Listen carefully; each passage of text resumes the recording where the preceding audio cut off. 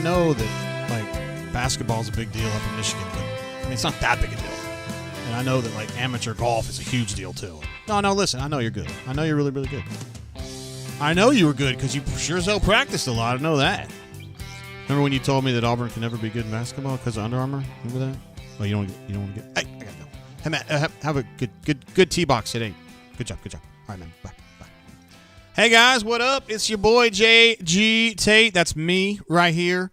I am the publisher / Commodore at AuburnSports.com, a place that you know and love because you are probably a member there. And if you're not, talking to you should be. Those of you who are frequent brain drainers, and I know we got a bunch on the line already. Cleveland Browns in the house. Chip Ravine. Brandon T, my man. AA Batteries just changed his name a little bit there for you. We still love you, man, with the new name. Of course, Taxman, who I may have mentioned. Bourbon Bowl, of course. May have noticed I got the hair done a little bit. It's a little shorter, probably the shortest my hair has been in a minute or two.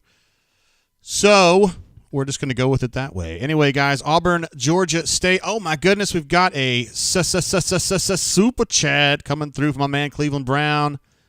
What a legend, man. Happy Saturday, Commodore. Happy Saturday to you, Cleveland Brown. We appreciate you being here, of course. Those of you who are not super familiar with the Drain would know that Cleveland Brown obviously is one of our superstars. Just finished watching LSU polish off Mississippi State 28-25, I believe, was the final tally. And we still got, about 30 minutes before, 25 minutes before Auburn and the hated Panthers of Georgia State toe meets leather there. AA Battery says Louisville already ahead 7-0. I'm not sure who they are going to play today, but I don't care because I hate Louisville. Those of you who follow me on Twitter, though, may have seen that I commented on a Louisville field hockey tweet yesterday. Former member of the Capital City Streaks, E.J. Amorti, who then moved to Louisville when she was like 12, is now a starter for the Louisville Cardinals field hockey team. We're very proud of her. We're proud when our Montgomery kids grow up and become awesome athletes.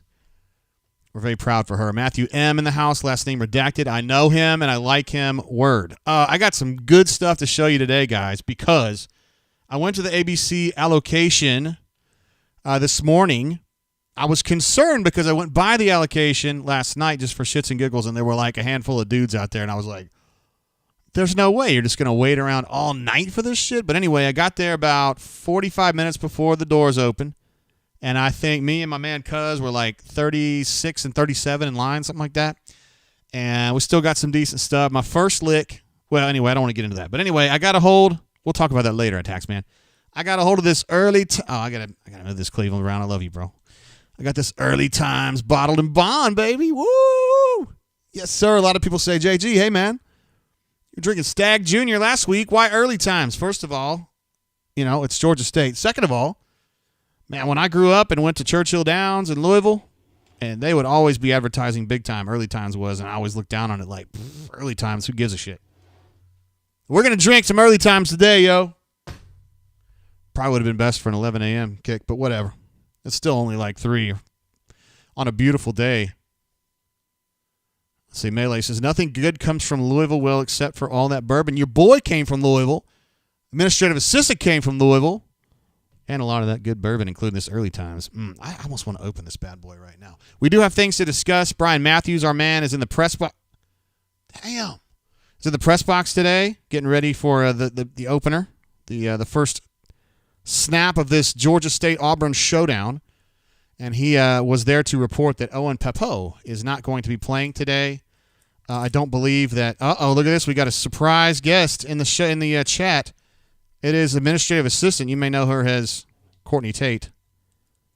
And Brian, who's there, and Jordan Hare today, says Papo is not going to dress out. So that's going to affect the depth chart a little bit at linebacker with Zacoby also out. He's got to serve the second half of that suspension for the targeting hit at Penn State, a hit that we all disagreed with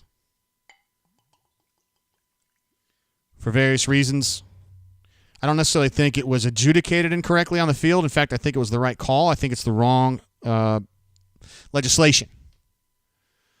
Let's see. Auburn Dad for Life says, by the way, you hear Tank may not play either. I would be surprised if Tank didn't play, but I wouldn't be floored either. And it would just be because he's banged up, just because we got big games ahead. And Shivers is definitely back, and Jarquez has been insane. You guys know that. Early times. You know, I only paid $25 for it. It's not bad. You know, obviously bottled and bond means it's 100 proof. It's a soft 100 proof. Ooh, it's heating up a little bit on the back end. Very sweet on the front end. Solid pull all the way through. That's pretty good for $25. I'll tell you how I feel about it in about an hour. Be curious to see what AU Taxman says. I wonder what administrative assistant is drinking on today. And actually, I know she was at that distillery up there. But I don't even know what it is. Let's see. Auburn Dad for Life says, Sup, JG and Brain Drainers. By the way, getting Kentucky bourbon once I get one chip glasses. Got any suggestions? Speaking of that, I did not, because I'm a bad host. I did not send out Fat Cracks glass from last week. I got caught up in some other stuff. So this is going to go out for sure this coming week. And then we also have glass number 5. You can see the 005 there. We're going to be giving that away today. It's just it says Brain Drain, Swoogan. And then again, this is game 5, or actually whatever, it's game 4, but it's the 5th Brain Drain of the season. So we're going to go with that. Of course, I get the Commodore one because, you know, I am the Commodore. Yes, of course. Let's see. AU Taxman says Lamp had some tasty Blanton's Gold last night. Whoa, bro. Let's see if I got a sound for that. I should have one. We'll just give you one of these. Oh, I have the sound effects off. What an idiot. I'm an idiot. Blanton's Gold is delicious, yes. Let's see. Brandon T says, what shall I make my old fashions today with? Actually, I went to an Old Forester old-fashioned event on Wednesday or Thursday night where we sat around, me and about 30 other people that I don't know for the most part, but whatever, they're cool. And we learned how to make old fashions with the Old Forester. And in my opinion, Old Forester 100 proof is perfect for a old-fashioned situation. Also, I believe that that red label 1792, Taxman could jump in here as well. I think the red label 1792 is delicious for that purpose. Yeah, good stuff there. I'm glad to hear you're drinking some old fashions, Brandon. Just make sure you avoid the bitters, dude. I hate bitters. Hate bitters. Mayor Mix-a-Lot jumping in with a super chat. Says JGT Cheap Bourbon Fund. I appreciate you for that, bro. What a legend, Mayor. Glad to see you here. And also, he's one of our good bunker members, too. And then Albert Neff for Life says, from Commodore to Bourbon Connoisseur. Yes, sir. Oh, my man, Stefan's back. JG, my man, listen to you at work. Oh, you're stuck at work on this beautiful day if you're down in this part of Alabama.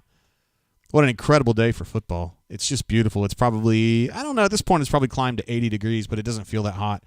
And nary a cloud in the sky. Let's go ahead and move. Oh, before we get into our pregame and all that stuff, I do have some words from ADPH. They are doing the Kick COVID campaign. So if you've gotten vaccinated in the last week, or if you're getting vaccinated in the next week coming up, you are eligible and you will get a $75 gift card from the bookstore at Auburn. So if you're getting vaccinated, if this campaign from the ADPH persuades you to get vaccinated, or you're just doing it anyway because your wife was nagging you, or your boy was nagging you, or you just felt like it was time, you're going to be getting that $75 gift card if you fill out the stuff. They just want to see proof of your vaccination. That's it. At their website at www.kickcovid19.com. Here are some words from Auburn's NIL armed football players. There are many ways to stay safe throughout this pandemic, but I feel like the best way to stay safe and to keep getting the stadium full and to keep coming to games and having the best crowd in college football is to get vaccinated. Visit kickcovid19.com for more information on my campaign. All participants will get a $75 gift card to the Auburn bookstore. I got my vaccine. If you feel comfortable, you should get yours too. Let's kick COVID together. War Eagle.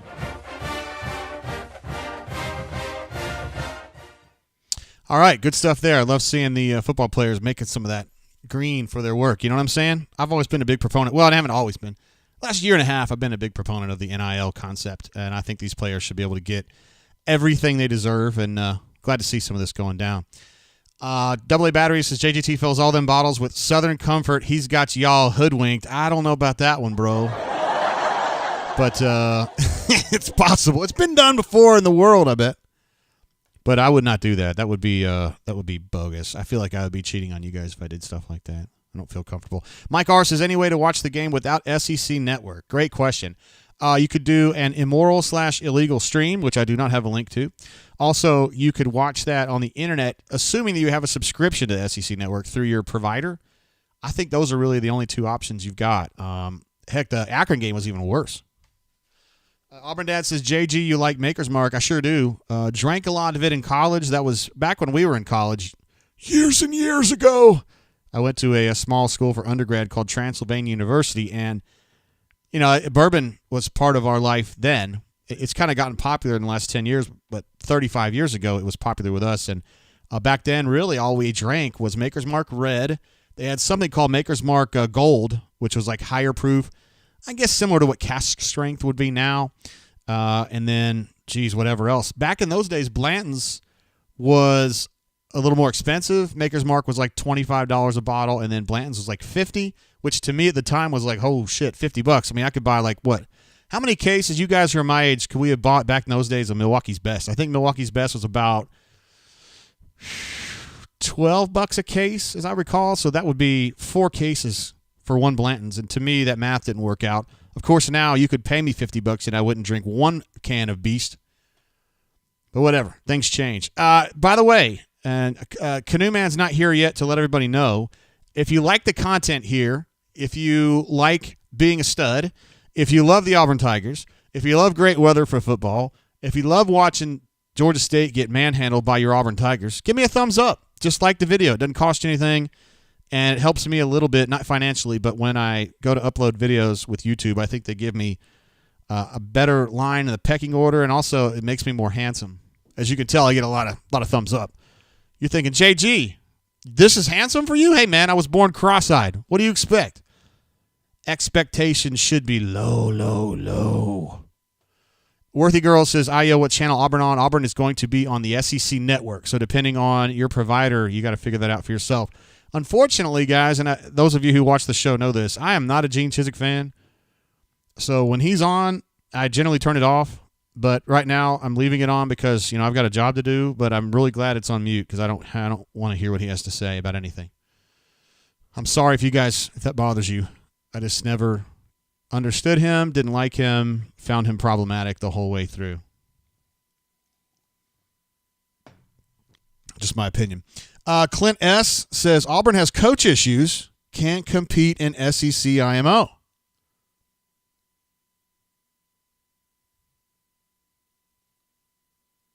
Okay. I mean, he's been here about a week, but that's cool. You may be the guy who's just so sharp you can figure this stuff out all the way in the front. You're ahead. AA Batteries is speaking my truth. Says no coach issues at AU. That's how I feel about it. Let's see if I'm going to check real quick on the bunker. Sir Brian Matthews has a update. The pregame blitz. The team is out for early warm-ups in pants and undershirts. Tank Bigsby is among the group getting warmed up. So I don't have any reason to believe Tank was going to be out. He did note that Owen Papo is out for this game, and he says Jalen Simpson is ready to go. So that's great. This will be the first game that Jalen's played in this year, number 36, I believe. And Caleb Johnson, defensive end, who I thought was really kind of coming on last year. He's picked up an injury in 2 days and has been kind of fighting through it here, there, and everywhere. But Brian says that he is good to go. Caleb Johnson is. So I think you'll have a chance to see him play a little bit too. Mike R. says, you'll see when we win at Death Valley bout. We got a big-ass game next week, don't we? Auburn at LSU. I was a young pup the last time Auburn won at LSU in 1999. I was in my first full year covering Auburn at the Montgomery Advertiser and watched them absolutely crush LSU in Death Valley and smoke cigars on the field, which I thought was crazy. Didn't realize how crazy it was going to be. My man Crocosile jumps in, says, Schmedheads, let's go. Schmedheads. Of course, those are people who are absolutely aligned with Jeff Schmedding and feel like his playlists on the practice field are thumbs up and ready to go at all times. Just kidding. It's not really that. Kyle is a big part of the Pearls on the bunker, the basketball support group, which doesn't need a lot of support these days. And Croxall also does a great job of doing his prospect profiles. I think he dropped one on Friday. I forgot I watched actually what you put up there. At least the first guy. You put a few. That was good stuff. Bo Nix is going to be out there. For those of you, I think we talked about this on the bunker. He did pick up a mild shoulder injury in the Penn State game. You guys probably knew that because you were watching the long throws that literally went like 100 miles in the air. And he was kind of grabbing at his shoulder. He did have an injury. I'm told it's not like a surgery thing. It's just kind of it's sore kind of thing. And the plan today is to let him play. And if they get to a point where they can kind of move on to TJ, the earliest possible chance, they're going to do it. So keep that in mind. I'm going to fire up the Skypes right now, and we're going to try to get BMAT on the horn real quick before this game begins. I want to make sure that we've got all the freshest information for you guys about what's going on in the state. And it's not putting Brian's number up here. Wonderful. Brian did note on the Twitter that the Eagle flew good. So that's great. That's something you really want to see. Things you absolutely love to see. All right, let me get BMAT's number popped in here. I hope this doesn't go like this all night. I had to change to a slightly different version of Skype. And dang, it didn't remember my phone numbers.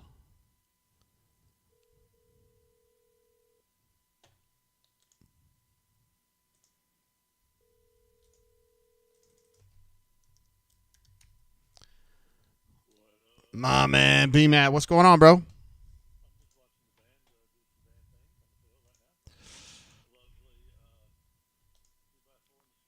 Hold on, I got to call you right back, all right? All right, you guys couldn't hear that. I'm not exactly sure why. I actually checked on this before the daggone game. I love it when you're doing stuff live and things don't work as they should. Damn you! All right, here we go. I think this one will work better.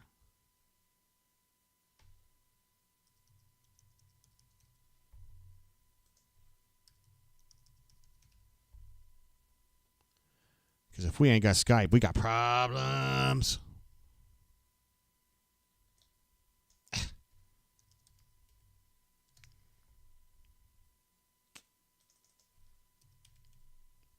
Sorry, guys. I think it's going to work this time, though.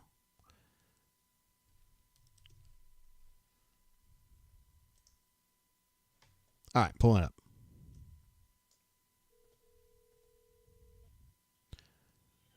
What up, B-Matt?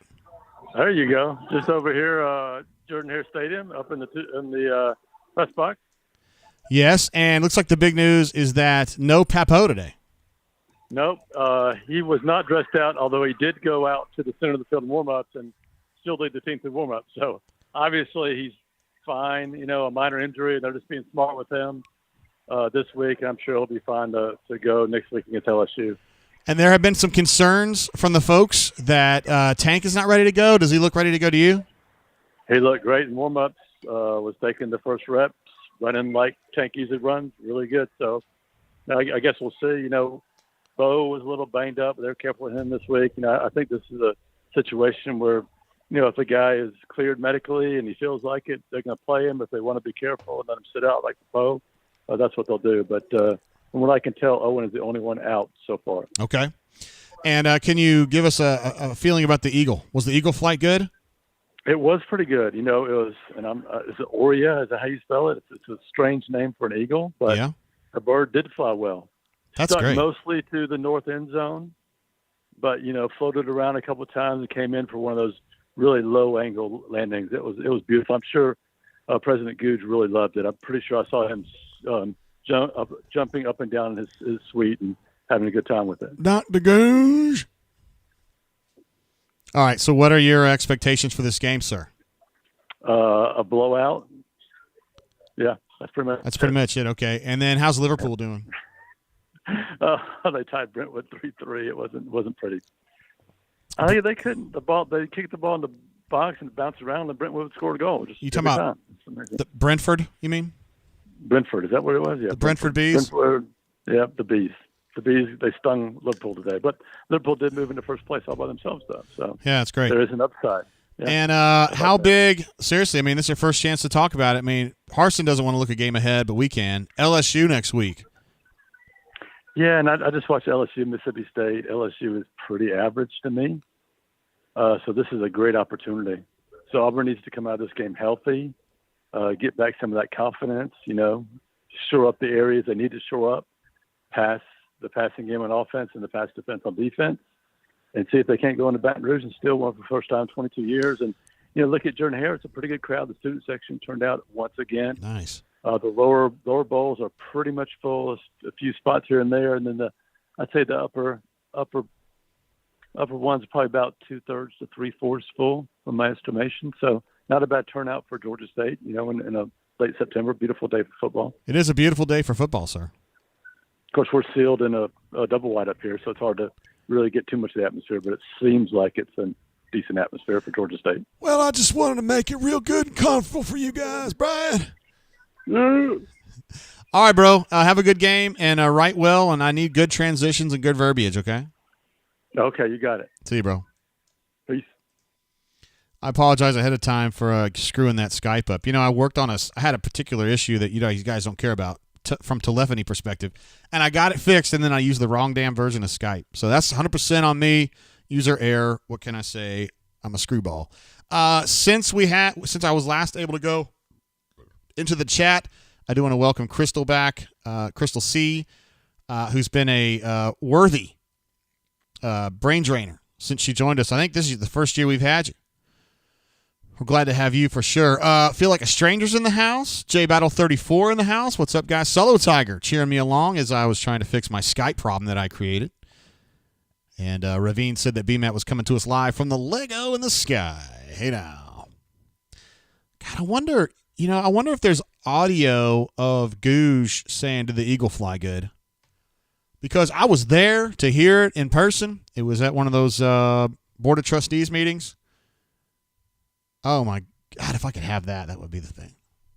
So he says, there's so many things that go into, a good game day environment. I mean, you got a football game, you got the weather, you got the stadium. Did the eagle fly good? Was the band good? Did the band play good? Did the eagle fly good? All right, we got some scores coming in. Some folks giving us their scores. Rob D thinks Auburn wins this one 48-16. Mike R says Auburn wins 43-13. What else we got on here? Anybody else dropping some scows? Ladario in the house. What up, bro? War Damn Eagle. We'll call you LB. And Melee says Notre Dame is burying the Wisconsin Badgers. I called that one. Thank goodness. I just figured they had the better quarterback, right? Both of those guys are at Wisconsin last year, and that one dude left for Notre Dame, and he's been pretty damn good. Mike R says Shiver's playing, and that is definitely the plan. I can't speak specifically to that because I'm not there at the moment. I'm coming to you live from headquarters in Montgomery, Alabama. However, that is the plan. Tank Bigsby, of course, the stud.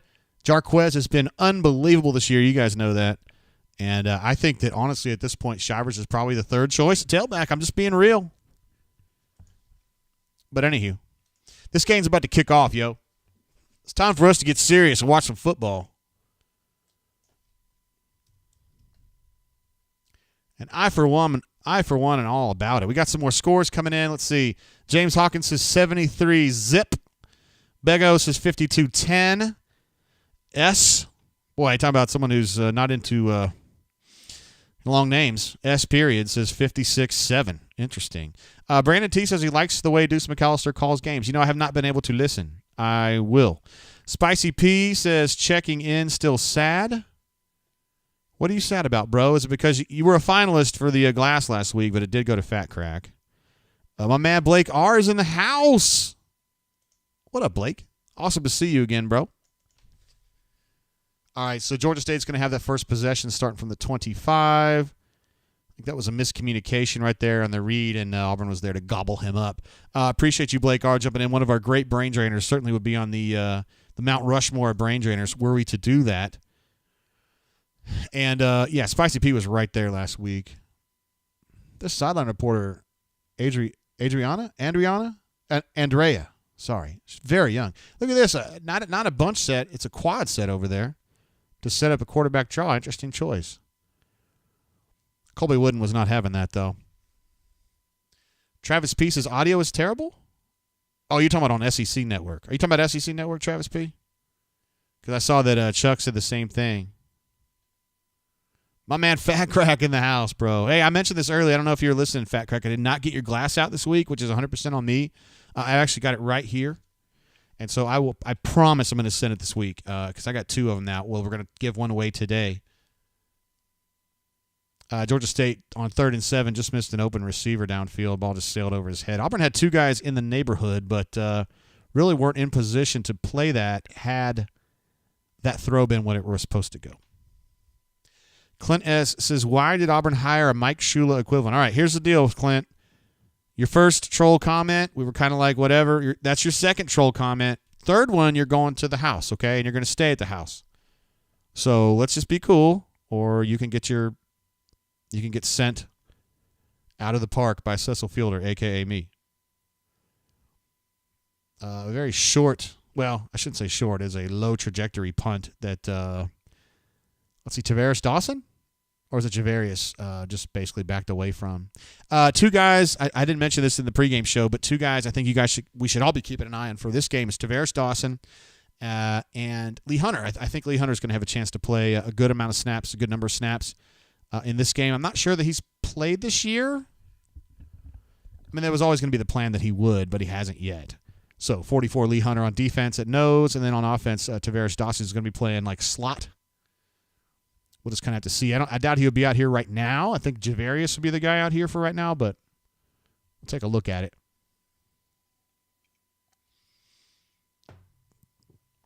See, they're going with a pistol. The 2 tight ends to the field side. There's Javarius in motion. Handed the ball off to Tank, and he gets a modest gain out of that. Looks like got the usual group up front with Broham, KJ, Brahms, Council, and Austin Troxell at left tackle. Did Clint drop it again? Did he do it again? Because the next time. Owen says, does Auburn have a chance against Ole Miss this year? Yeah, Auburn has a chance, but as you know well, Ole Miss's offense is really disgusting, and their defense has gone from pitiful to solid very quickly. So it's going to be a real challenge. Hell, man, I think Alabama's got their hands full next week taking on Ole Miss. So, Owen, that team's getting a whole lot better. Probably the most improved team in the entire league. Would you agree? Let's see. Solo says, looks like a couple new receivers on the field. I like it. I've not been able to see. Let's see. Got Malcolm Johnson out there. Now, they ran the football, though, so I wasn't able to see specifically what was going on there. Fat Crack, appreciate your super chat again, bro, and I will get that glass out. That's the thing. Blake R says, yes, Owen Kelly, but Ole Miss scares me the most on our schedule. No lie. Georgia should scare you a lot, Blake. But Ole Miss is a real problem these days. The good news is that they're a problem for everybody. Let's see, Schenker. I'm not so great at reading numbers, honestly. Is that Jackson McFadden up there? I can't. No, that was boy, that ball had a lot of air under it. He was going for Shed over there in a one-on-one, but the ball just really wasn't in a situation to it just couldn't even compete for that one. His long balls have not been good lately, were they? In Penn State, they were just yikes. He had some nice throws down the seam last week, and then he had some really bad ones too. So,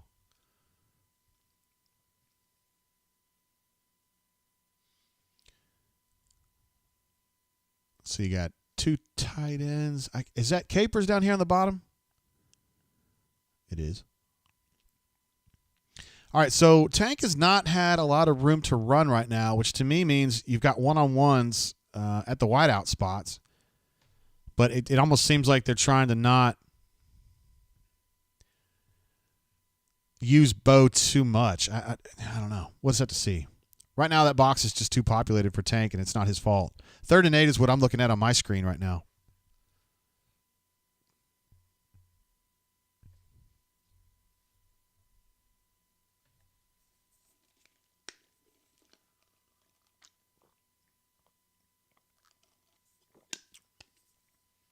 So Bo went for a throw outside to Javarius, and he dropped it. I'm not sure he was going to have the first down because the defense was right on him. I still probably would have considered throwing that ball to Tank, but he did have a linebacker capping that route. But that's still got to be caught. He still was going to be a yard short, but you got to catch the football. So Auburn's going to have to punt again. Wes says not blocking well so far. That's true. Ryan D, kind of in concert with what I was saying earlier, they have 5 defensive linemen out there. They're definitely not going to let Tank run them up and down the field as it stands, which is fine. I mean, you just have to let Bo kind of do his thing and depopulate that box and take advantage of one-on-ones. I mean, Auburn doesn't have a lot of receivers, I think, that can wax and wane on one-on-one, but they have some. Javarius is one of them. Tavares Dawson is one of them. They can definitely do that. All right, let's take a look at some of these stats here real quick. Since each team has had one possession, total yards is 4-12 in Auburn's favor. Bo Nix is currently 1 of 3 for 7. Going to go ahead and update some of these numbers.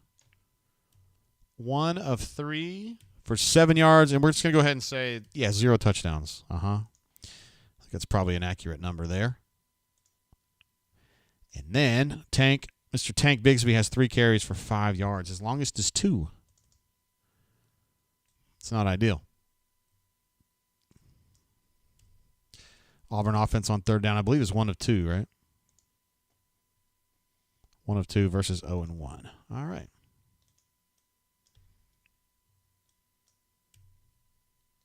Those of you who are eagle-eyed viewers of the game, who was Auburn going with at the linebacker spots? I figured it was going to be 32 Steiner and 31 Wooden.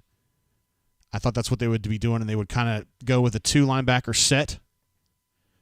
I believe the third linebacker, if they were going to go that way, would be 35 Cam Riley with Owen and Jacoby out. Uncle says kick Missouri out of the SEC. Boom! Come after me. I'm a man. I'm 40.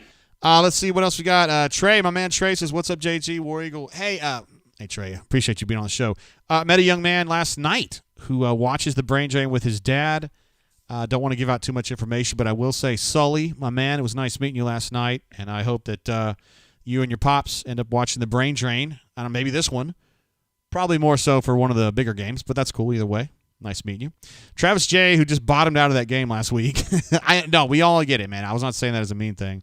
He says, Sup, Jay, was going to Auburn UGA game, but I'd rather listen to you. Wow, that is really, really nice of you to say. And right there after I pointed out that you kind of bottomed out in that last game, you just got frustrated, man, and I think there was reason to be that. Stereotypical Auburn fan wants to see some D. Davis. He will be the third guy today, but I think the bigger – well, I mean, it's still 0-0, so we shouldn't be talking about it too much, but I think the goal was to get TJ a good amount of work. Yeah. Bring back 75%, Bo. B. Parham says, must be hard to be impressed with this quarterback in action. Yeah, it's not been awesome right now. Spicy P says, if I was playing Auburn, we're in goal line D the entire game. It's pretty much what they were doing, wasn't it? And it's working. Tiger Man asked me, JGT, do you ever play Rocket League? I do not. It's just, I don't know. I play 2 games. I play FIFA and I play Warzone. Those are the 2. I also am pretty hyped up for the new Forza Horizon that's coming out, I think, in November, because I really like Forza Horizon. But that's it, man. I think at this point, games are just too damn complicated for me now. You'll understand someday when you get older, but I'm 49 years old, and it's just like I don't have the same dexterity that I used to, so I have to kind of focus on a couple games.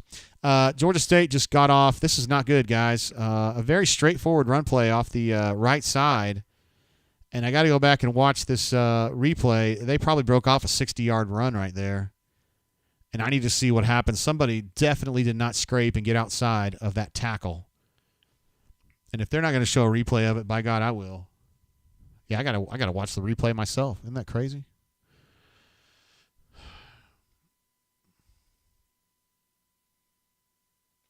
Okay, let's see. T.D. Moultrie was the defensive end of that side, and he got double-teamed and could not get off the block. And the linebacker to that side, Chandler Wooten, was just very slow to read it. He wasn't really obstructed. And he has absolutely got to fit out quicker than that. I'm not sure what he was watching. Because there really wasn't. Let me see. I'm going to watch it one more time. This is such a big play.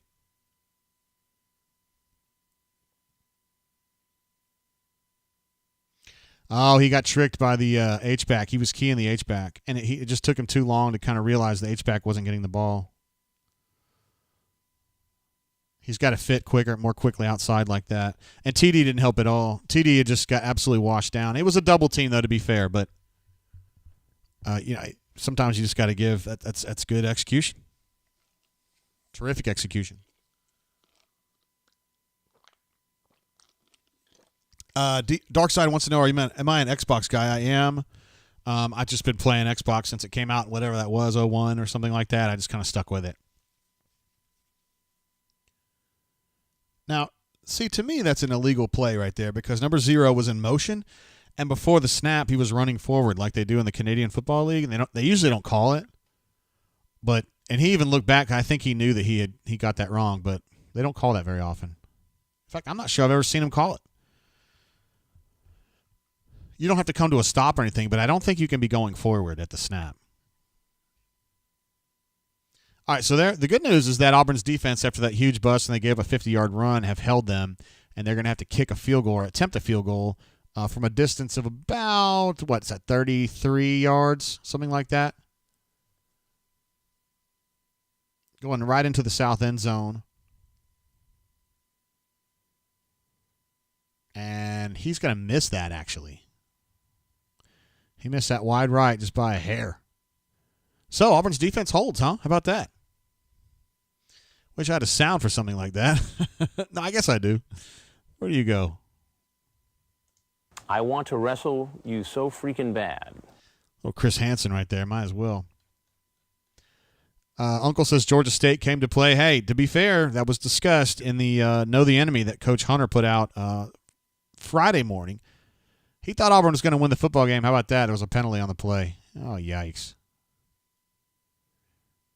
It's 4th and 12 still. 32-yard attempt. They're just going to kick it over again. I'm sorry. I'm not able to listen to the broadcast. I don't know what happened.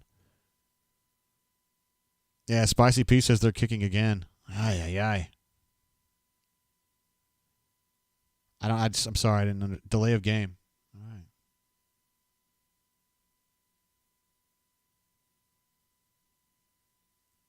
All right, he put that one through. So the Panthers are up now.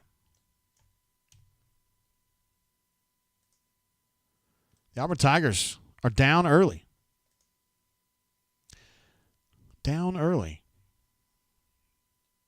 Sometimes may be good, sometimes may be shit. So Auburn's got to kind of wake up. I mean, again, it's only been one offensive possession so far, and it was just kind of, you could argue they're just feeling them out a little bit. Georgia State was definitely stacking the line of scrimmage, which is in and of itself not a huge deal. You just got to find ways to depopulate that box and take advantage of other things.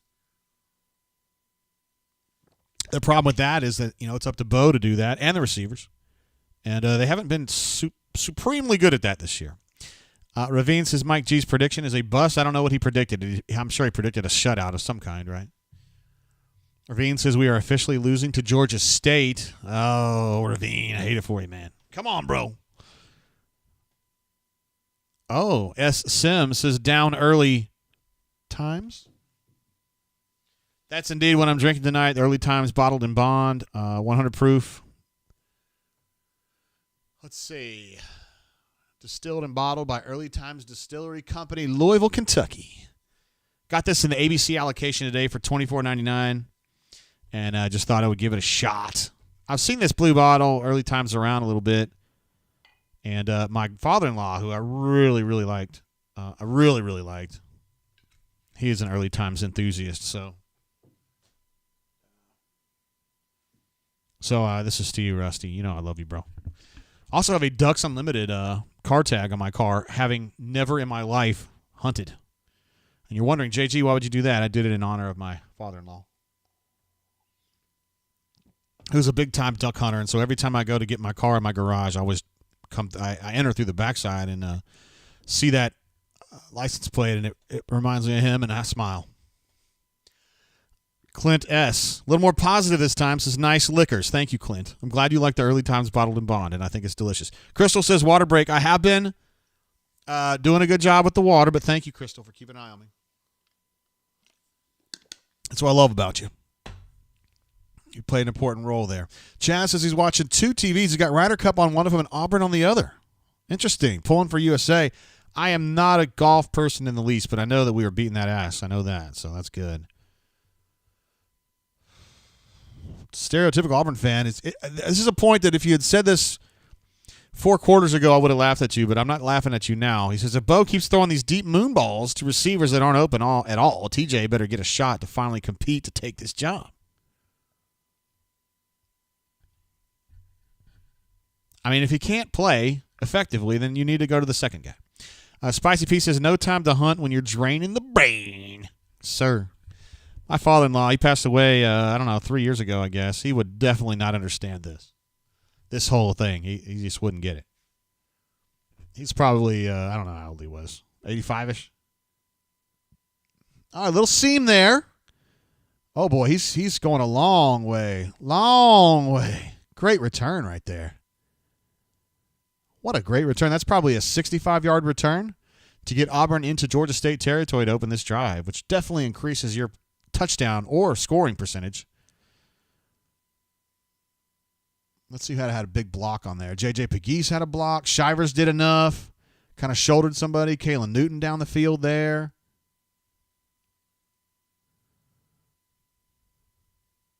Good stuff. That should always be Cody Burns, 18 is always Cody Burns to me. All right, so Auburn starts plus 28. That is a great starting field position. They're going to start off with a trips set. Looks like Javarius, Shed Jackson, and couldn't see. Oh, it's Malcolm Johnson Jr. That was a contested throw to John Samuel, although John Samuel's been good. He's a good at getting those contested throws, but not that one.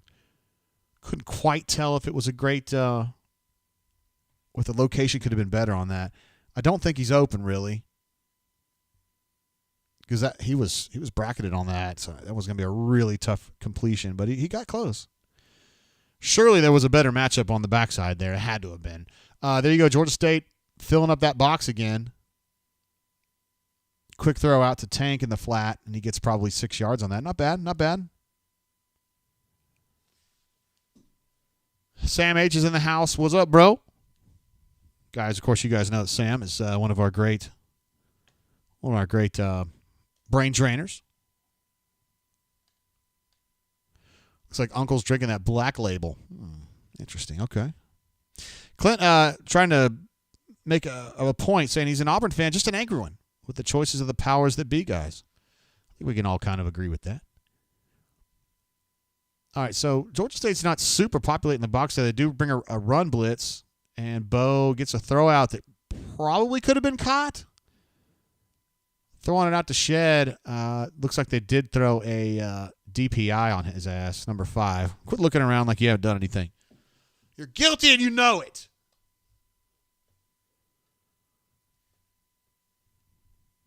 You know you did it. Let's see. Spicy P says, shouldn't we have wide open receivers against these guys? Interesting point. I still think they're trying to learn how to get open with the new rules, the new Harsin rules, the new Bobo rules. They're doing things differently. The whole job of being a receiver for this new coaching staff is just a huge deal. They're changing. You're having to really think about your routes. Gus just wants you to run your route and not worry about anything else. And these guys are being taught to kind of think about what's going on ahead of them and get to where they need to be, because the only way you're going to win is to get into open space, right? Auburn's going to attempt a field goal now from about, 41.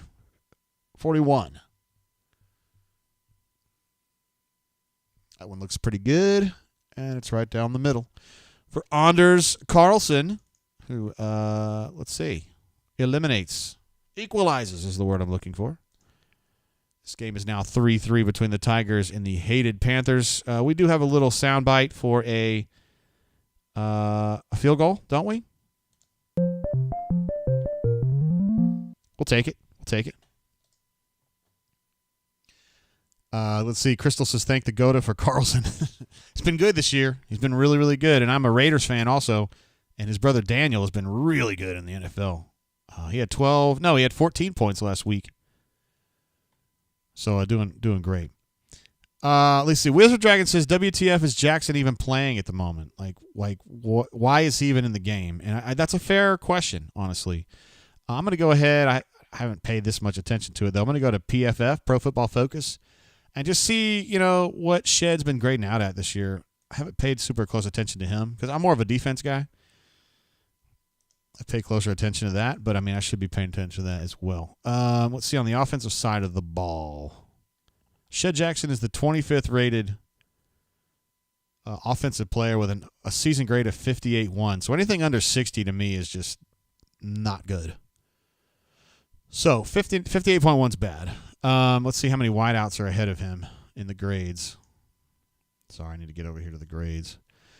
The highest rated player is Jarquez Hunter, of course. You're not surprised by that at all. He's only had 54 snaps, though. Tank is not far off. The highest rated receiver for this team is Javarius Johnson, although coming into this game, he'd only had 15 snaps, so I'm not sure that's a super reliable thing, small sample size and whatnot. Elijah Canyon also has graded out well at 35 snaps. Kobe Hudson is graded out 67.2, which is fine for him, 72 snaps. Malcolm Johnson Jr. at 66. He's been pretty good. It's weird that you go down to Demetrius, who is the most repped wide receiver, at 65.1. You expect more. He seems better than that to me.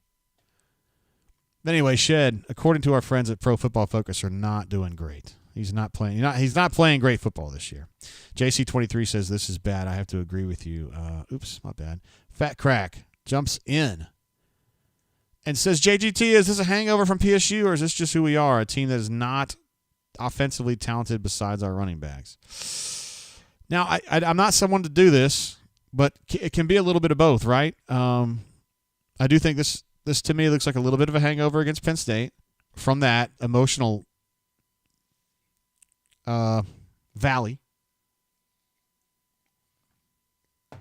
No pun intended, since Penn State plays in Happy Valley. But I also think that I don't know. I think they're going to get it in gear. I just think these throws just haven't been great. I picked Arkansas to win this game right here. Yeah, my man. That's KJ Jefferson. He's 2 of 3 for 108 yards. Touchdown there to Burks. And 10-0. Now, a lot of people ask me, my friends that are not Auburn fans, that say, which team do you think Auburn people hate the most? I think random dude who lives in Colorado or Maine or something would probably figure Alabama. But in my opinion, it's Georgia.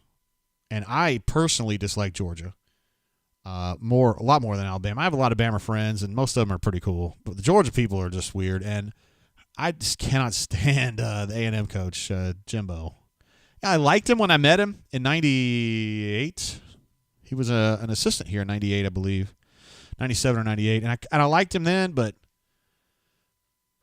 he's just, I don't know, man. I'd hate the way he screams at his quarterbacks all the time. It's stupid. Stu Pup also in the house. You guys know Stu Pup primarily as the guy who super chats every single show. And he has a streak going of probably, 70 shows in a row where he's super chatted. It's been unbelievable. Stu Pup, you're an absolute legend, bro. Georgia State breaking out. They didn't get very far. Looked like they were going to get out, but they didn't. That was a nice stop there by Puckett. Stu Pup says, disappointing super chat for a disappointing field goal. Hey, no such thing as a disappointing super chat from you, Stu Pup, or anybody really, but especially from you. Appreciate your support, bro. Quarterback pushed out of the pocket a little bit and made a terrible throw there, and the wide receiver had no chance on that one. Super chat coming through from Sam H. As I mentioned earlier, absolute stud. If I had a horrible hangover after Penn State too, hashtag C Skybar. Southeast Sky, Skybar. You're not the only one, bro. I think Christian was saying that after the game he just stayed out all night because his plane was kind of leaving early in the morning.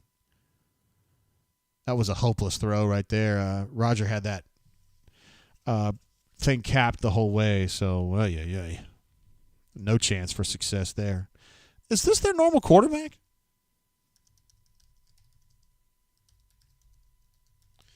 I'm going to look this up.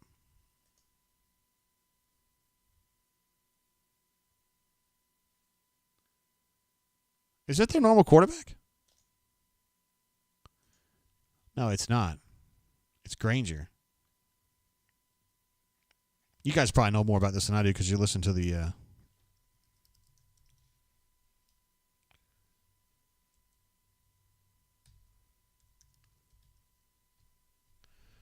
yeah, Darren Granger. Their usual quarterback is Cornelius Brown. Right? Yeah, anyway. I don't know what's going on with that. You guys probably know that. Crystal says, no hangover, just a real bad migraine.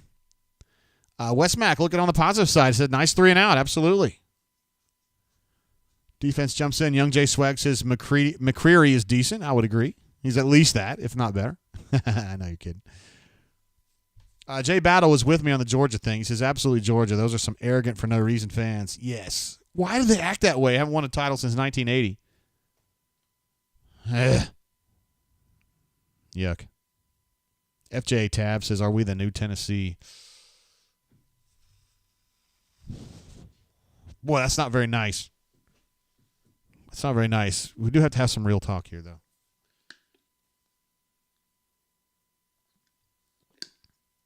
Sam H says, let's go. This is it, man. It's where it starts, right here. Let's see if they change anything up for this drive. They tried to pass. We were talking on the first drive. They needed to pass and depopulate that box a little bit. And then the second drive they did, and it just didn't work out very well. I didn't think the quarterback and the wideouts were really in sync very much. Seen a lot of Xavion today so far.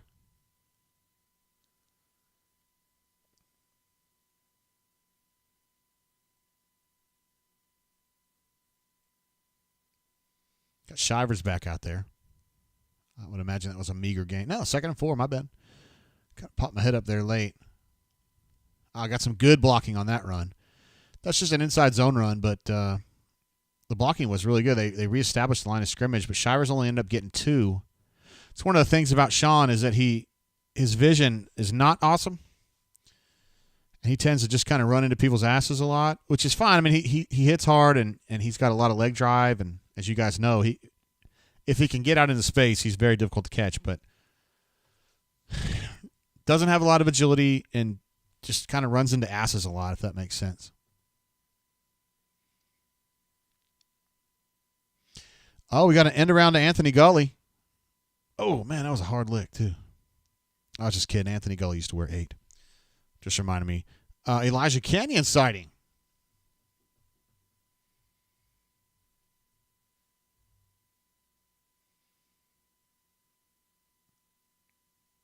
Boy, if somebody hit me like that, I swear I wouldn't be able to walk for 2 weeks. And they just pop right up, move on.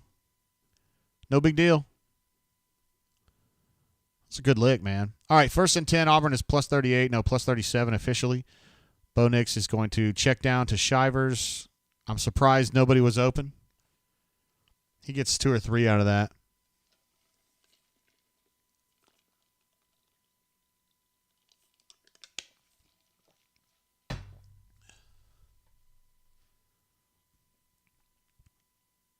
It's like we had Tank and Shivers in on that last play. That's pretty cool. 2nd and 7 is what I'm looking at. 2 tight ends of the field side here. Javarius with a nice little move. Got an extra 5 yards on top of that. A little bonus 5.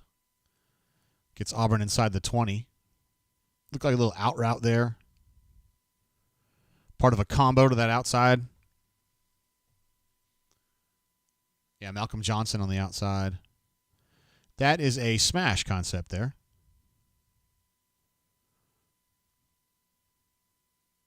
Can be very difficult to defend if run properly and thrown properly. Oh, boy. Tank got himself a hole. Oh, man. He was one little juke away from a touchdown on that one. Really nice little play. They had a compressed bunch set there to the field side. Well, I guess it was the boundary side at that point on the left there. And, what a block from Troxel. He had a great angle on it, though. That's coaching to be able to set it up like that. But great angle and then a great execution on that. And you get an offside.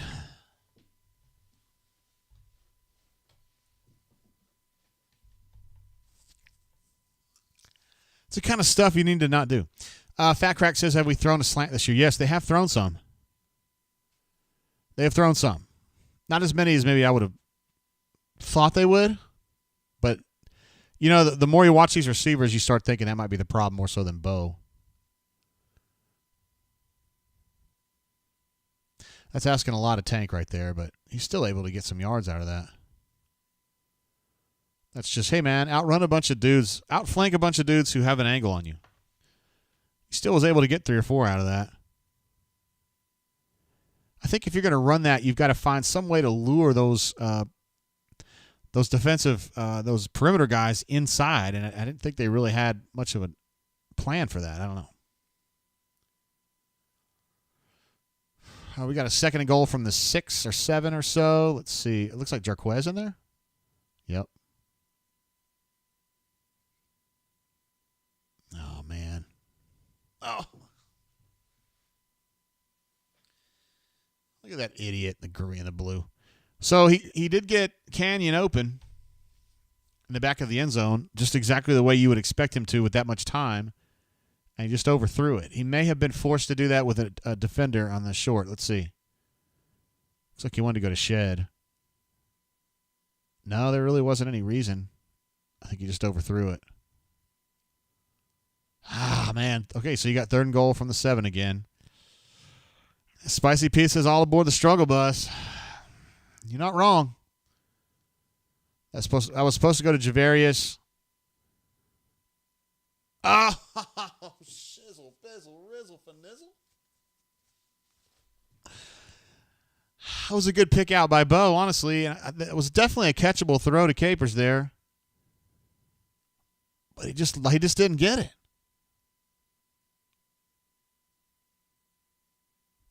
Elo says, get the dang ball down. I need to see a replay of that particular throw. I think that was catchable, bro. I agree with your point, but I'm just saying I think that's catchable. The ball definitely needs to be – that was not an ideal throw. But I think it was workable. Another field goal. I mean, it gets Auburn ahead. That's good. But huge, huge disappointment, right? Golly. JC23 says live to kick. What is this, Ensminger? Please tell me Arkansas scored again. Push him. I'm sorry, guys. I love seeing A&M get crushed. I love it. That Texas A&M defender pushed him toward the end zone. He's chewing some ass, isn't he? When asked about that, he said, boy, you really come right out with it, don't you? Life with Maine says, this is embarrassing. I don't know if embarrassing, but I understand where you're coming from. I really do. Wizard Dragon says, Auburn looking like Butterfinger you. Did we get a replay on that throw?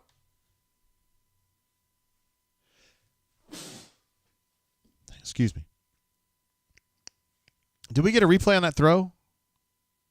I'm going to get a replay on this throw.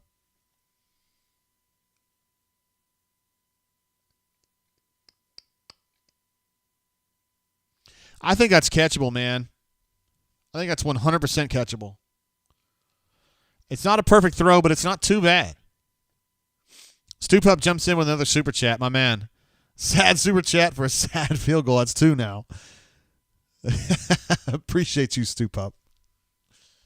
And you're right. It's you're just not finished the drive right now. Mouse X says, I'm scared of Arkansas. I understand. The good news from an Auburn perspective for Arkansas is that they love to run the ball. Now, we've seen today against A&M, they've been throwing the ball. They've had some success that way. But in general, they're a running team because KJ Jefferson usually isn't a great passer. He's a great runner. But I was thinking before this game, I was like, Auburn's really good, really stout against the run. That would give Auburn a good shot. I mean, we've all seen a lot of things go badly for Auburn at Arkansas through the years, so I'm always skeptical. But, yeah, man, the West is just getting really, really tough, man. It's always been tough, but you just don't have – even Mississippi State is at least competent. And, Arkansas 3 or 4 years ago was a freebie, and it's certainly not now, so I don't know. Let's see what else we got. Let's see. Goose Flat wants to know, why can't we get wide receivers that don't have stone hands and can catch the ball? They're definitely low on wideouts, and we put in the war room. Christian put in the war room the other day that they're looking for up to 5 wide receivers. I mean, they play 3 at a time, so that's almost 2 waves of wideouts. They're thinking about signing 19 players in this class. They're going to be doing a lot of portal work. They want to save room for that, but and they're going to dedicate at least 5, maybe 6 scholarships just to wide receivers. So it tells you something right there. David wants to know, is Kobe out? Not due to injury. Not that we know of, anyway. There's a terrible swing pass out of the backfield. Nowhere close. Well, it was close, but it wasn't catchable. Ay. Spicy P says, I would hate to be an Auburn player at practice next week. Pray for them. Ay.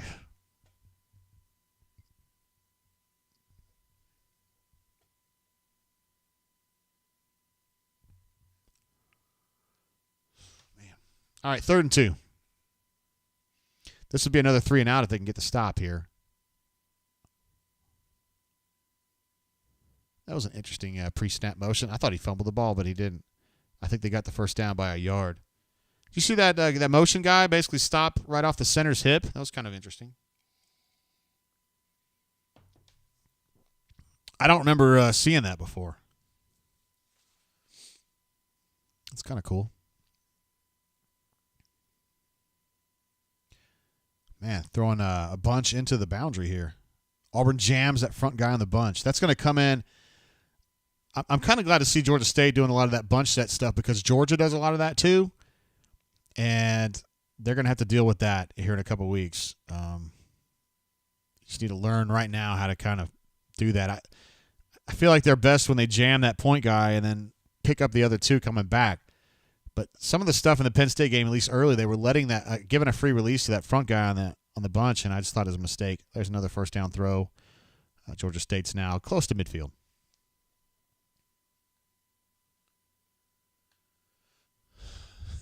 Stoop Up says Kobe has a pulled pride muscle. MWD says, I've been patient. Bo just doesn't have the composure to execute at this level. Again, if you had told me that a month ago, I would have laughed at you. But having seen what I've seen now, I'm starting to agree with you on this. Good lick there from Wesley Steiner to stem that run, I guess, for a modest gain. I think they got 3 out of that, 2nd and 7. Chris says, as someone who has been in the Bo Knicks club, I seriously think you have to get TJ in the next few drives if Bo doesn't pick it up. Wideouts still aren't helping him, but footwork looks awful again. He's not been good today. Speaking of good, this Georgia State quarterback's picking up some tempo here on this drive, man. He's getting the ball out quickly. They're getting some short routes in front of the Auburn defense, which is kind of a recurring theme, right? Derek Mason he built this defense to absorb stuff, to not get beat deep, but they will get beat shallow. And the goal there is to just stem the long. Man, they're getting away a little bit here. Is to cover the long stuff and then underneath just make good tackles and limit the damage. I'm a little skeptical of it, honestly, myself, but we'll see. Georgia State just had a nice run there, a little draw action off the left guard, and they got a 2nd and short now, probably 2, which gives them free reign to do whatever they want to do here. They just did a little inside, a little read option with an orbit behind it. And Wesley Steiner fit it very nicely for a 1-yard gain. So I think it's going to be 3rd and short, 3rd and 1-ish. Young Jay Swag wants to know what's going on. At this point, honestly, for me, it's more about this offense not finishing drives and the passing game just not clicking the way that it should. The defense, up until this drive right here, has been pretty good.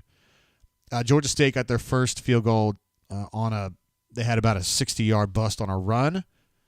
That was a little bit on Moultrie, but a lot on Chandler Wooten, and just let it go. And this drive's not been very good either. Antonio Smith says, get out of zone and play more man. Listen, man, I think you've got a point there. The problem is that, that's just not Derek Mason's bag. He's his own guy, and that's just what he is. And when Harsin hired him, He knew that. He knew that was the deal. You know, it's kind of like if you're a Syracuse basketball fan, you say, hey, Boeheim, get out of this freaking zone and start playing some man. I mean, Boeheim plays zone, right?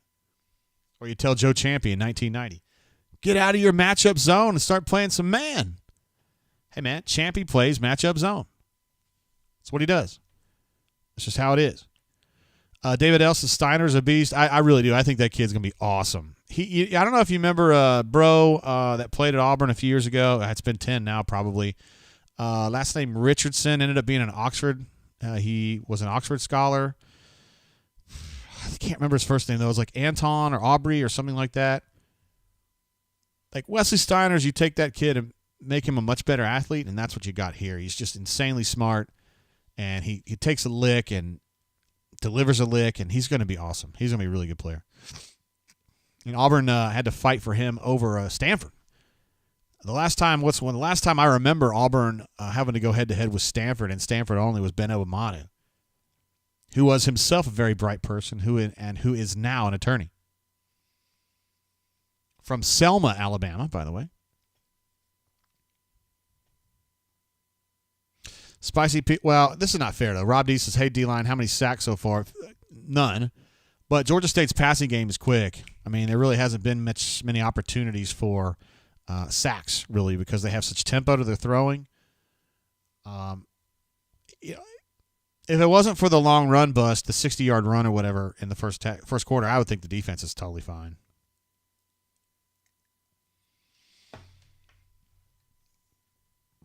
AA Batters' Steel defense was trash. Boy, that's not what I remember. Not good the last year. They were solid last year. There had been some years in the past where they were better than solid. Let's see. Fat Crack says, wasn't there a linebacker named Caleb Thomas that picked Stanford over us? I don't remember, man. But I think that I would respect you. I would respect your opinion on that. You probably know a little more than I do on that. Let's see. Alpha Tiger says, fire Seawill. He's ready to fire Cornelius Williams over this. He's just teasing, though. I get it. Melee says, why are you mad? We were outscoring them 2-1, bro. Yeah, exactly. Why are you mad? It's only a game. Why you have to be mad? Mike R says, big difference without Owen Papo and Zacoby McClain out there. I completely agree. I mean, Owen is the alpha dog of this whole defense, and Zacoby is like, he just plays like his hair's on fire all the time. So, yeah, I mean, when you don't have those two guys, it hurts a lot. But I'm not sure that Zacoby fixes this problem right here, because I think that Chandler would have been in the same position to make that bust, or to bust that fit in the first quarter, whether Zacoby was there or not. So I'm not sure that would have changed much. Derek Hall, he just wrecked that play by himself from a wide 9 position. That's a great play, man. It may not be enough to stop this third down, to hold him short on this third down, but it was still a hell of a play. No, it's not. In fact, Georgia State gets the first down.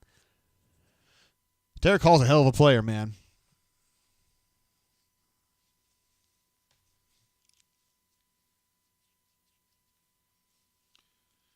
I didn't think Georgia State sucked or anything, but I did think Auburn would be able to kind of push him down a little bit by this point. Good lick on the quarterback. I don't know. Somebody was blitzing and got inside on that.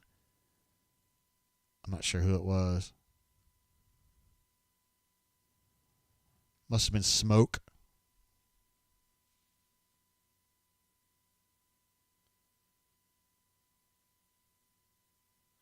It kind of missed a little bit on the lick, but he was able to get his hands on him and mess up the throw. So, hey, man, there's your pressure. It wasn't a sack, but it was a good pressure.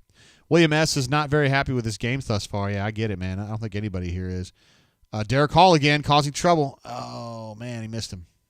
Whoa, Marquise. He's back here, bro.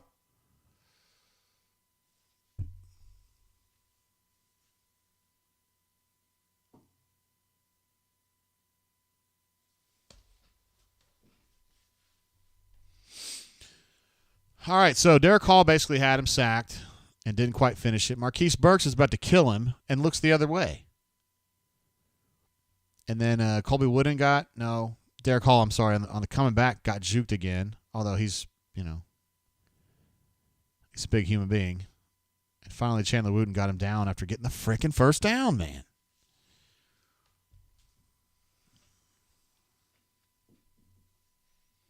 Another good lick by Wesley Steiner there. Wesley Steiner's had a good game. There's been some tackling problems, but Wesley Steiner hadn't been a problem.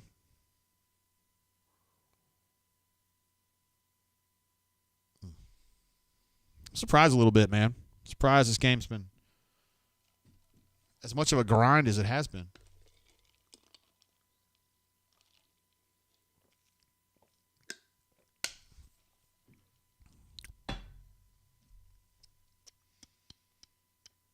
Fat Crack says Steiner is playing well. Yeah, he's been good. He's been really good. Tony Fair in there, number 90. Big number 90, playing nose. I like this group right here. I do, if they've got Fair still in there. You got 90 and 92 in the inside spots with Echo Leota on the far side there. And looks like Chandler was going to – I'm sorry, Romello Height. But see, Romello Height gets –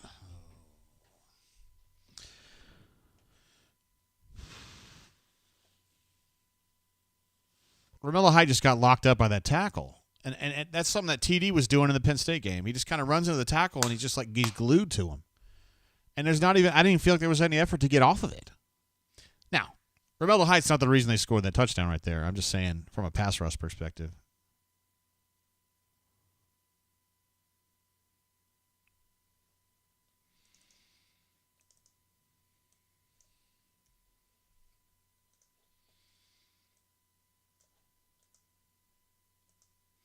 B. Parham says JGT starting to feel like that Jacksonville State game from 2015. I have to agree.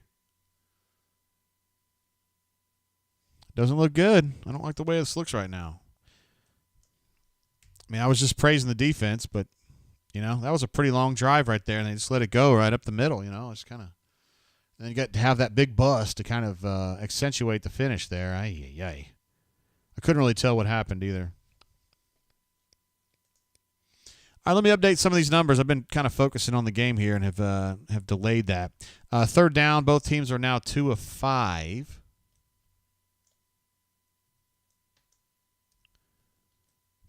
It's a little surprising. And let's see, Georgia State's running game, 16 carries for 109. But that's, they had that big bust. But still, hey, man, it's yards.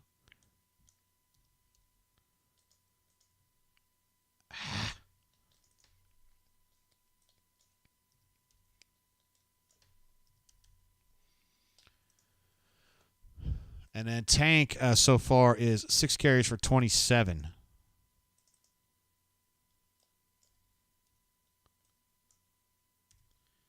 And I believe Bo is 4 of 10. Let's see. Bo is 4 of 10 for 31. He's just been a non-factor again. I mean, he didn't get any help from Elijah in the end zone there. I mean, that was a bad drop, but some of this other stuff.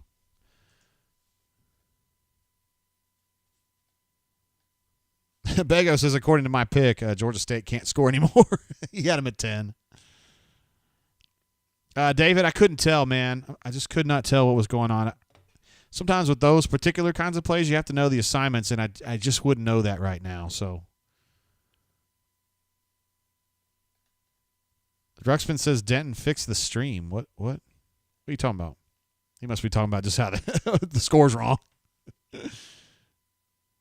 Ravine says JG better go find the Rowans Creek. Oh my goodness! Please don't make me do that.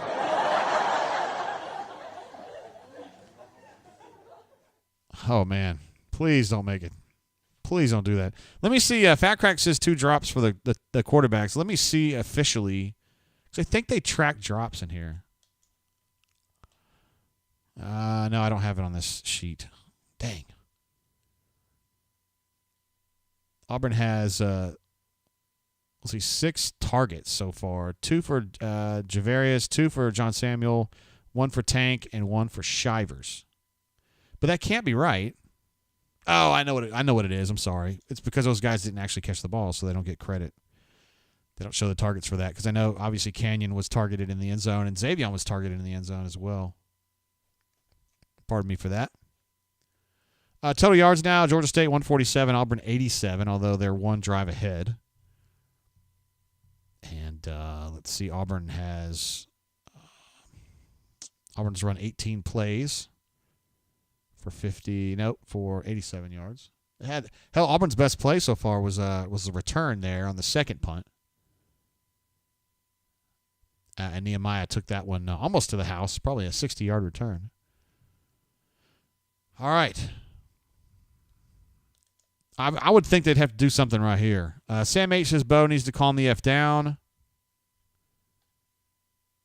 Oh, BMAT not on the horn. Thank you very much for that text, man. I did confer with Coach Hunter earlier today, and his plan, he is actually on the lake today, but he was going to be either watching or listening. He made me think he was watching the game from his boat, which, if so, you can't hide money.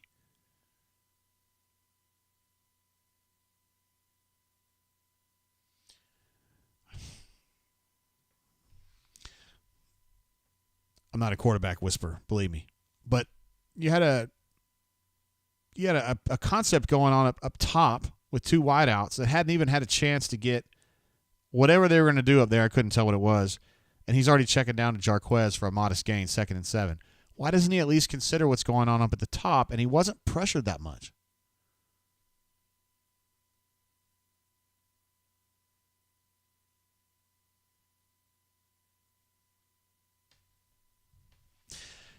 He had Luke Deal open on a seam route there. That was going to be probably a 30-yard gain, and he just overthrew him again, which is, kind of the thing. He overthrew Capers in the end zone in the last drive. He overthrew Canyon in the end zone in the last drive. And that seam route right there, he just overthrew him again.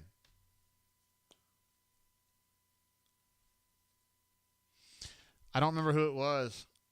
It might be seriously time to at least consider getting TJ out there. I don't know, man. I don't know how to deal with this. If I was coaching, I wouldn't mind a switch. But all right, there's a nice throw. Oh, that was a nice little cut too. Good work there from Kobe Hudson. I think that was his first snap of the game too. Great play. Give Kobe his propers, man. He had a little body feint there to add probably 7 yards onto that bad boy. That's bonus yards, bonus yardage. That's another smash type concept there. Little body feint got him an extra 8. That was nice. Spicy P, you're asking 3 passes, no runs. What are we doing?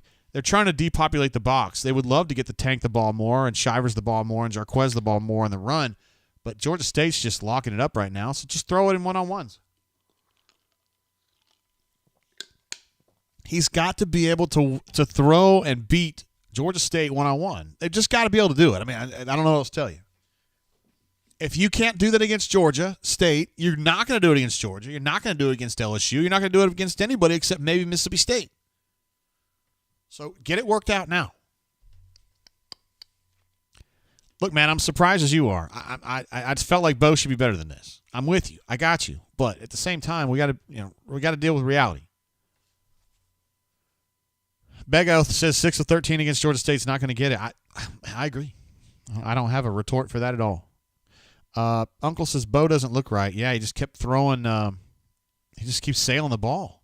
I don't know how much of that is footwork, and how much of that is just his shoulder hurts. Spicy P says we clearly aren't using quarterback runs, so who cares if TJ isn't mobile? That's true. They're definitely not going to risk that with Bo running the football. That's for sure.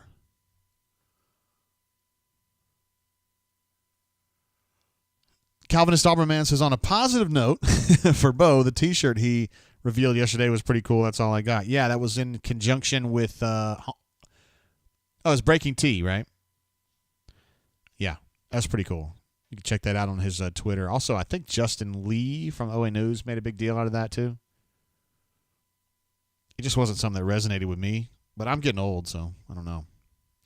Melee says, dang, the shade thrown at MSU at JGT. I wasn't trying to be disrespectful. I was just saying, some of these defenses.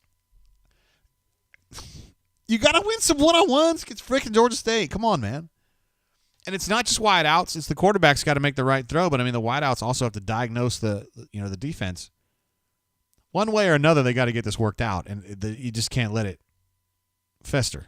So I don't mind that. A. Robinson says at least Florida State is getting abused. If you're talking about the game, they played the other night, right? No. That was Virginia. They have lost to the Demon Deacons, but that was I was watching Wake and Virginia. So who's Florida State? Who's kicking their ass today? This is good too. I like watching Florida State lose. Gene says he thinks that Bo's locking in on one guy. I can't tell. I do think he's getting the ball out too quickly. There's the Auburn Elvis right there. My man.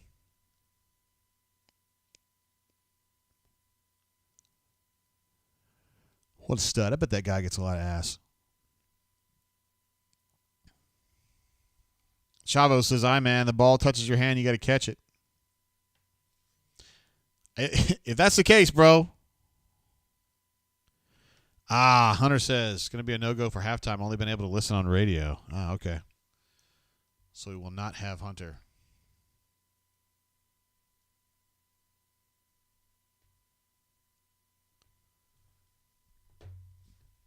Kevon says, at this rate of play, we won't win against another SEC opponent. Ouch.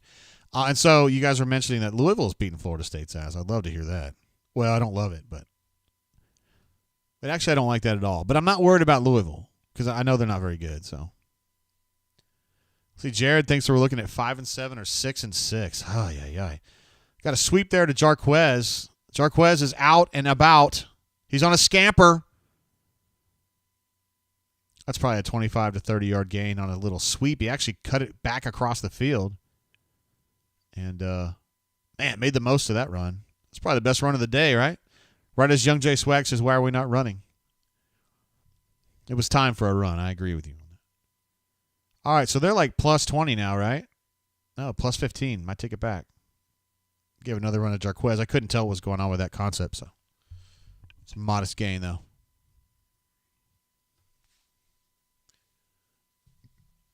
Spicy Pete says, see what happens when you run the ball. I don't care if they're stacking the box.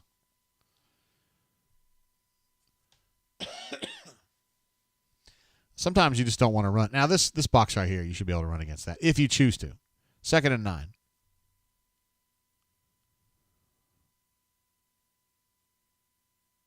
Hey, man, that was a nice tackle. He ends up getting, I think, 4 out of that. Just kind of an indie run there. Nice tackle by 28.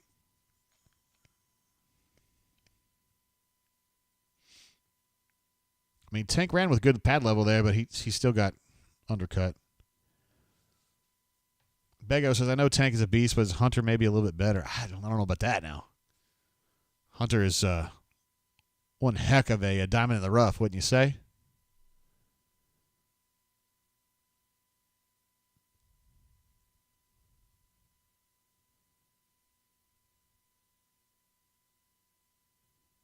That was such a strange deal. So it's almost like we always talk about check down throws because you're looking downfield and you got to check down to somebody closer. I felt like that was a check up situation where he was going to immediately check down to Tank. He knew it wasn't open, and so he started checking up. He went from short to long, which is the reverse of what you would normally do. And they're going to have to kick this one from about 28 yards, something like that.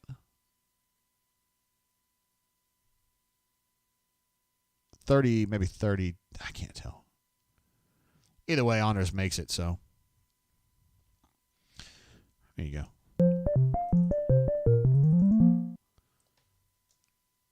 Throw another shrimp on the Barbie, but they're still trailing, guys. It's still not finishing drives.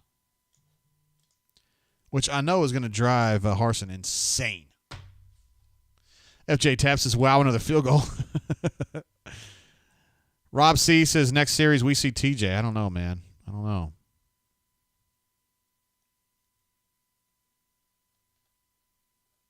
Crystal says Anders is the MVP of the first half. You're about right, man.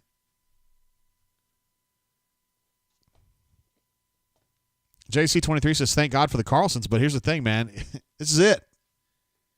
This is Anders' last year, and there's no more Carlsons.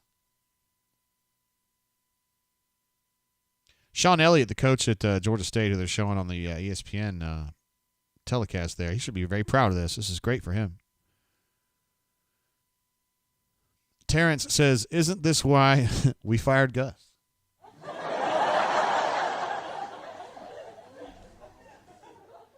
Oh, yeah, let me update some of these numbers. Let's see, third down, Auburn's 3 of 6 for them, 3 of 7 for Auburn.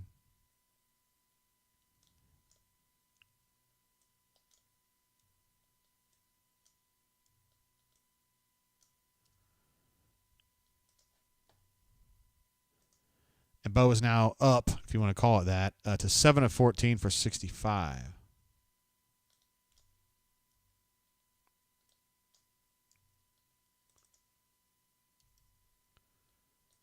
And Tank is now up to 7 for 30.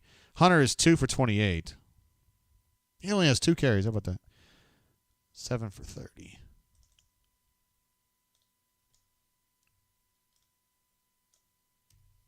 All right. We're updated now. SSim008 says, come on now. We're field goal you. Hey, now.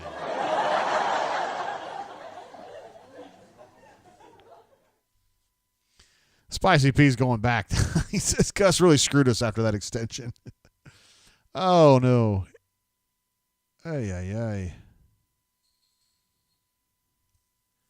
They got another run up the middle there. Ay, sheesh. Can't really tell what's going on. I got to watch it on the replay. Zeke Walker down. It's not good. I can't really tell. It looks like it's his elbow or his shoulder.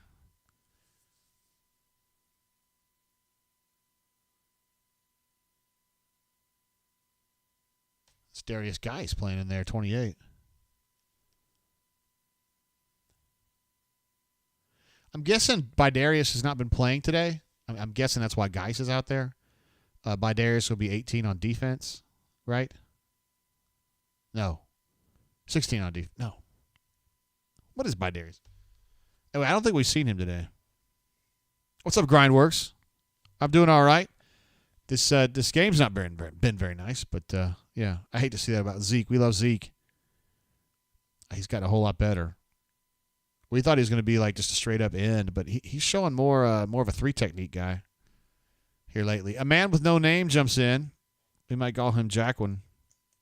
I forget what his last Jackin from Game of Thrones.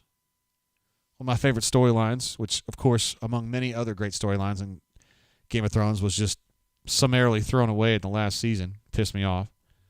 Anyway, thank you for the super chat, bro. No message included, no message needed, of course. FJ Tab says, y'all, are we officially on upset alert? Thank you, DeBase, for 19. He had a medical issue. The reason he played 3 snaps at Penn State, he had a medical issue that is not COVID related at all that came up, and he needed kind of like a non-invasive surgery. Not really surgery, procedure, non-invasive procedure, but it was a procedure that just hurt. I think it was just painful, and I think he was just not feeling up to playing last week very much. So I thought they would play him today more, but I don't know as though we've seen a lot of him. Let me see if he has any official stats. He played a bunch the first 2 games, I should say.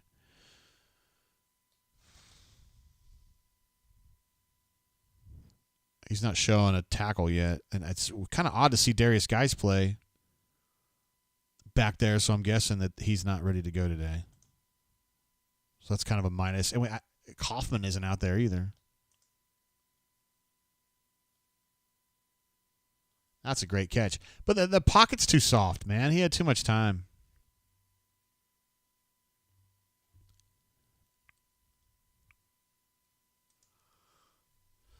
DFY says, I'm watching Arkansas. He's just punted.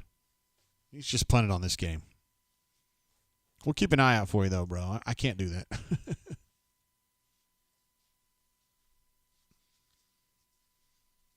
A little defensive holding that was declined because it was a big gainer.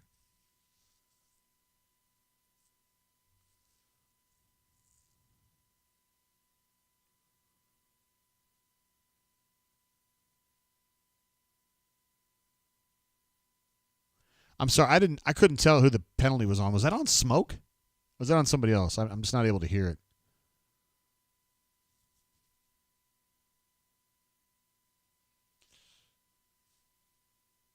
.35 came up. Cam Riley came up on a blitz and just got picked up and just stymied. And then he also wasn't able to affect the throw either, even though the throw went right through his lane. They're not showing it right here.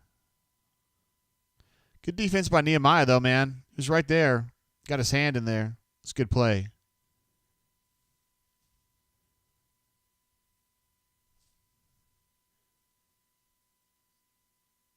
That was not a great snap for Marcus Harris there. He just fell down immediately. Nobody really did anything to him.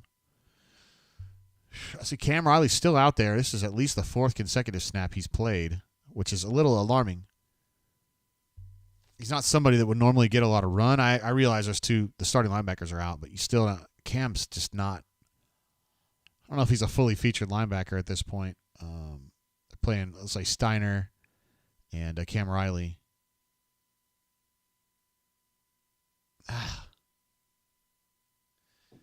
That tempo on the passing, man, it's just really causing Auburn trouble. It's another touchdown for the Panthers of Georgia State, and I know some people are going to get upset. It's only a game.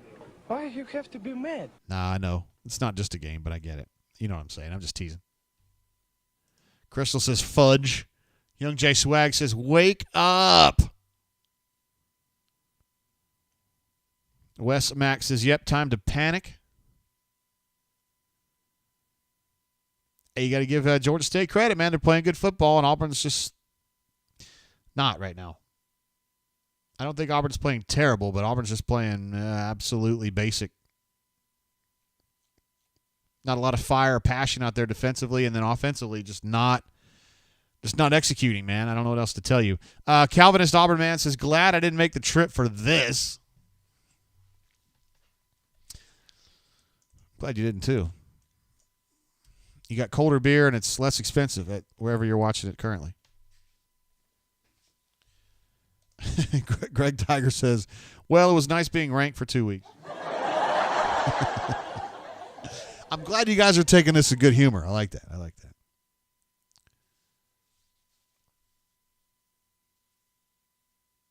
See, Young J Swag says on the touchdown, Smoke passed off the guy to no one. Hey. See, Life with Maine says Mike G has to buy a new TV. Did he actually go on the record with that? I'd like to know. The Mike G, my man. Of course, Mike G is one of the great, part of the great triumvirate. Well, no, it's not a triumvirate, is it? It's a, we'll just call it the quartet over at the War Report, along with C, Dub, B, Will, and Ike. Along with Mike G, make up the War Report, guys that we're very friendly with. We like those guys. We support what they do over there. Check out their YouTube channel, and consider becoming members to their channel because they do incredible work. I know a lot about how hard those guys are striving. Those guys have full-time jobs in addition to doing War Report, and they bust their ass, and they do it because they love Auburn, they love the viewers, and they just love doing the work, man. So consider supporting them too. I mean, of course, we love having you at auburnsports.com and here on the Brain Drain, obviously. But I really, really, really like I usually deal mostly with Ike and Mike G, but and B-Will's not someone I've spent much time with, but C-Dub's a cool guy too. DeBay says, can't wait for the halftime show, Mike G. Let's see. Crystal says, I swear I'm ready to start drinking, and I have a salted caramel Crown Royal in the fridge. It might be time to consider taking that one down for halftime, Crystal, honestly. It might be needed. Anonymous says, this Johnny Walker Red helps me care less.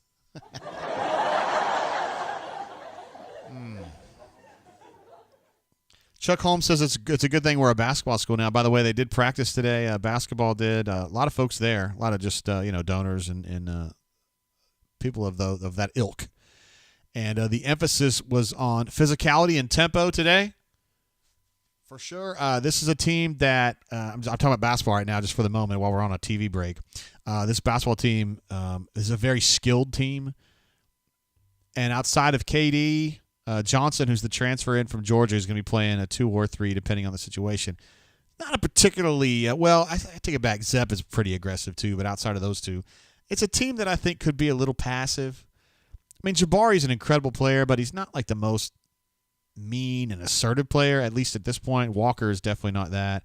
Jay Will's not really like that. They're going to take this out. Okay.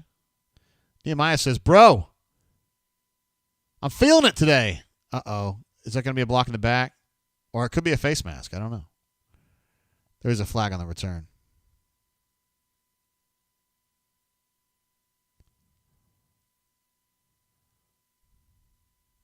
Yes. Let's see. Terrence Dubb says Al Flanagan healing well. He is. He's on a scooter. Again, he had a partially ruptured Achilles. He shouldn't say ruptured. A partially torn Achilles in his right foot or right leg. Yeah, holding against Auburn. Great. And that's, I think he'll be back to conditioning within about a month. But it's still going to be a little while before he can play basketball, like for real. But the good news is they caught that before it was a serious situation. So that's great. Let's see. I missed let's see. Solo Tiger says, JGC, take a drink for me. I haven't had one since week 1, recovering from an ER trip for diverticulitis. Dang, man. We've had a few bunks that have been dealing with diverticulitis in the last 3 or 4 months. Not a fun thing to deal with, and I'm glad you're doing better, bro. That's not a great scramble there, honestly. And you can tell Bo's just trying to not get hit on the shoulder. So it's just kind of weird. This is just not going well at all. Melee says, Joe Namath says, I couldn't care less about the team struggling. I want to kiss you. I want to kiss you. TJ Briggs says these penalties are unacceptable. It's a nice. See, I think that's the wrong read, but it's still a decent run. He got 5 or 6 yards out of that. I think he cuts that inside and he gets another 8 to 10. But we're still asking a lot out of a true freshman there. You guys might be ahead of me in this game. I don't know. So I'm looking at a 3rd and 7 is where I am. Got a doubles formation with Shivers in the backfield.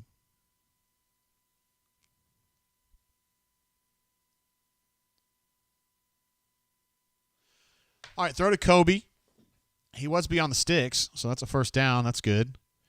They're moving out to minus 40-ish, something like that. I think at this point they just want to kind of grind, Young J Swag says, just run the ball and put Tank at quarterback. Corey G says, what have you been drinking tonight? I'm about to go straight to Patron, the tequila. Patron, excuse me. I'm not a huge tequila guy. See Bo going to throw that ball. Another first down. This one is Shed Jackson, about 18 yards, something like that. I'm drinking the Early Times Bottled and Bond. I got this at the allocation. This is actually an allocated product now in ABC. $25. It's good for $25. It kind of reminds me, to me, it tastes like oh, I'm sorry, I got to keep up with this game. To me, it's a little less aggressive Old Ezra, which I think is way overpriced these days on the secondary market. I like it. Great for $25. I like it's a good even pull, man. That's what I like about it. Terrence says, this is not going well. They don't call JGC the best color man for nothing. Hey, guys, Auburn's losing to Georgia State. This is not great. This is suboptimal. I'm Mr. Hot Take today, huh? All right, we got a 1st and 15. Another penalty to push them back again, and Tank had nowhere to go on that. Let's see what the penalty numbers are right now. I know they're not good. Penalties, 5 of 50 for Auburn, 1 of 5 for Georgia State. Ay. We talk so much in the preseason about Harson's attention to detail. Now, he hated it when there were a lot of penalties, a lot of mistakes, that he was going to focus on tight execution all the time. And, it just hasn't been – the first game was, but if you remember, the second game was a little lax on that end, and then the Penn State game was a little lax too. Tank gets upfield there on a little – I couldn't tell if that was a draw or just a really quick unfolding indie, but he got about 10 to 12 off that. It was a great run. Shot out of there like a cannon, as the kids say. So it goes from 2nd and long to 3rd and 4. It's pretty manageable. And they need to get something out of there. Tank does not like this call because he's shrugging his shoulders over it.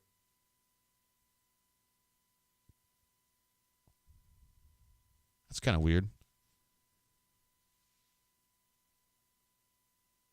Tank is matched up there. Another nice throw. Kobe is open.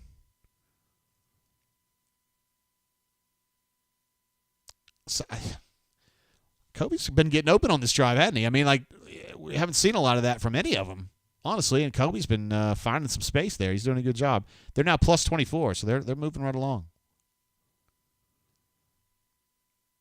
Looks like they were running some kind of a split zone concept with a pass on it until Georgia State called timeout.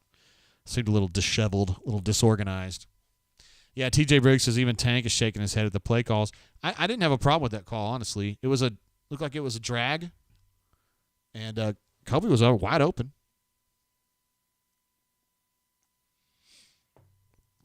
Blake R says Kobe has proven to be a go-to guy. I don't know about that. I don't know if he's a go-to guy for real, but he certainly is getting it done right now.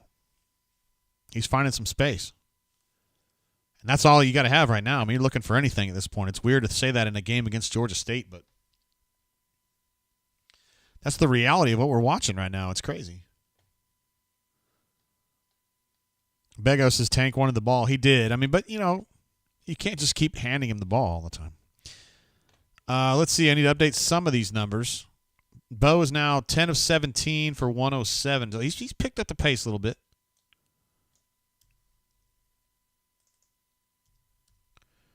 I say 107. Thanks to Kobe. Tank is now at 9 for 41.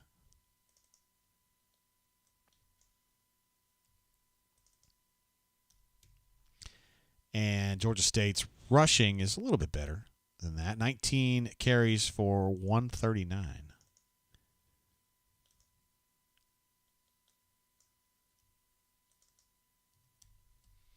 So I don't think there's a lot of mystery to what's going on here. Auburn's defense has not been as tight as you would expect. I think it will be better with Zacoby back in the fray for the second half. Again, he's suspended due to the targeting hit in the Penn State game. Owen's not going to play today, so you don't have him back, but they're just going to have to tighten up a little bit. Defense has not been great, but I don't think it's been horrible. I think the offense has been horrible.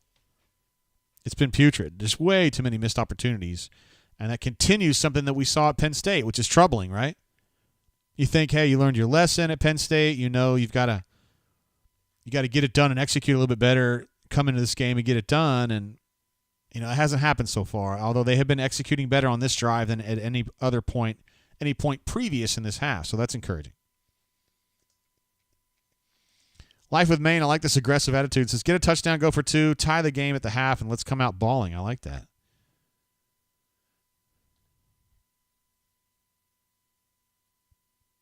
Let's see, Calvinist Auburn Man says, did any players from the 12 team speak to the players pregame?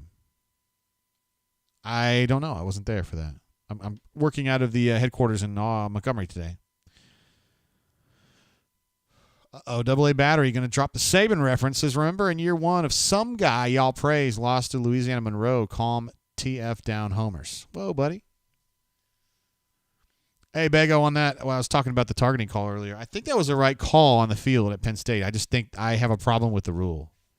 There's got to be levels of targeting, I just don't like ejections. If you're out there being a dick and you're trying to injure somebody with the crown of your helmet, you deserve to get ejected. That is definitely not what Zacoby was doing. And so I think you've got to have two different levels. You've got to have a level where it's a penalty and you don't get ejected. Now, some of you guys will argue there shouldn't even be a penalty, but, we've got to limit concussions somehow. And just changing the helmet construction has not been enough. So A man with no name says, remember Saban? Derp, derp. My man. I like it. All right, we got doubles with Jarquez Hunter in the backfield for a 2nd and 14 play. They've been trying to feed Tank the ball, and he just, haven't been able to do much with it. It's not his fault. He's just running into a stacked box. That throw was for Kobe Hudson and was really not in any situation where he could have even made a play on that.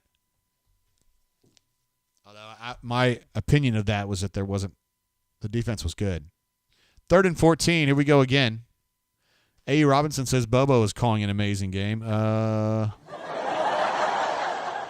don't know about that yet. Let's see. Crystal says someone on College Game Day called that a bogus call this morning. All right, cool. There's people who know a lot more about it than I do. That's for sure. All right, Auburn on a trips concept to the high side there. Bo's just freaking out. He makes just a horrible throw. Oh, it did go out of bounds. I'm sorry. I thought he just lofted that up. All right, you guys have talked me into this. I think it's time to get rid of Bo right now. Not forever, but I think he's not playing well.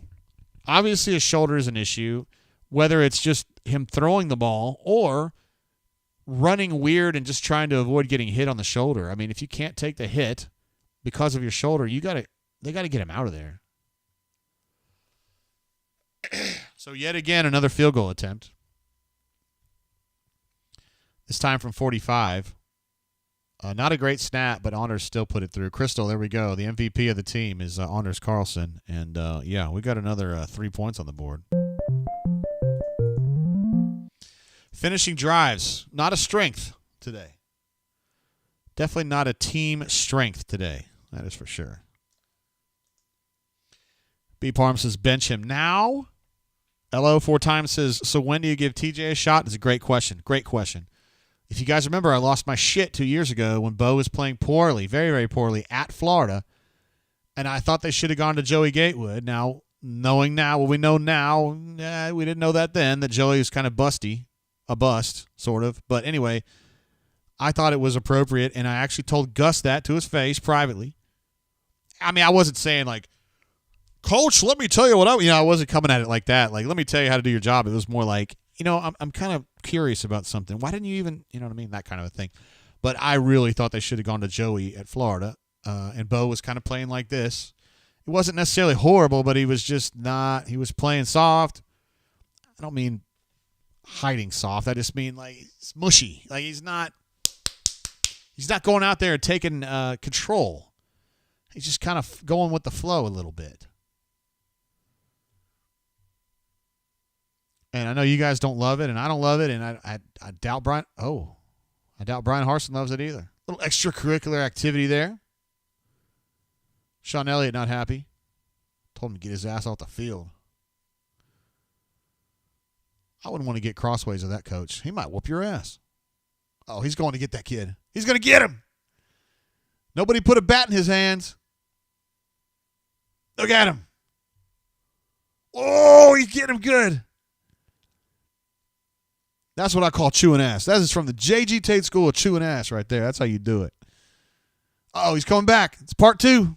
This is technically part 3, I guess. I'm sorry. I didn't see what happened initially. Like, he's really pissed. They're going to call personal foul against them. I take it back. They're going to call personal foul against Auburn. So why is he so mad at his own player? I guess I just missed it. He's still going. I wonder if he sent his ass to the locker room. Boy, he is so mad. Do you guys understand what happened there? Why is he so mad? My God, he's mad. Have you ever seen a coach get that mad? I know Muschamp threw some fits, but that was a play. That was like 4 stanzas of that poem. You know what I mean? Man, he was chasing ass on that one. Woo! Oh, man. Brings back some memories for me when my dad got that mad at me one time. I deserved it, too. I know, and Solo Tiger says the penalty was on Auburn. I know, that's what's completing me. That's what's confusing me. What's he mad about? TJ Briggs says, for all this Harsin loves discipline stuff, we are a very undisciplined team. We were talking about that earlier. You're right, man. The proof is not in the pudding on that one. A run blitz from Steiner ultimately is not fruitful, but in general, that play went nowhere. Looks like TD was in on the stop.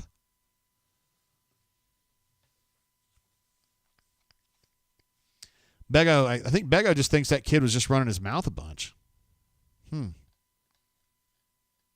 Anonymous wants to know how the flag was on. Why was it on Auburn? I mean, it was just personal foul for unsportsmanlike. I couldn't tell exactly what the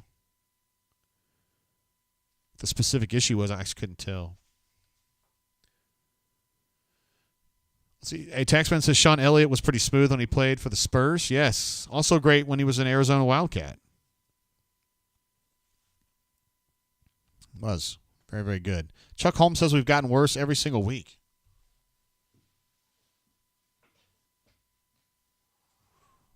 Ooh, how about that? They were pretty good last week. They just seemed like in the clutch, they just did not get it done. 3rd and 4, got to have a stop here. Got to have a stop here, and just to at least get back. Spoiler alert, they didn't get a stop there. Melee says there's no magic wand to get rid of gussification in 3 games. Some truth to that. All right, so they're at midfield now. 2 minutes to go. That would have been a nice 3rd down stop to have, but it didn't happen. Oh, my goodness gracious, guys. Guys.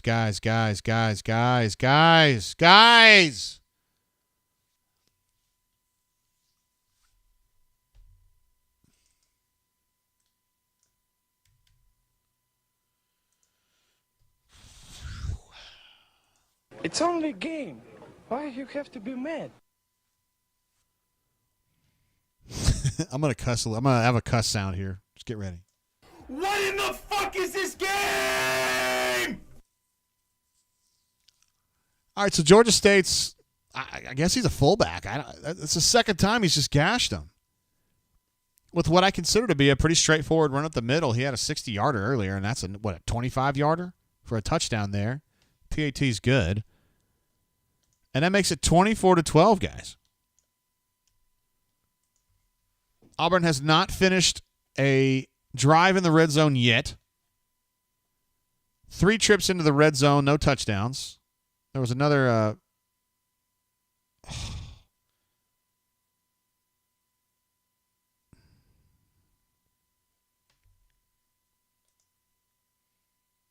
kid's running his ass off, isn't he? Good for him.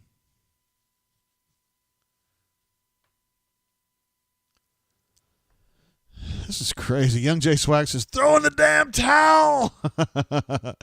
Reference to Rocky IV, I think. Michael Dubs says, unbelievable. Matthew M says, falling. Our heads are falling off. Sorry. DeBase just says, LOL. Damon says, what in the sexual relations? All right, guys. Gene W says, somebody check on Mike G. Oh, boy. Here, I'm going to check on Mike G and see what he's thinking about. This is not good.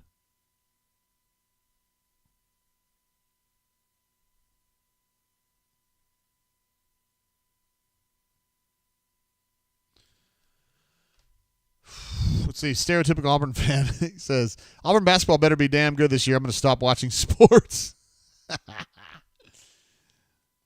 Hey, guys, there's still plenty of time. Let's see. SSIM008 says, any recruiting this weekend? Yeah, we had it in the war room.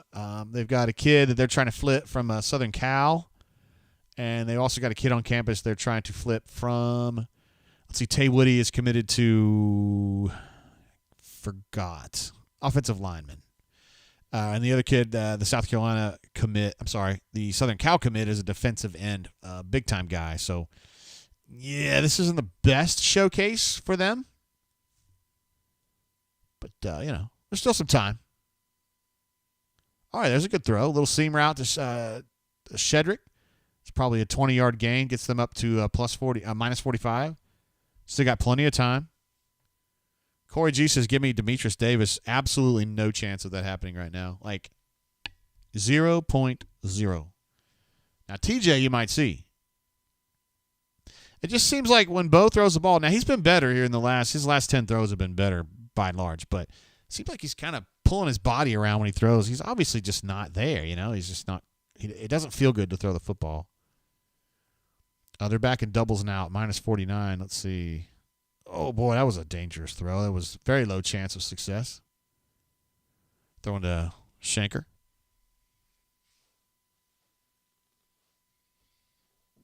So Young J Swag says we're out of the top 25, win or lose. Terrence says gymnastics school. My man. He's pulling for SUNY and Dancing with the Stars. I got you, bro. Not a Mouse says we won't make a bowl game. Boy, that was a really bad snap. Now Bo's freaking out. That's probably the best thing to have that ball fall incomplete, but god dang.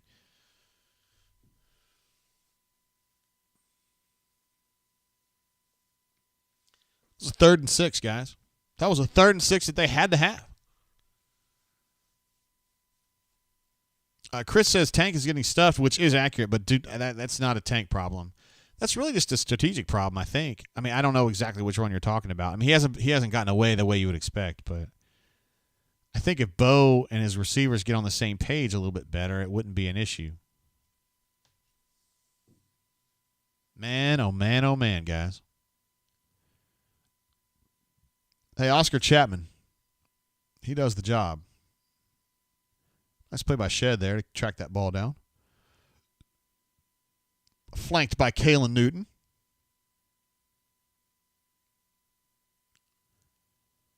That was a great punt, by the way. Golden Moth says, no way you let Nick start the I still have first quarter up here. Taxman, you got to, guys, keep an eye out for me, bro. I'm going to make those errors. Let's see. Dual GR says that players hate Bo. I don't know if that's true, but I don't think he's the most popular guy in the locker room. He can be a little fractious on the sidelines, right?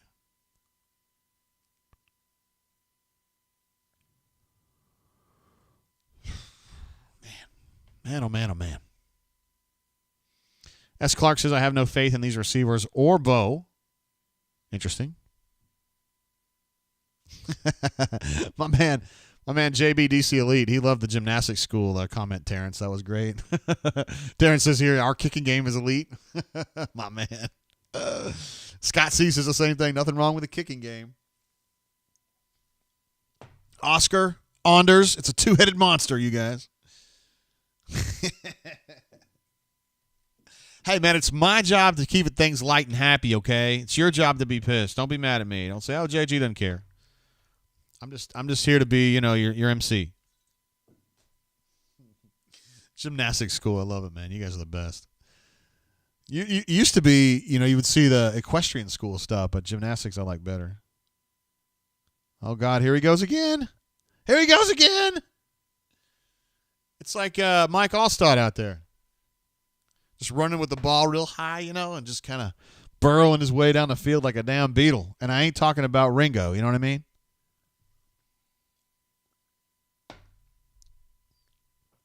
Ay. Michael Dove says wants to know when swimming starts. My man. Calvinist Auburn man says, at this point, if we come back and win, I'd feel bad for the Georgia State players.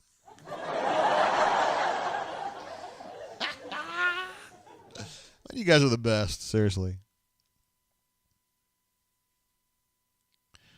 God dang, that looked just like one of our bunker members. I gotta see the husband and see if that was him. Looked just like War Eagle Girl. Nah, it's not her husband.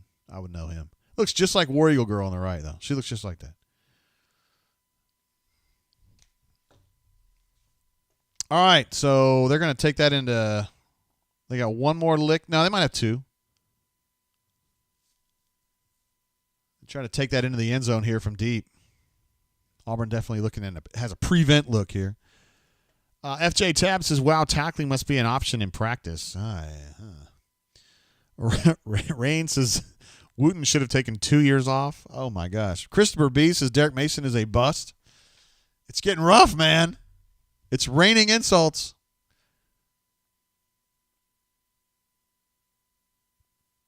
Yeah, how do you like that? Take that, Georgia State. With 19 seconds left in the first half, you just got stopped for a mild loss. Boy, Harsin is going to be pissed.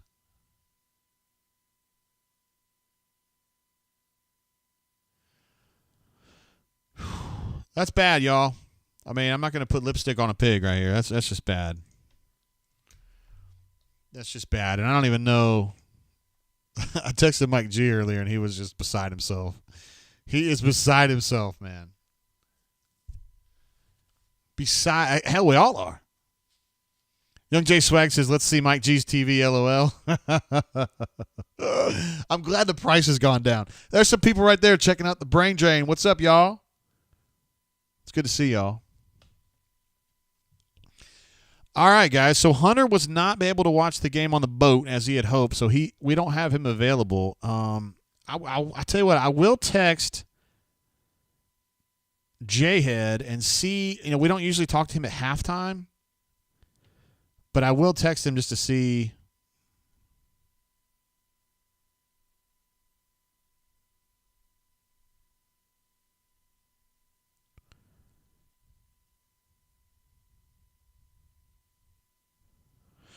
I will text J-Head just to see if he can do that. Now, J-Head lives a different kind of life.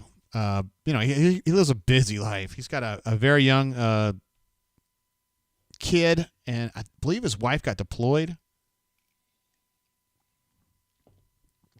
So he's got some stuff going on for sure, and it's kind of hard to, it's hard to get him bounced in here real fast because he's got a lot going on. Got a lot of responsibilities in his day-to-day life. AU Taxman says, a good day to be stuck at the office. Terrence Dub says, that's just bad. Again, solid commentary. Hey, man, I'm here for you, bro. Hey, man, I was a newspaper reporter for Auburn for like 20 years. That got me ready for this job I have in video, huh? Stu Pepper with another super chat says, worse than my kid's soccer game, which was bad. I was trying to find my little... I cannot wait to get my little Stream Deck thing bumping. That's going to be awesome when I get that working the way that it should.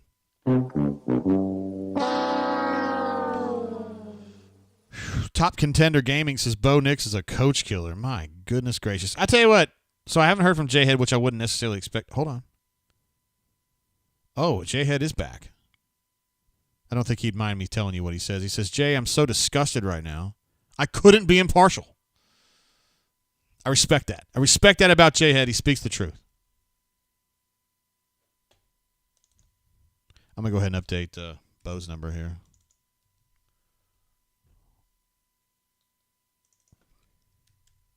Fair enough. Yeah, we'll open the phone lines. Hell yeah. Why not? I hope that Duff Diver, I had communicated with him. What? Don't ask me that, bro. I've already answered that question twice. Now 3 times. All right, for those of you who have the phone number, you can call me. I'm here. Duff Diver, that would be you if you want to.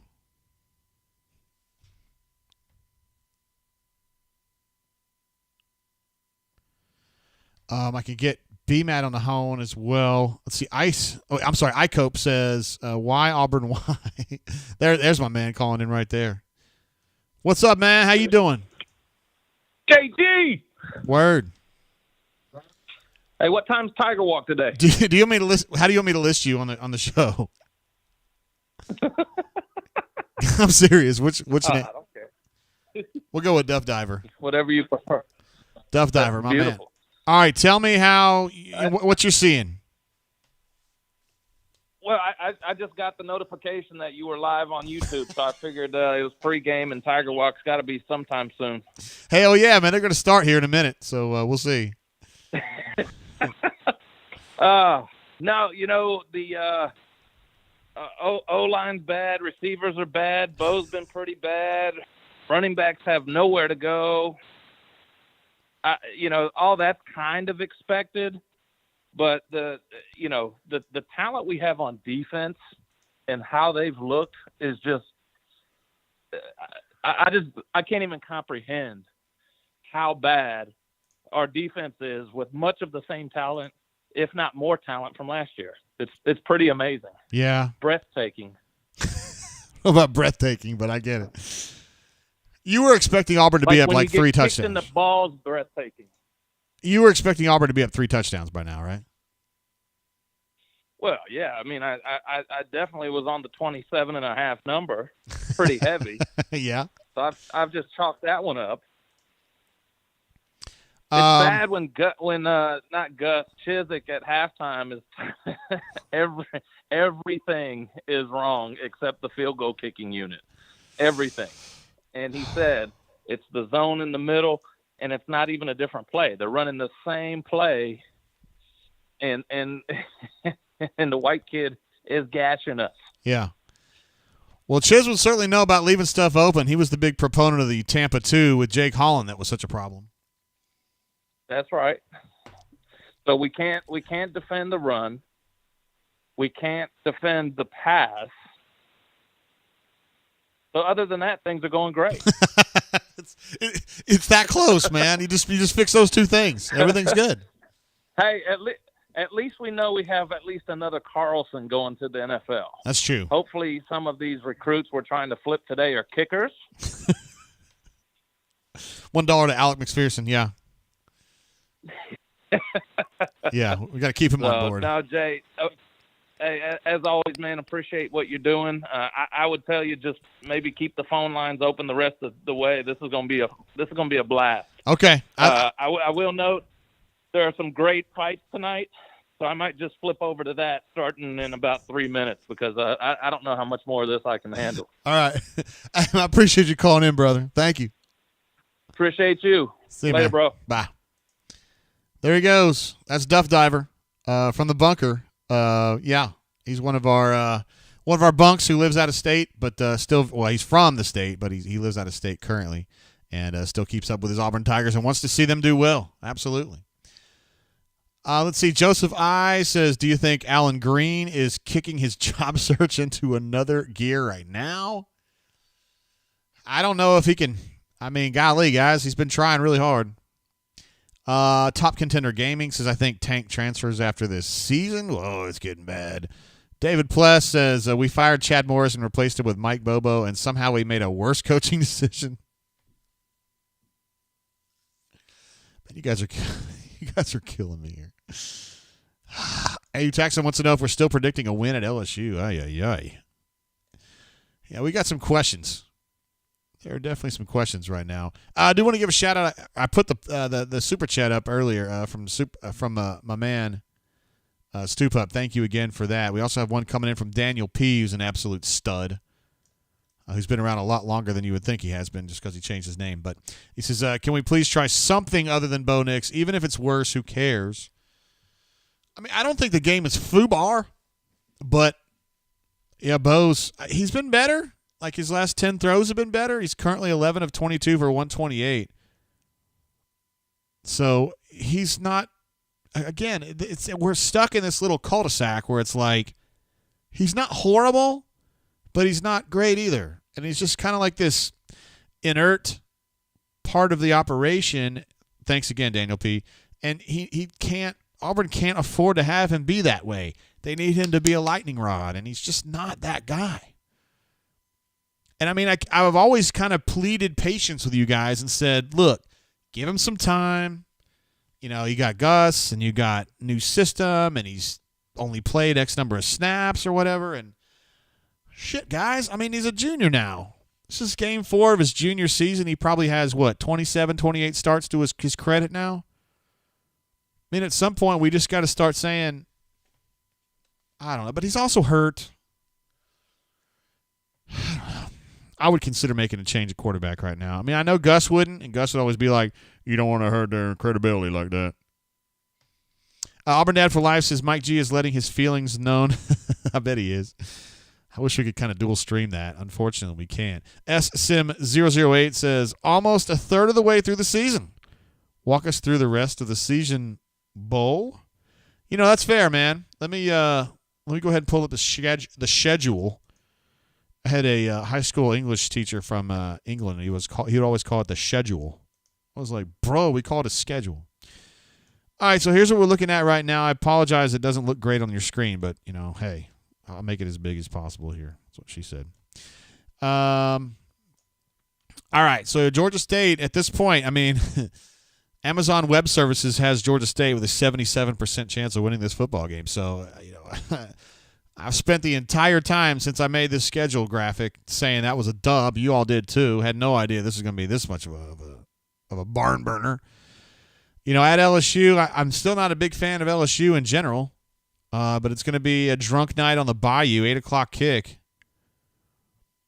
No, I mean, based on the way this team's playing right now, that's a loss. Georgia's a loss. At Arkansas is a loss. I mean, I'm saying based on the way they're playing right now. LSU's a loss. Georgia's a loss. Arkansas's a loss. Ole Miss is a loss. At Texas A&M, Auburn generally plays well there, and I don't like A&M very much. I don't know what the score is right now at the A&M Arkansas game, but I know Arkansas was up big earlier. Mississippi State, I think they can beat them. At South Carolina, they can win that one. And in Alabama, normally in Jordan-Hare, you think Auburn's got a pretty good shot of beating Alabama, but playing like this, hell no. I mean, I don't think Auburn's going to stay like this forever. But, man, you look at it as it is right now. I mean, that's what you got the 2 wins already, plus Mississippi State, South Carolina. I mean, you could be looking at – I still think they're going to win this game, but you're still looking at a 5-win season, 6-win season if you go ahead and throw in maybe a win at A&M or something. This team can't play with Georgia, I don't think. I think this team's in a lot of trouble at Arkansas. I think this team's in trouble at LSU. This team right here, the team we're watching right now, could not compete against Ole Miss. I mean, could compete, but they would give up 60 points to Ole Miss. Yeah, it doesn't look good. We got to do. Auburn's just got to be better than this. I don't know what to tell you. Maybe you think this is a good time to try to get Negative Brian on here? Negative BMAT, he might be good. We got a super chat coming through from Josh C. What a stud. Look at that beautiful fish. Love it. This is the worst half since Jacksonville State, he says. I've seen some bad halves, and you have too, Josh. Well, I don't know. You're probably not my age, but this reminds me of the game against Appalachian State in 1999 that we all thought Auburn was going to crush that ass, even though that was Tuberville's first year. But App State was dog shit back in those days, and they were like 1AA or whatever. And man, if T-Rob had made a crazy catch late in the game, man, they were going to lose that game at home to App State. So, yeah, this one reminds me more of the App State game because, well, for various reasons. But let's see, Jack State went to overtime, right? Josh C says I'm 30. Yeah, you're like a baby when that happened, right? 99 is a long ass time ago. What's that? 22 years ago? Yeah, you were little. Joseph wants BMAT. Okay, we'll get BMAT on here. No problem. I got you. I was thinking that would be good because, man, Angry BMAT is truly one of life's great pleasures. All right, it's ringing. We're gonna get him hooked up here, bro. What a disaster, bud. Brian Matthews on the horn, and I knew you would be concerned. Well, I mean, I can't find any good points. I mean, that was just a horrible. Hold on a minute. First half, and I'm racking my head to, if Auburn was to go on and lose this game, when's the last time Auburn lost a game like this? That's not fair. Oscar Chapman had a great punt, and Anders has been terrific. You've been listening to the radio. Oh my goodness. The passing game, the 2 things that they needed to work on the most coming out of Penn State got worse. The passing game looks like trash. Ooh. Bo looks worse than I've ever seen him, and the receivers, again, can't run routes, can't get open, and can't catch the ball. The running game, the offensive line is not getting pushed at all. And then defensively, it's like a sieve. I mean, they're just sitting back, and Georgia State's, open up holes, and that option, that spread option they're running is really giving them trouble. But again, and to me, it's a passive defense. They're sitting back and letting it happen to them. Yeah, it's just it's not a good look. And you got to dictate a little bit, right? I mean, you got to dictate. Yeah, this is Auburn. Force some things, create some turnovers, go after people. I mean, be aggressive. What's the feeling in the stadium? There seemed to be a good many people leaving. There were definitely boos there at the end of the first half there when Auburn, I guess, had to punt late, and then they had to settle for another field goal, and then more boos as the time ran out. So people are not very happy. I mean, I'm going to have to go back and do some research, but this would be a horrible loss. I mean, horrible. Yeah, we were talking about the last time they looked this bad was probably the Jacksonville State game. Is that? I was thinking Appalachian State '99, but that's going way back. Yeah. Remind me, Jacksonville State. Yeah, 2015, and that was the game where Rock Thomas was playing and fumbled, and Right. They needed overtime to win that one. Yeah, that was a bad team. Yep. Okay. Yeah. That one, and then I mean, I can remember the early '90s. I think Southern Miss came in and beat Auburn a couple times, but they had Brett Favre. Yeah, well, that's this running back that's running all over them is like a former walk-on. Yeah. Yeah. So this is not good. I know you probably have to stay for this one, bro, because this has the potential to be just an absolute dumpster fire. It is. It's a mess right now, and Auburn's got to come out and play a complete 180 in the second half. If Georgia State is going to take away the run game, which looks like they're doing, if Bo doesn't figure it out, they need to make a change and quick. Yeah. And I mean it. I've been a Bo supporter from the start, but they've got to do something quick. If he can't get it going. There's been a lot of people in the I know chat. It's not all Bo, but they got to try something. Yeah, it may not just be all Bo. Maybe they just need a spark. No, you know what I mean? It's not exactly. And then defensively, I've got to continue to question Derek Mason. I didn't like his plan last week, and I certainly don't like the plan this week. Or I don't like the execution of the plan. Let's put it that way. Yeah. All right, B. Matt. Appreciate checking in from Jordan Hare, and we'll just have to see how this second half plays out. But man, this is yucky. Woo. Yep. See ya. All right, bro. See ya. There he is, B. Matt, my man. Word. All right, here's what we're going to do, guys. I got to take a quick break. You guys know I generally don't like to break at all, but I'm going to take a quick break probably for about 2 minutes, maybe 3, something like that. Josh C. wants to know if it's TJ Finley time. He was going to ask that of B-Matt. It sounded like B-Matt was thinking maybe it's time to kind of spark a little something there. Again, not necessarily saying that Bo sucks per se, but just see if the team responds to TJ in a way that maybe they haven't to Bo. Sometimes that stuff works. I'm going to take a really quick break. And then I'll be right back, and we'll just go on with the second half and see what happens after that. I just need a quick break, all right? So I'll see you here in just a sec.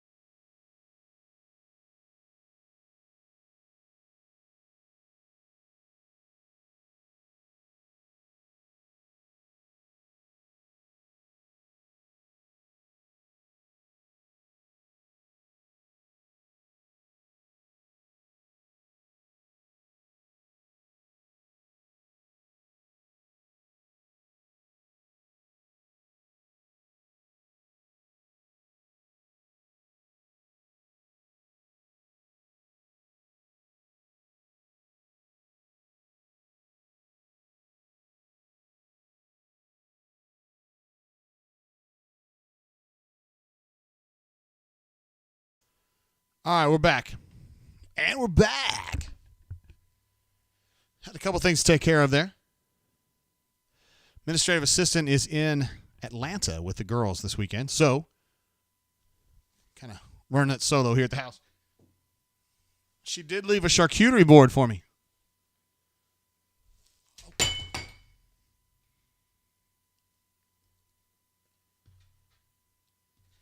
Oopsie daisy. Y'all see that? Some goodies, some good stuff on there. Just in case, you might need them later. All right, let me see what's going on here. Let's see. Auburn Dad for Life says Mike G is hot at the moment, and I'm upset. 2, I'm starting upset drinking. I love it. Let's see. Terrence says, do we at least get the ball to start? We should, yeah. Georgia State had the first lick. Icope says, JG's always want to say thanks for driving us on game day, brother. Love you, Icope. You're the man. Terrence says, make that half a board, JGT. You're absolutely right about that. Spilled it a little bit there. Hope she wasn't watching. She probably wasn't. I'm just saying I had to go get the board now because there's nobody to get it for me because she's in Atlanta with the girls, and we might need it later. You know what I mean? Spicy P says, Finley in. This is potentially a big development. Oh, no, he's asking. It's a question mark. Damn. Nope. Bo Nick still. I mean, that's not Bo's fault. He's still turning that into a 2-yard gain.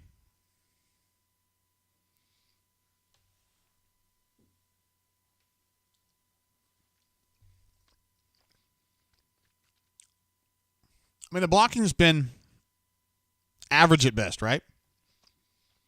And I agree with Life with Maine, says the players don't seem to be in the game at all. It does seem that way.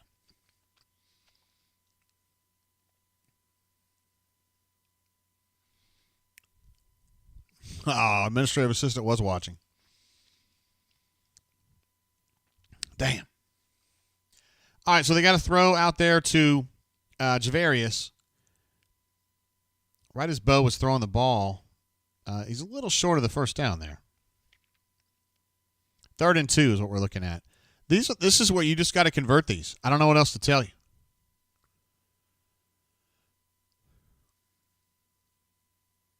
See that? So that made that a read, and then that's a keep read, and he didn't do it because he's afraid to hurt his shoulder. Daniel P. says, let's say we don't come back and win, realistic possibility. What in the hell could Harrison possibly say in the postgame presser? Boy, that would be tough, man, to package this for the Auburn people. I tell you that. That'd be really tough. Knowing Harsin, he's just going to say that, they fell real. They would just say that they fell way short and this is just not up to his standard and that kind of a thing. I mean, as bad as it would be, it's his 4th game. But yeah, this is that would be catastrophic.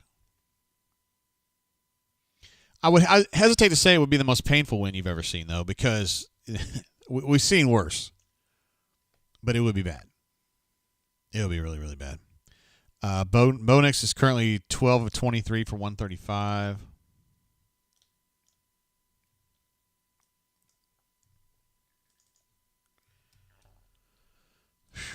Ay. I can't believe this is continuing to just kind of ossify, as the kids say. Tank is now 13 carries for 38.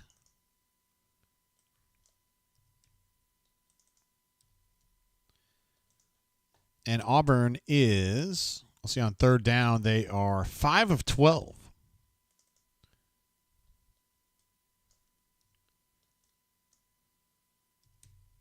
And they are 4 of 7.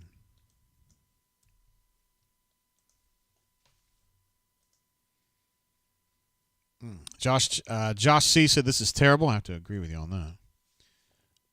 Josh C. says 28-point favorites and losing by 12 in the 3rd quarter to a Sun Belt team. This is true. BJ says if Bo's shoulder is hurt, then pull him because he's not helping the team right now by trying to play through whatever injury he has. I have to agree. if he can't play, well, that's a great adjustment by Chandler Wooten right there. But then the quarterback got free.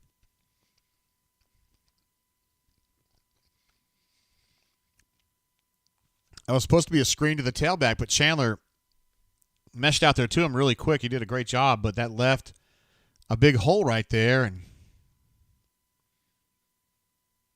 it's a great tackle, though. Zion absolutely crushed that old boy.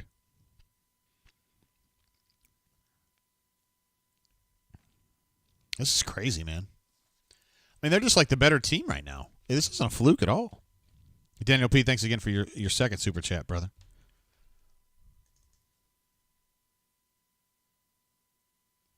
There's a stop. Well, not officially.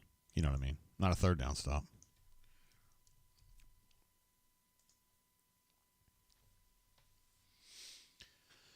So you got Marcus out there, TD. Kobe's back out there. Colby Wooden, Derek Hall, Chandler. This is your number one group here.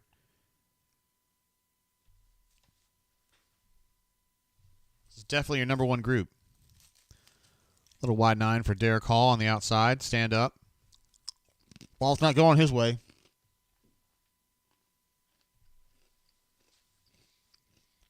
Yo, that's a shoestring tackle from being another 20-yard gain for them and 20-yard hit for Auburn's defense. God bless.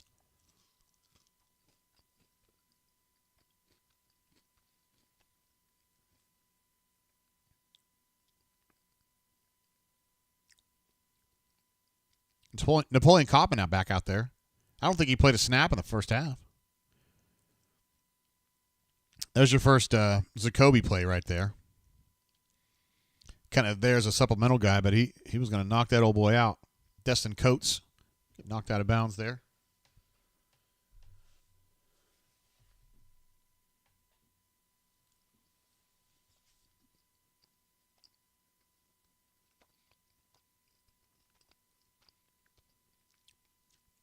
Hey, a little press man over here on the right, on the short side. Oh, that ball's out. Kaufman on the blitz was able to kind of stifle that throw. Hell, that's the first time they've gotten the ball out today, right?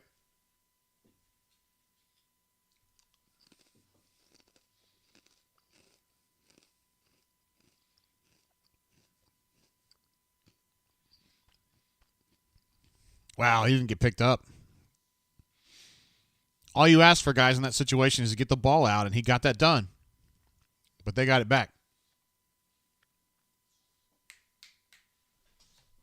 No.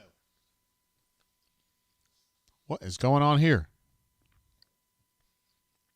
That was weird. Crystal says, okay, everyone, take a shot. I'm in. Get back. I got to get my dog out of here. Hold on.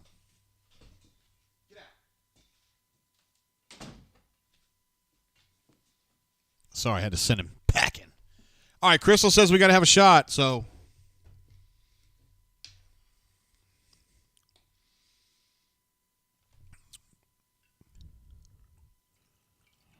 All right, guys. I'm packing that early times bottle and bond that I got at the allocation today. Down the hatch.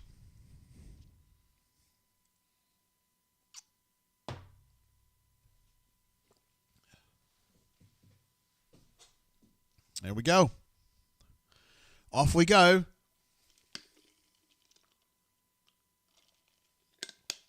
Harson, man, having a tough go of it today. Solo Tigers just kind of blown away by some of the things going on. Wes Mack, similarly surprised. Young Jay Swag, similarly surprised. We're looking at a 2nd and 16 right now. Snauburn says, let Maverick stay. I can't because I'm leaving my charcuterie board kind of low to the ground, and he's going to absolutely get his mouth up there and nab it. Quarterback's running again. This time Auburn covers it a little bit better. Looks like Zacoby and TD got in on that one, so it's going to be a 3rd and 10. These are the kind of plays where guys, let's just be real about it, they got to have a stop. It's weird to say that in the third quarter of a game against Georgia State, but that's just the truth. Stu Pep with another super chat. Appreciate you, brother. Says, let Bo pull the ball off the zone run one time. You're right. I mean, that was a keep read on that last drive. it was going to yield some yards, but he's just not going to run today. He's been instructed not to run. They don't want to mess up that shoulder. There's kind of I don't know what you would call that, a skinny post maybe, that just gets out beyond that coverage, man, and to get down the seam again and get 20 yards. They convert another third down and moving on down the field again, guys.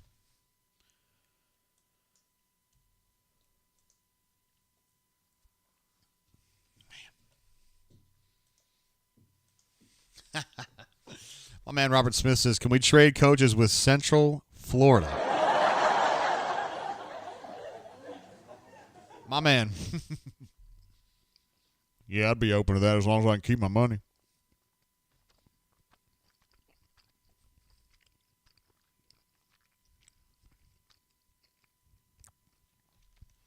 Yeah, Crystal reminding us the LSU score. LSU won by a field goal, and of course the Vegas line on that was 2.5. Because of course it was. That old girl had a good throwing motion right there. Good for her.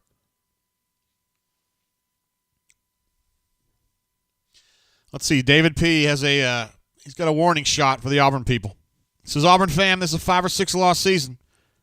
To give Coach Harsin a chance, we need a top-tier offensive coordinator and defensive coordinator. Bring back Muschamp. And throw some money at other top-tier offensive coordinators and offensive line coaches with Southern roots. $, $, Interesting.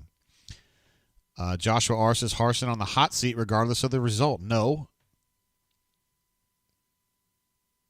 But it's a weird situation. Nice play by Echo Leota right there to run him down from behind and prevent another breakaway, 5 to 10, 15-yard explosive play.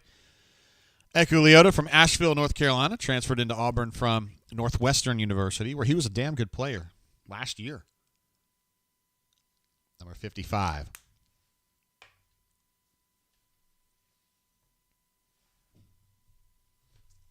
Terrific play.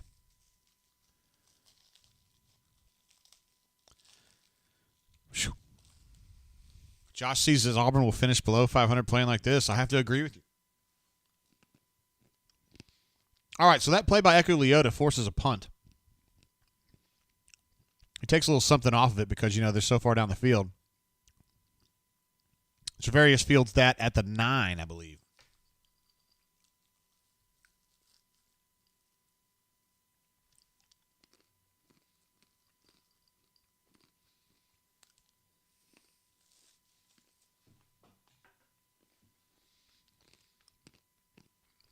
Little shot of Nick Curtis there. Ronnie Brown on the sideline.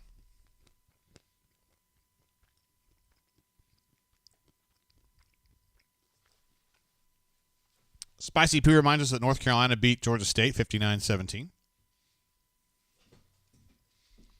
True that. That's solid.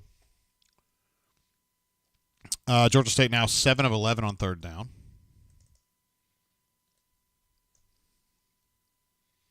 Which is just redonkulous. Auburn's still 5 of 12, as noted. Man, guys, this is a crazy game. I can't believe this. Georgia State rushing 30. Oh, my God. Is that real? 33 for 249?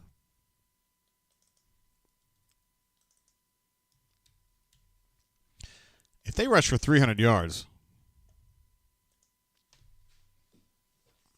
My goodness. Calvinist Auburn man says, does Jeremy Johnson have any remaining eligibility? Whoa, buddy. No. Whoa, buddy.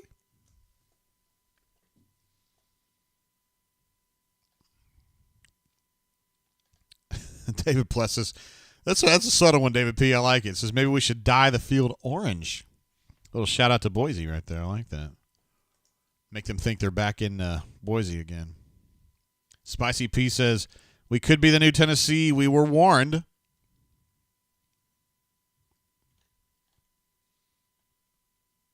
Josh C. wants to put TJ in. Look, I've been on that team for about 3 drives now. I'm with you 100%.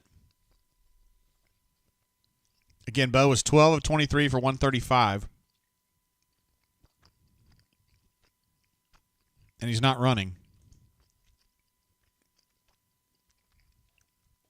So I don't know. Rob says post-game brain drain. Going to be lit AF. I think at this point you're probably right, whether they win or lose. Because if they win, they're going to have to win close. And if they lose, well, we don't even want to think about that. But, I mean, it could happen. And here goes A&M. Isaiah Spiller broke away. God dang it.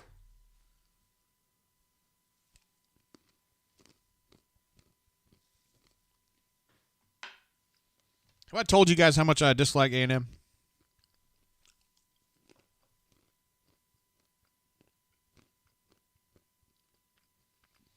There you go. Shed made a man miss. Got another 15 yards on top of that. Good play.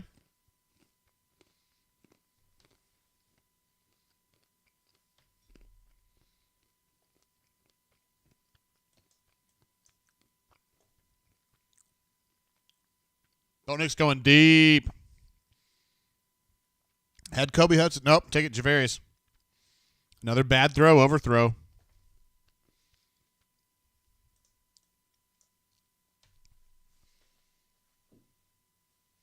That's not on Bobo.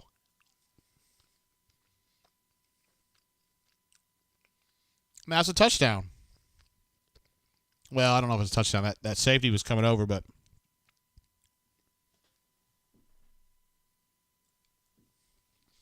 Bo Nix should hit that throw.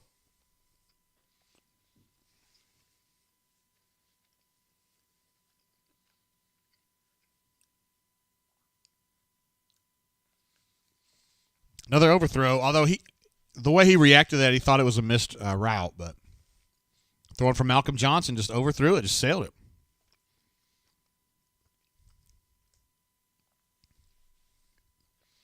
it. Looks like Anonymous is pushing for Tyler Queen. 3rd and 10. This is insane. 30-10 at minus 30. They got to have it. I mean, at some point, you got to have these conversions.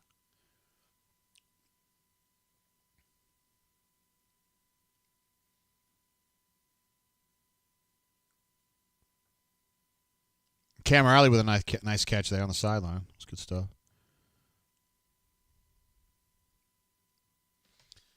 That's another 3rd down that does not get converted for Auburn. Auburn now 5 of 13. I kind of like that number, though, 5 of 13. I was born on May 13th. Well, Bo's lucky he didn't get hurt on that, honestly. Oh, he felt it, though, didn't he? Ouch.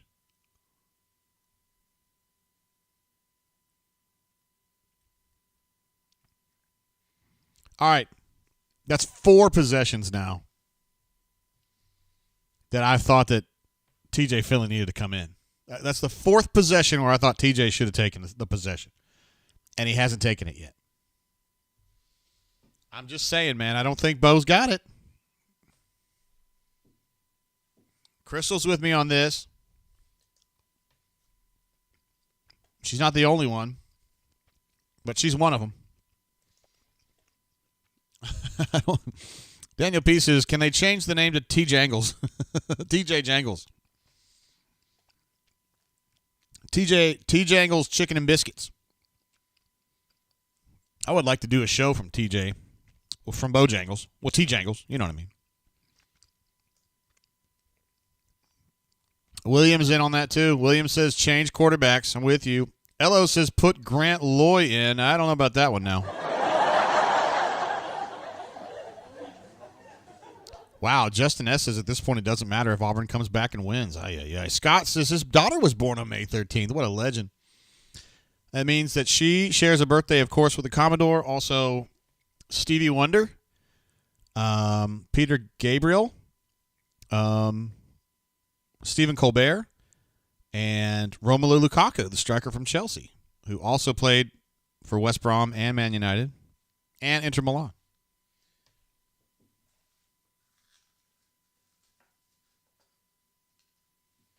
Some awesome people.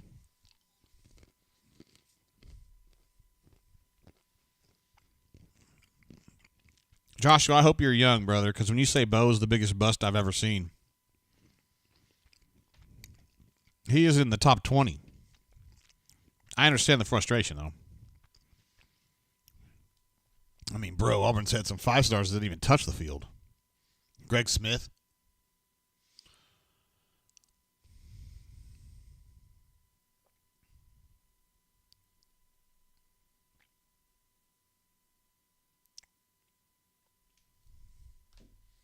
Ruxy Poo wants to know when the first B-ball game is. Let's see. I think we're at 35 days, 34 days, somewhere in that range. Risk and Reward says, I'm sorry, I take it back. Calvinist Auburn man says TJ must suck in practice. I don't really think that's true. They've been happy with TJ. They just, for whatever reason, don't want to make us change yet. Harsin might be one of those guys who's like, we stick with our guy and, we don't undermine him.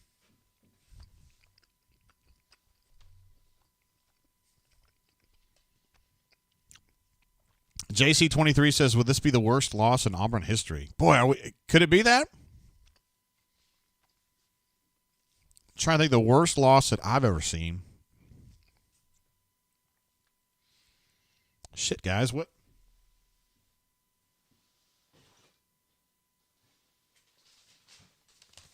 I feel like we've seen some bad ones before, though.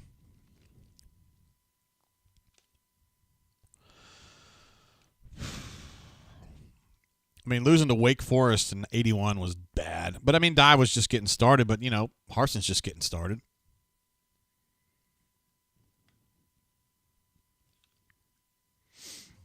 Just trying to think of anything else that really hits me. I mean, it came mighty close in 92, beating Southwest Louisiana 25-24. But that was not a loss. It was not a loss.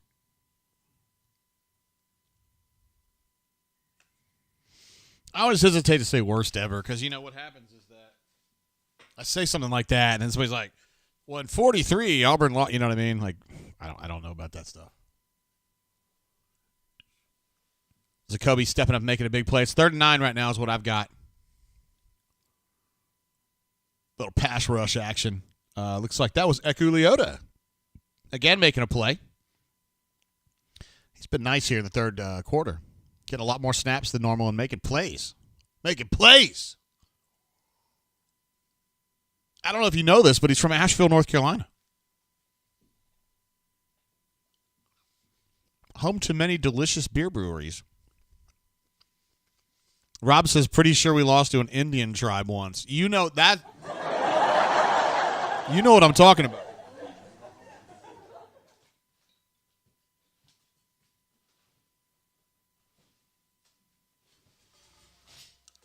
I was reaching for JG's big book of secrets right here. Uh-oh.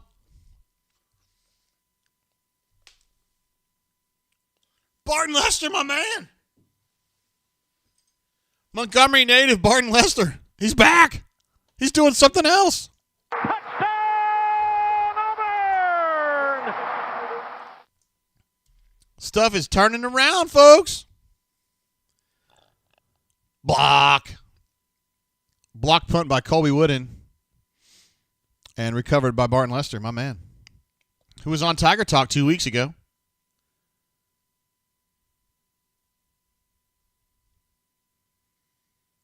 Man, what a turn. That was huge, man. We were just talking earlier about how they just haven't created the turnovers.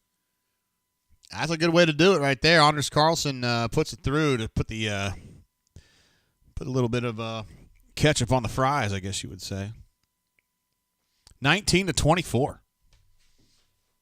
Grinding it out. Solo Tiger says, yeah, I think the Swanee loss was the worst. Yeah, exactly. That's what I was talking about. Dwayne Phillips says, damn shame our first TD comes from special teams. And it's not even the first quarter. It's the third quarter. We're halfway through the third quarter. Yeah, I got JG's book of secrets here, which is all the games they've ever played in this tome right here. But I'm not going to go through all of these. But they did beat Appalachian State. I mentioned that earlier, 22-15 in 99. They had to have a late touchdown from T-Rob on that. Some of these games just get away from me a little bit. In 2012, dude, I know you guys don't care. I mean, because it's not Georgia State, but the loss to Texas A&M, I went in the hospital after that shit. 63-21 at home. That was when they had Manziel. They could have scored 100. I literally went in the hospital for 3 days after that shit. They lost to Georgia 38-0 at home. They lost to Alabama 49-0 at home. I mean, good golly, Miss Molly. Yeah, this is. We're not even going to talk about that right now, okay? We're not even going to talk about it. Let me make sure that those Tank numbers are right for you, David. Tank currently has, 13 for 38. That's correct. Man, I can't believe what is happening right now. Okay, I know I missed a super chat. S. Sim, my man. There he is. Special teams, other than the one holding penalty, A+. You're thinking positive, and I like that about you. You're looking at the bright side. That's what I'm talking about right there. Yeah, on Monday, I won't make it on Monday because I got someone calls on Monday. Risk, no reward, my man, coming through. He was huge. Man, yeah, I know this is not your first super chat of the year, and I appreciate you, bro. He says 1996 fourth quarter lose to UGA. Was that like the 4 or 5 overtime game? Let me look it up. 4 overtimes. Lost that 56-49. I mean, shit. It's Georgia, though, you know? Georgia was not ranked coming into that game, but nonetheless. Damn near lost to Army in the Weed Whacker Bowl that year. Yikes.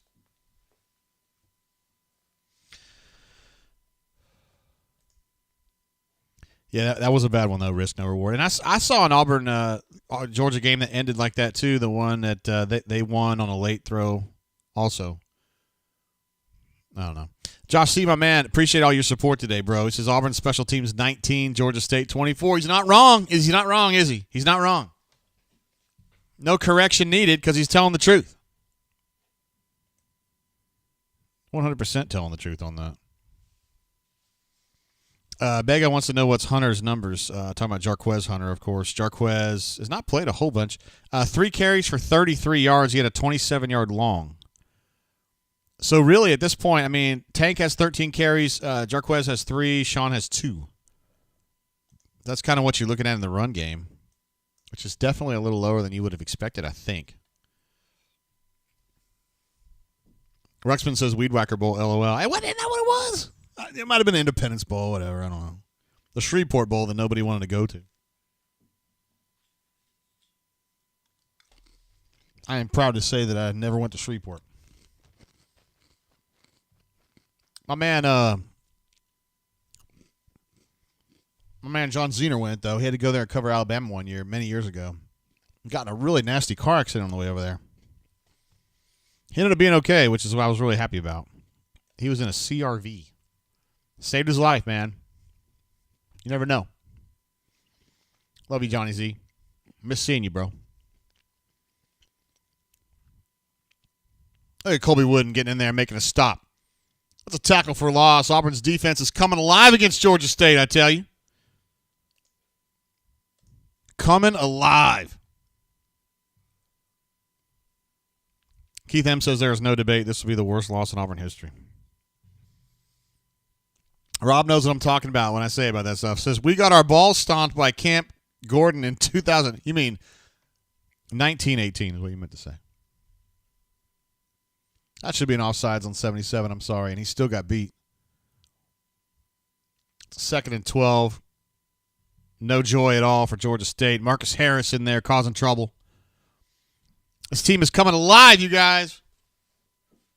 Georgia State is going to know what to do with this tide of pressure and pain that's coming their way. They're doing a great job of coming back against Georgia State. This could be a great comeback win against Georgia State. 3rd and 12. Quarterback's going to draw it. He's going to get hit very hard by Smoke Monday, who's coming down into the box, which is what Smoke does best. That is going to be another stop on third down, you folks. They're no longer 7 of 11, I'll have you know. They are now 7 of 13, and that percentage is going down. It's going to be below 50 pretty soon, guys. No cap. Georgia State's rushing is now 38 for 245. See, you went backwards. Backwards, I tell you. You're not even going to get to 300 yards today, you turds. Little punt action, a little wobbly. Oh, my goodness gracious. I think he got it back, but my God, that was scary. Javarius fumbled the punt, and then he fumbled it again. But I think the third time he came in contact with it, he was able to secure it. Cam Riley down there providing some support. Barton Lester as well. Wesley Steiner as well. The indefatigable Wesley Steiner, I should add. Sean Jackson talking with his teammates. You know, I told you guys before the game to watch out for Tavares Dawson, and yeah, I don't think he's played. Javarius has been the number one choice at slot receiver today. Malcolm's played. Malcolm's an inside guy, I guess, but he could play some slot. It's been mostly Javarius, excuse me. All right, 1st and 10 from the -40. We got TJ Finley in the game now, guys. No shit. And Jarquez immediately runs for 8-9 yards. Could have had a little bit more. TJ in the game. TJ in the game. So we don't have to go to the 5th possession before they actually switch quarterbacks. It was only 4. Let's see what happens. He sure is a tall dude, isn't he? Hell, he's taller than Brandon Council. Taller than his lineman. Bo Nix looked like he was talking with Ronnie.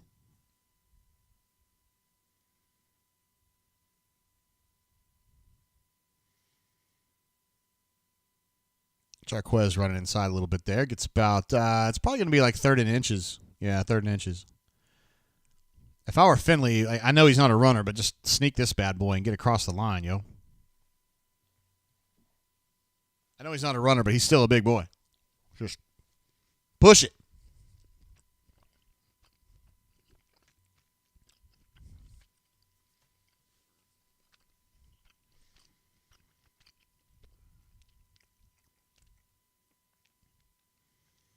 Got the first down. I'm telling you, they're into Georgia State territory.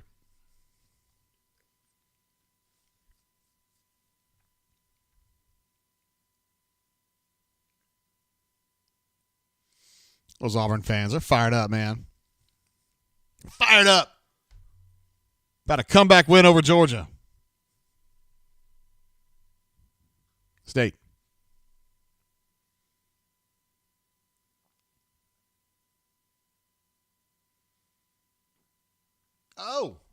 Oh, yeah, you can't do that, bro.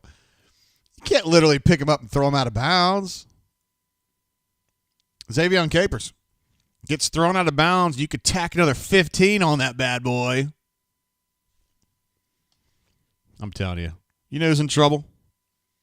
Georgia State. You know what I say to B. Brown? Sometimes may be good, sometimes may be shit. You got a bad attitude, B. Brown.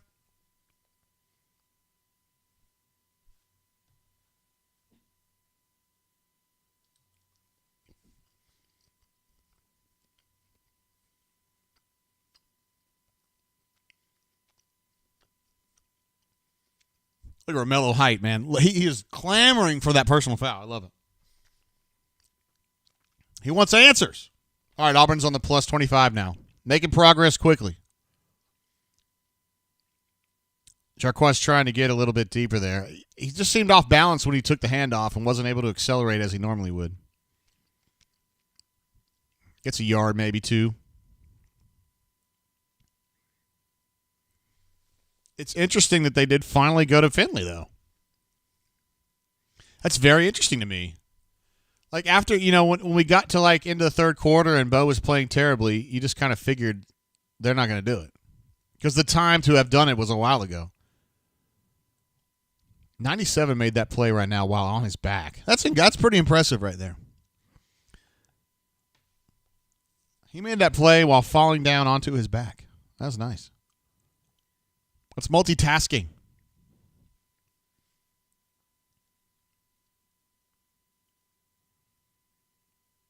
Third and 8, guys. This is where TJ Finley's got to kind of show, you know what I mean? These are the kinds of situations that Bo has not played well. Crystal says finish the drive. I agree. This is where you've got to finish the fucking drive. They haven't done it all day. You've got to make a play right here. And the quarter ended.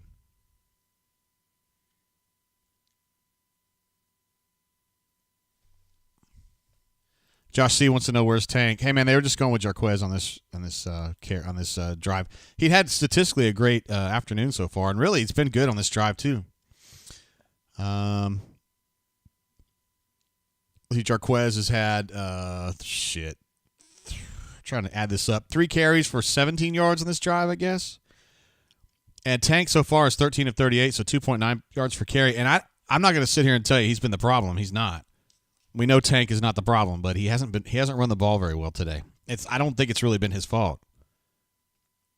Let me rephrase that, okay? Auburn hasn't run the ball very well with Tank today. I don't necessarily think it's Tank. Total yards, by the way, is 339 for Georgia State, 278 for Auburn. So Auburn's minus 50 on that front.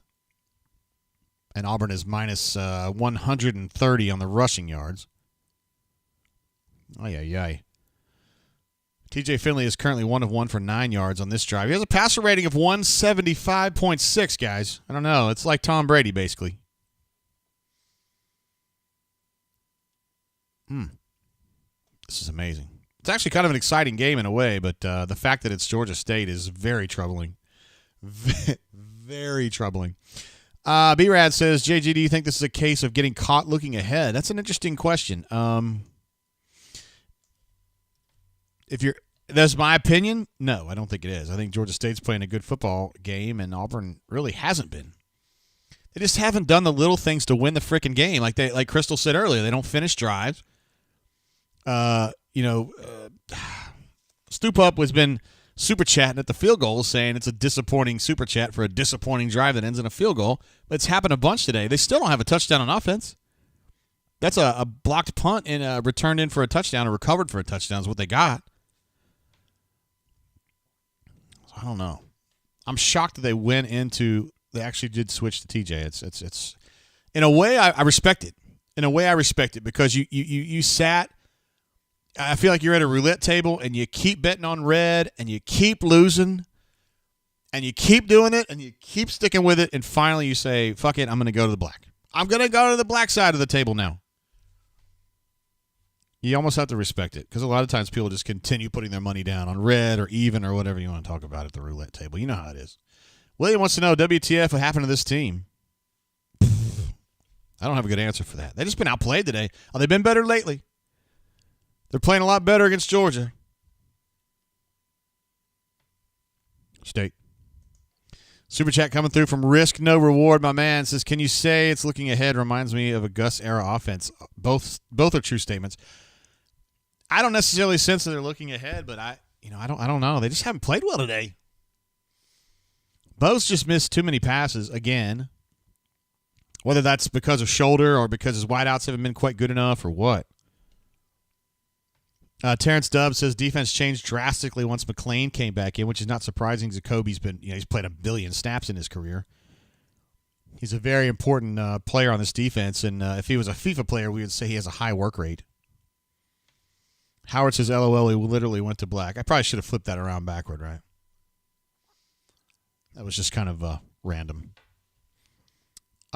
Josh Seed says, JJ, do you think Bo really hurt his shoulder last week? Yeah, I do. I really do. Did you see him in the Penn State game, dude? He kept kind of grabbing at it and kind of messing with it, I mean, I don't think it's like he's got a torn rotator cuff or anything like that, but I think it's just not 100%, All right, 3rd and 8. There's still a big play here.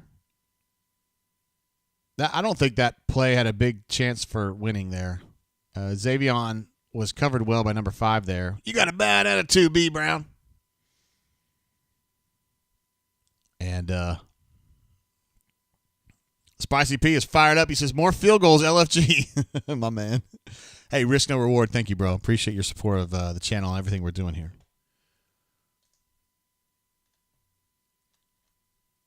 All right, another field goal. This one is from, 40-ish, something like that. Let's see if Honors has got another good one in him. Oh, no, he missed it. Just a bit. Look at that. Sean Elliott's fired up, isn't he? He says our field goal defense once again coming through. Needed that one, guys.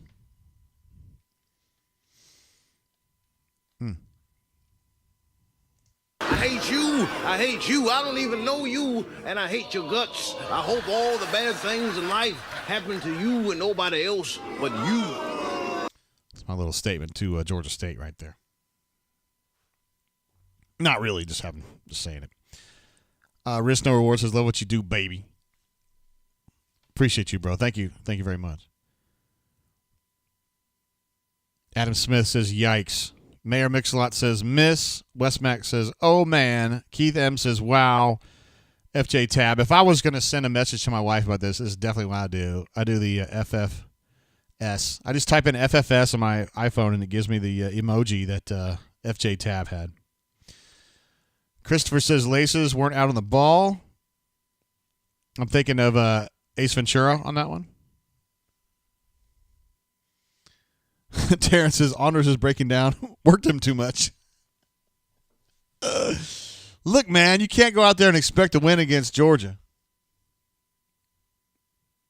State. Boy, they're number 6 who was coming across the formation there. He is a big boy, man. He's like J.J. Pegues.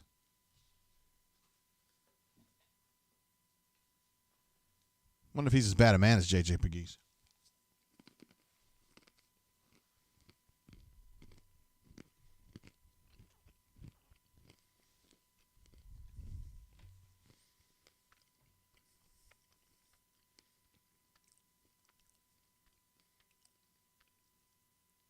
Great fit by Smoke Monday, maintaining outside leverage, getting a good lick and wrapping up. Just a textbook play from a safety coming forward. Man, that was great.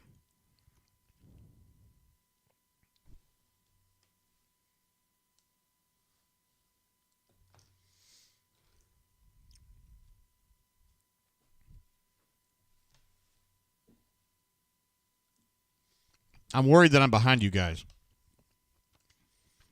Got a super chat coming through from Stu Pup, is an absolute legend.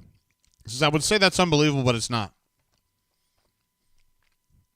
I was hoping he was still talking about the missed field goal, and he was, thank goodness, because I'm watching the game now, and Georgia State was forced to punt. Javarius fields it, and it looks like Auburn's going to take over at the minus 28, I think. 13:06 to go in the fourth quarter. Auburn is trailing Georgia State by a score of 24-19. Let's see. Daniel Pieces Zacchaeus was laying into Jalen.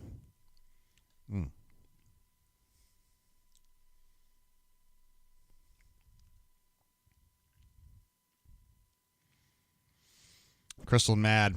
I mean, everybody is. She says, here we go again. We should be at least 30 points ahead, but no. Yeah, like a medium banana pudding milkshake. My man. Double A Battery says, Smoke will be a good linebacker if he gained weight, but his safety days is over beyond college. All right, so here's the thing on that. So Daniel Thomas, to me, had the same problem, right? Daniel Thomas is pretty good playing forward. Playing backward, not as good. In fact, he's poor. I feel like Smoke has become that player. So they have those traits together. Smoke is a bigger player.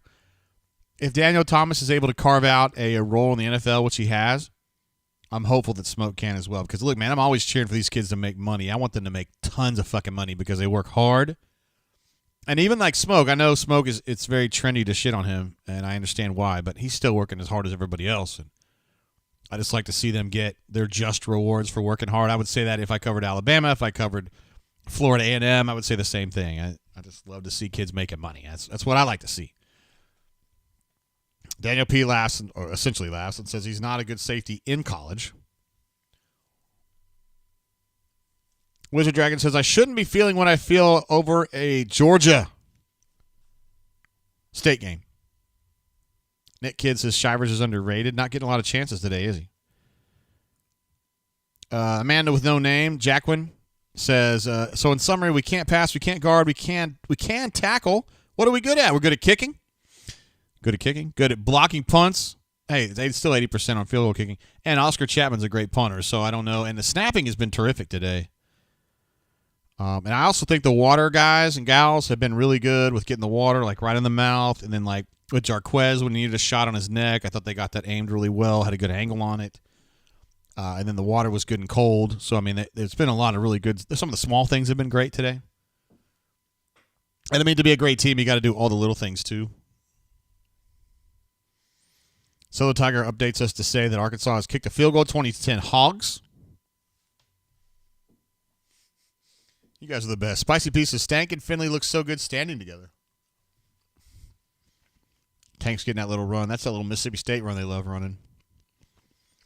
Fought his ass off to get 2 yards.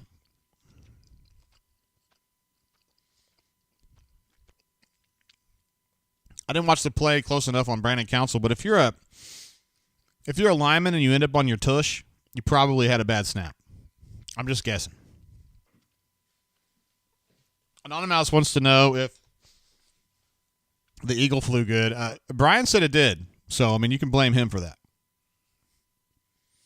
2nd and 8. Still plenty of time for this comeback, guys.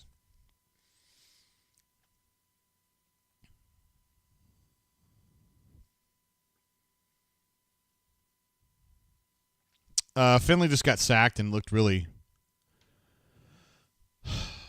out of sorts. A man with no name, my man Jacqueline, says, it's that attention to detail we pay for, JG. Thank you, sir. It's coming from a man with no name. I appreciate you, bro. I'm going to look up that guy's last name. Jacqueline Hagar. Hagar is the alias assumed by one of the faceless men of Bravos, a feared order of mysterious assassins with the ability to change their ... but it's their body or face, depending on it.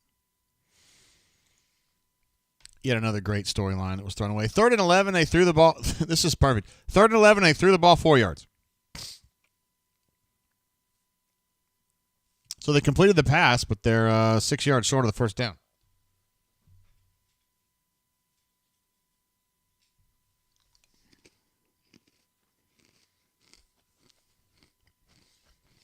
This is really bad, guys. Terrence, I hope you're listening.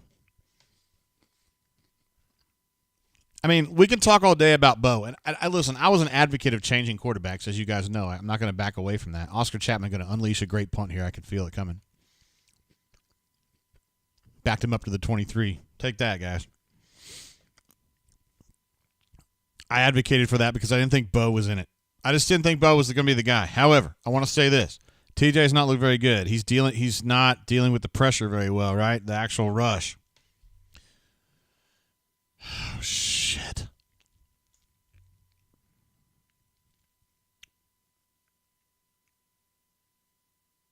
Risk no reward says it's hard to be an Auburn fan.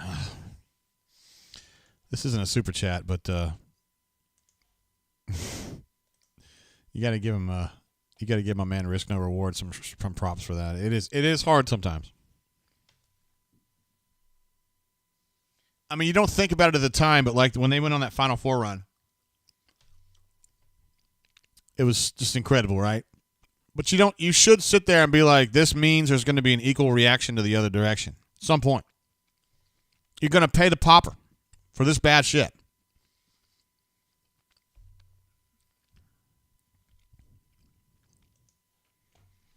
I'm skeptical right now. Stereotypical Auburn fan says, DD time, I mean, why the hell not? I'm going to give you the Josh C. says, look, guys, we're only losing by 5 to Georgia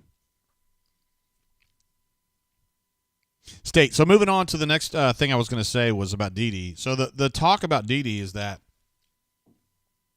I don't know if this is going to stoke the flames or not. I wasn't really aiming one way or another, but the reputation on him is that he's a poor practice player, but he's a great player like when the lights come on. Now, I don't know if it's going to change your opinion about what needs to happen here. But he doesn't practice well at this point. Now, he's a true freshman. You wouldn't necessarily expect him to be the greatest practice player alive. But I think in the situations where he's been given an opportunity to play, like in scrimmage situations and whatnot, where it's kind of wide open, he's been good. So I don't know that I would put him in this situation. I just feel like you have a chance of like tainting him for life. Well, not for life, but you know what I mean. If he's not ready and you make the judgment that he's not ready for this opportunity and he goes out there and screws this up, like he could be messed up forever. But, I mean, like 30 minutes ago, we're clamoring for TJ, as was I. We can't now clamor for the third string guy, right? Or can we? They're still only down 5 to Georgia State. So they're moving on to the next drive here.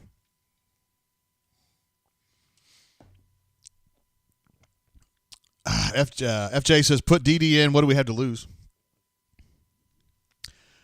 There is an argument for that. I mean, I feel kind of weird for, having pushed for TJ, and he's been bad. This rush is really getting to him. And come on, it's Georgia State. It's not that bad. BJ Barton makes a reference to Allen Iverson practice. Guess what, man? I got something for you right here. This is for DD. We're not even talking about the game, the actual game, when it matters. We're talking about practice. Got another one for you, too. If I come in here and look swole and big and strong and tough, y'all gonna give me that award, right? Saying I always got Iverson sound clips. I love me some Allen Iverson. All-time favorites.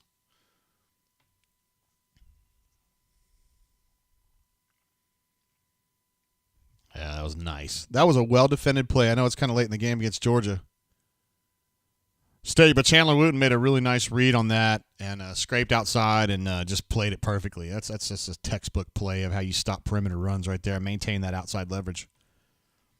It's good shit. It's good football.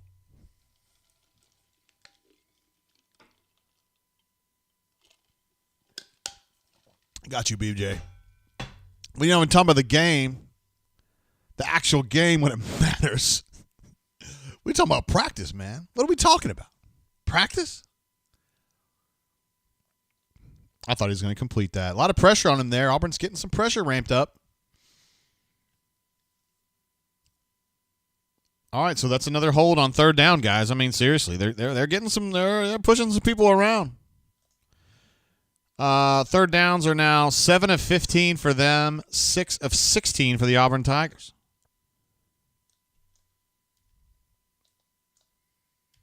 Did I say 7 of 15 for them? I think I did.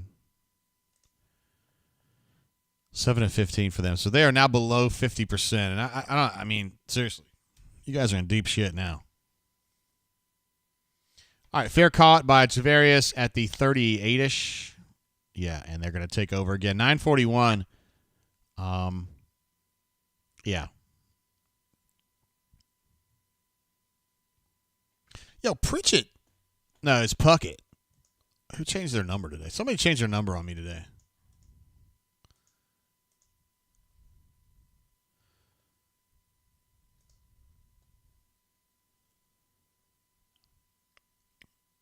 It's Puckett. Puckett had worn 11 before, and he's wearing 10 today, and it's really messing me up. Yeah. I know, I looked it up. I looked it up on the auburnsports.com website because the roster is on the website, yo. I built rosters. Oh, shit, my bad. Through Quark Express, so you guys can download those if you ever need them. They're there for you. They're pretty sweet, too, if you don't mind me saying. All right, first throw of this drive was a long donger for Shed Jackson, and it was overthrown a little bit. So it kind of feels like old times, huh? Spicy P says, yep, Finley stinks too. David P says, BRB, Auburn fam, I need to go pet my dog. That helps me sometimes. I sure hope it don't, though. Puckett, Solo Tiger says Puckett is 10. Normally Puckett wears 11, but you're right, he's 10 today. All right, there's a straightforward run. Right through that 2 gap. And he got probably 7-8 yards on it. It's a good run. Good strong running from a man who's a good strong runner. Had a difficult day, but I can't blame him too much. I don't think this is on him. 3rd and 5 is what we're looking at here. Clock's ticking at 9 minutes to go, so they definitely, got this full drive. They've got one more after this, but I'm telling you, it's time to start stepping up. I know we could have said that a long time ago. Raider Davos, his offensive line sucks. It's not just the pass. We can't run either. We can't block anyone. Oh, that was a nice little play. Nice little play to get the first down. Pass from TJ to Javaris Johnson. My man Raider Davo, bro. We got a big game tomorrow. Got the Dolphins in town at Allegiant and no Tula. So I'm tasting a 3-0 for sure. Love the Raiders. I've been a Raiders fan for like 5 months now, and it feels like for my entire life. But I love the Raiders now. Watch every game, every minute. I mean, that Tank just comes out of there like it's a oh, no. Come on, Brandon. Get up, bud. Well, Tank kind of ran into Brandon's backside there right on the knee. I hope he's okay. He looks like he's okay. He's okay. Probably more scared than he was anything else. Tank really has some great acceleration, though, honestly. You don't necessarily notice it in this game because he's been cooped up so much. But all right, 2nd and 6. Let's see. Solo Tiger says NC State is about to try a 38-yard field goal to beat Clemson. Let us know how that goes, bro. All right, Bo would not have made that throw. I mean, Bo would not have even attempted that throw, and it was not completed. From the angle that we saw on TV, it seemed like Xavion had a chance to kind of like maybe bend his run and get into the path of that throw. Like, it didn't seem like it was just irreparably fucked up. I still feel like that way looking at it from the end zone camera. I felt like that's catchable. You got to bend your run a little bit. No. I know it wasn't a beautifully thrown pass. 3rd and 6.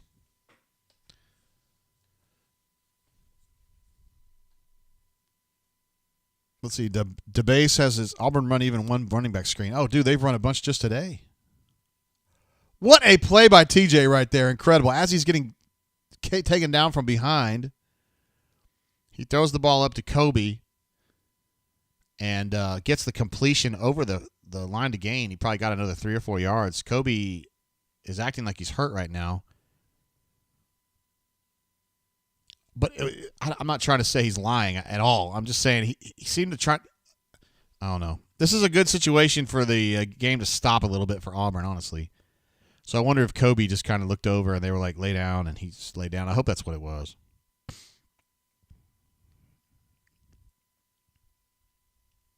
I really hope that's what it was. Because it wasn't a huge hit, You see him looking over at the sideline, and then he kind of laid down after that. But that, it doesn't necessarily mean anything. TJ is ready to go, though. Let's see what happened on the field goal.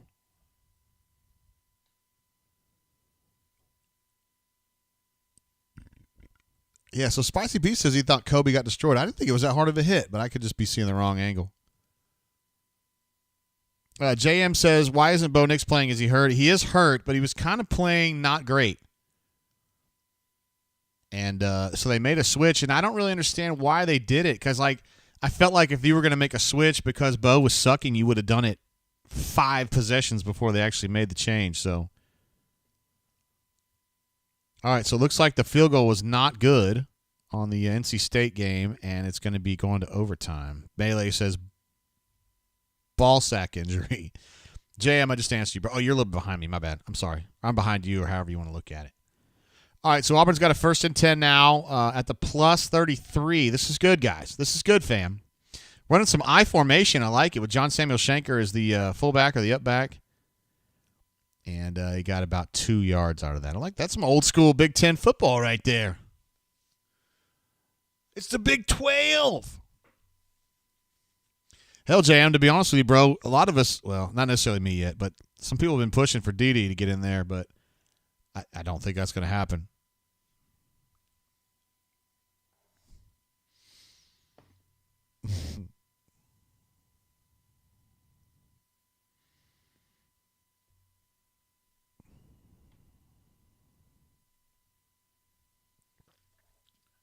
Uh-oh. This could be a turnover, fam. It is indeed a turnover.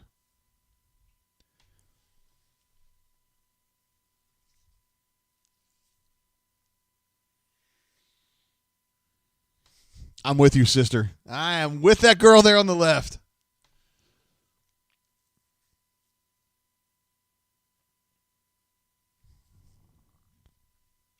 Hey, man, turnovers are an issue when you're playing Georgia. State, I can't really tell exactly what happened there. Let's see. Tank is just fighting for more yards, and they just got the ball out. It looked like Tank still had a chance to get it, but number 40 kind of slid in there and got it instead. That's tough, man. That is tough. So defense is back out there. 1st and 10 for Georgia State. That's a tough one right there. They're at minus 24. Auburn's got to really hold here. They need to get that ball back. Nice stop there. Let's see. That was Kaufman. Got the first lick on that one. It's going to be 2nd and long. Ravine says, can anything else go wrong? Don't you say that. I don't see anybody get hurt.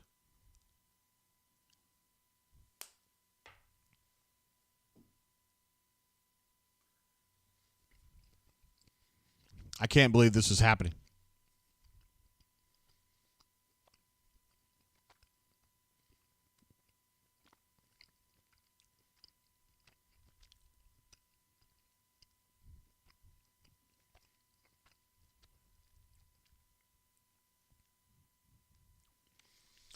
Stoop up, my man, jumping in with a super chat. Appreciate you, brother. This is total system failure today. Yeah, it's not one area. Fundamentally, that's two people. Smoke Monday has got to choose between two people on that. Tailback, quarterback. He's got an assignment. Obviously, he was following the tailback. I don't think that's on him. I think there's just not enough people out there. Look how wide this formation is. I love this. 1st and 10. It's smart. Auburn hasn't really adjusted a whole lot to it, though. I mean, the defense is still where it is for the run game. They were trying to set up a run there. TD Mulchi with a nice play. Normally, you can hang your hat on the fact that Auburn's a really good, run defense team, but they've been gashed today too. They're currently at 46 carries for 271. I mean, come on now.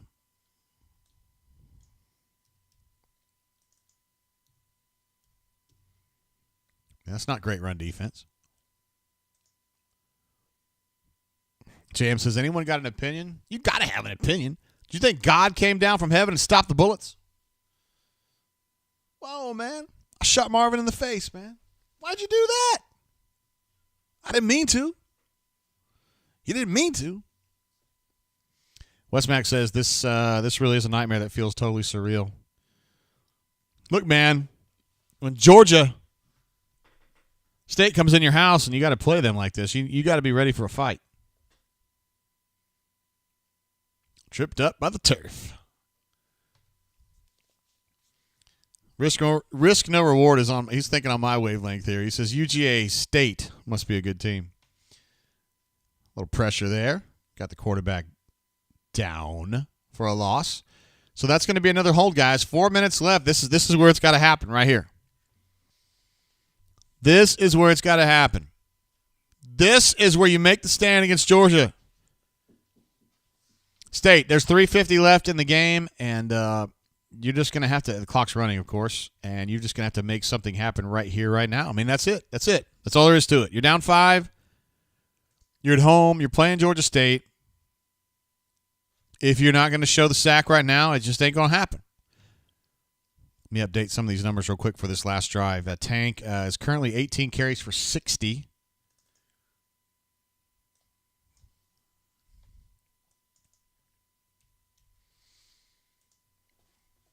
And Bo, of course, is out of the game. TJ right now is 4 of 7 for 33. And the messed up thing there is that he and Bo Nix have the exact same quarterback rating at 96.7 right now. It's crazy. 6 of one, half dozen of the other.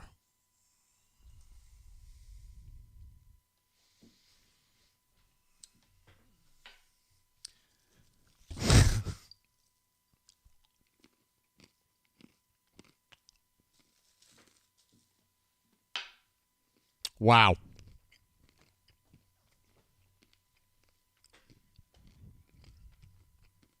That was a hell of a punt. I agree with you.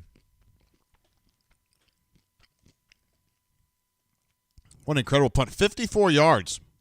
Now Auburn's last possession of this game, presumably, is going to start at its own 2. I want my $2.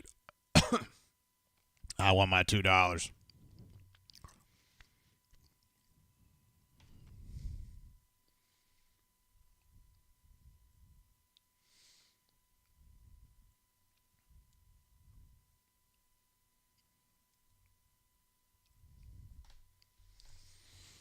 Let's see. Here we go. Crystal's with me. OMGJ. Arkansas going to win 20-10 with 1:58 to go. What I'm talking about. That's good news right there. We've been thinking all this time that Jimbo's team wasn't very good. Now, listen, I'm not throwing any stones because I'm covering a team right now that's, got about a 10% chance of beating Georgia State at home. But did you see Jim Fife right there? Oh, they're doing a show on all the voices of the Tigers, aren't they? I saw that game too, the fucker. Chris Doering beating Kentucky that one year. I think it was 94-ish. More than a voice. I love that idea, man. I've had the chance to know some really great voices through the years. Tom Leach at Kentucky. Met Cayward Ledford a couple times, although he was old and about to go, get out of the business when I met him. And then, obviously, Jim Fife here at Auburn. Rod here at Auburn. And Andy Burcham, who's terrific as well. Just, S. Period. He's not into the whole brevity thing. He actually is into the whole brevity thing. He says, embarrassment is a hell of a motivator. I believe you said that early in the show, 3 hours ago, in reference to the Penn State game. You were hoping that was going to be enough to spur them on to greatness today, but it hadn't happened yet. My man Cleve, look at this guy. Cleve is in the house. He says, hello, Big JGT, enjoying the play-by-play. Sad playing today. Was thinking Auburn would win 7 games, but not looking good. War Eagle. Man, we love Cleve. Cleve is one of our all-time favorite bunker posters. Although he didn't post a lot. One of our great brain drainers as well out of the middle Georgia area. He's over there in enemy territory, but he loves him some Auburn. And, yeah. I hope that it goes okay in 2 weeks, brother. Or 3 weeks, whatever. Okay. All right, 1st and 10 at the 2. They're going to give it to Jarquez. Oh, he's going to get them off the goal line and more. 2 little ISO play there out wide and got out to about the 20. That's big right there. SSim008. What a stud. This is it. Thanks, JG. You've kept me from breaking things. It's all Zen and Jaquez thighs. He's got some big ones. They're solid. All right, we're at the 20. 3 minutes to go. They give the ball to Jarquez again, and, yeah. Linebacker filled that really nicely, number 28. They've been pretty good at that all day. It's been tough getting them through those A and B gaps. You see that 6 penalties, 65 yards on the ESPN telecast. Hell, they had 5 at halftime. Might have had 6. They've been better. The lost fumble actually is a killer. What was that throw? The fuck was that? Did you see the chicken arm shit? What was that? What was that? Was he having to avoid somebody? Or was he just throwing the ball like that?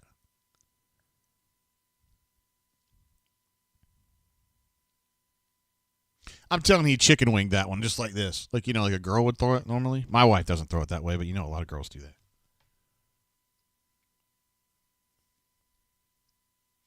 All right, 2-by-1 set with 2 tight ends. No, I take it back, 1 tight end. And then I can't know if that's Shivers or Jarquez back there. Shivers. Well, that wasn't a chicken wing throw. It was a nice throw right there. That could be a personal foul right there. They're not going to call that. 50-50. I could not tell who caught that ball. Was it Jarquez? I don't think it was. Moving, fam. Moving down the field. Flying down the field, as some would say. A. Robinson says, give Dede a chance and fire Bobo. Give Didi a chance. All right, we got doubles with one tailback. I don't know if it's like a weird throwing motion. Elijah Canyon with the catch, by the way. If he has a weird throwing motion or if he's just so fucking tall, like it just looks like he's throwing downhill all the time. Doesn't he have a weird motion? It just seems like he's kind of, I don't know what it is. He's probably just really tall, I guess. David P says, Auburn fam, okay, I pet my dog. Did it help? Not sure that it did. Anonymous thinks it may have. Sorry, that was a little loud. My bad. Some dude says, I see a big bottle of Jose Cuervo on the counter. It may be empty before long, I predict. 1 minute, 55 seconds left to go. All right. Finley. Oh, look at Finley with a little body feint. I love it, man. Attaboy. He's over the 50. He's down to about the 42. It was a nice run by Finley. Kind of he lumbers a little bit, but had the body feint, threw a guy off. Was able to tack on another 6 or 7 yards because of that. 1st and 10 at plus 42 now.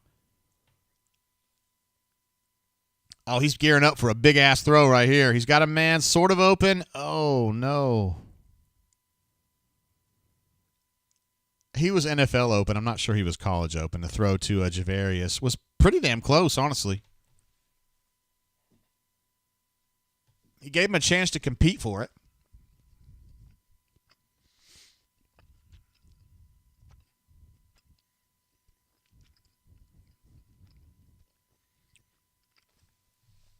I would have taken a hell of a catch. I would have been a hell of a catch. It would have taken a whale of an effort to pull that one in, but I give Finley credit. He gave him a chance on that one. That's a better throw than Bo would have made, I think. God bless. He has a hand out there. He does not hold that ball very securely, does he? That's a first down throw to Elijah Canyon. That's a good rollout, not designed. A good scramble by TJ to get out there and then find him. But he carries that ball way out here.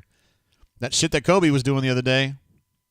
Great catch. My God, I didn't realize how good of a catch that was.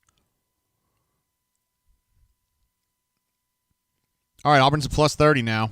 1:19 to go. They're in doubles formation with one tailback. I think that's Jarquez. Did he pull that in? That was a throw to John Samuel on the seam, and I think he caught that.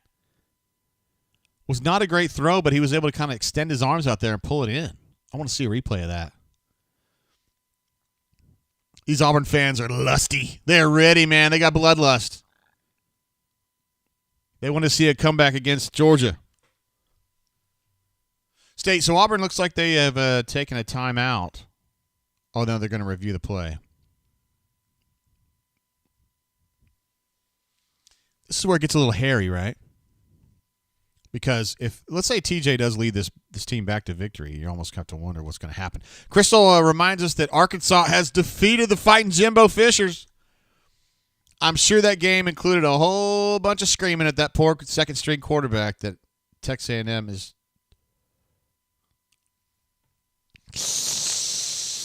I don't know if that's a catch or not, guys. It was ruled a catch on the field, so that's a plus.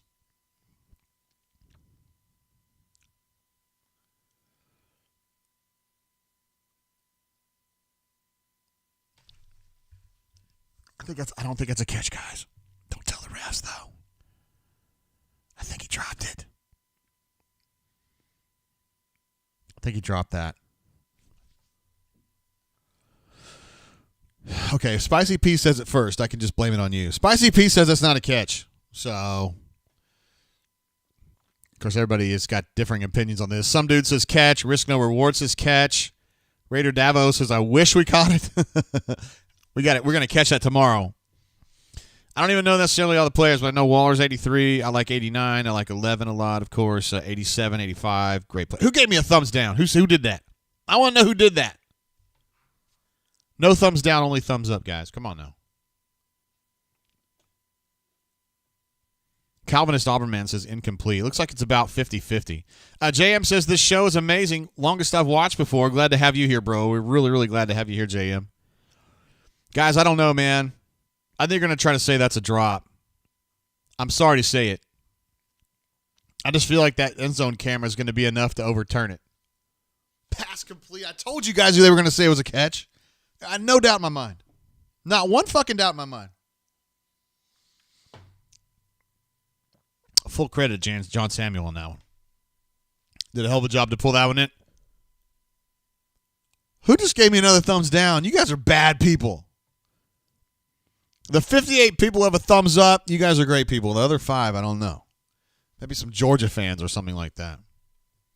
JM says, great, let's see, great community here. Y'all come check out Oxford Exxon. You know I'm over there sometimes, bro. I jump in when I can. All right, here we go, guys. 1:13 to go. Auburn has got a firstie on, the 13 or 12, somewhere in that range. I'm just eyeballing it here.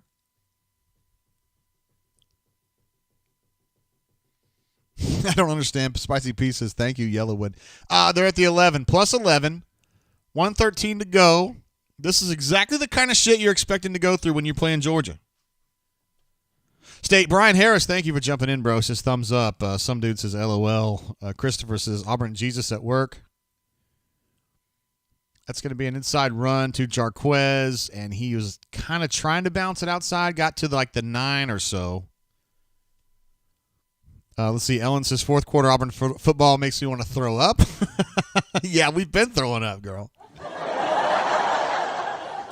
Somebody took back their thumbs down, and then somebody else gave it a thumbs down. You guys are terrible, seriously. Yeah, I'm talking about. William says, do we let Tank redeem himself? They haven't yet. Man, this is just this is tough, man. I can't believe we're here. We've been streaming for 3 hours and 42 minutes. And I still can't believe where we are right now. It's crazy. I did not think this was going to be like this. Goodness gracias. Let's see. Make sure I get some of these numbers right. Tank is currently 18 carries for 60 yards still because they took him out after the last fumble. And I want to make sure these third down numbers. This is really important shit right now. Georgia State. Who gave me thumbs down again? You guys are bad. 7 of 16 for them. 9 of 19 for the Auburn Tigers.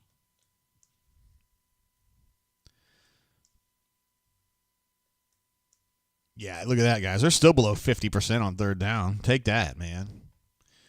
You got no chance to get out of this. Risk No Reward said, is Bo Nix hurt or benched? That's a great question. I actually think it's kind of both, but did he come back? I don't think he came back after the when he got hit real hard on that run outside. I don't think he came back. I don't think he did.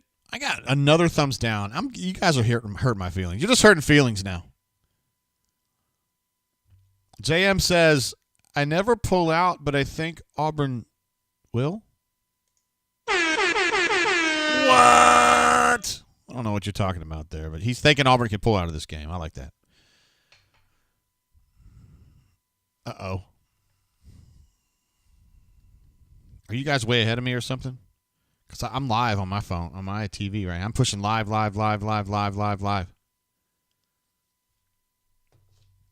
You guys know something I don't know? Oh, look, my friend Avery's in the house. Have y'all laughed at Texas A&M yet, or is it too soon? It is never too soon, Avery. We have definitely laughed. Crystal in the chat has definitely kept us up to date on that one. Because we hate us some Jimbo. He's a nerd. Ellen says, what bourbon you drinking tonight? I'm drinking this Early Times bottled and bond that I bought today at the ABC allocation. I think if you live in a civilized state, you probably don't have this in your allocation. But in my state, it is what it is. $25. It's delicious for $25. All right, I'm going to pour this bad boy. I'm going to get another little something in the glass here. All right, guys, we're still hanging on. 1 minute and 2 seconds to go. Auburn's at the, where are they at? The 9 now? Second and 8 from the 9? Something like that?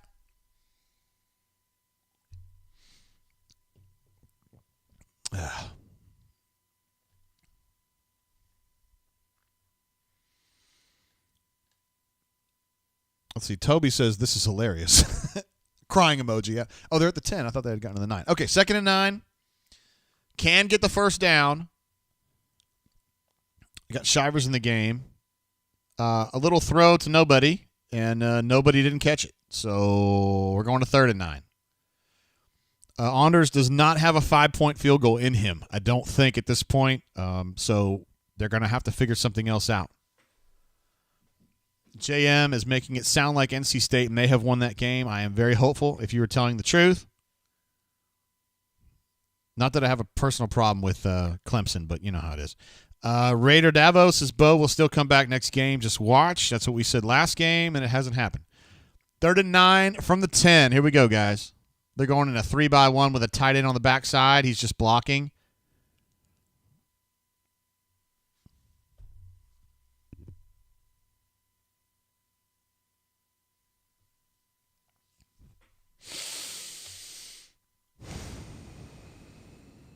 Sometimes it may be good, sometimes it may be shit. Well, I thought Finley gave him a chance to compete for the ball, but not quite enough. Maybe DK Metcalf could have gotten that one, but Kobe Hudson wasn't going to get it. I still think it's catchable, guys, but, whatever. All right, here it comes, 4th and 9 from the 10. Got to have something here. There's just not any room for error. And hanging in the balance would be one of the most embarrassing losses in Auburn history. Oh, God. Holy shit. Holy fucking shit.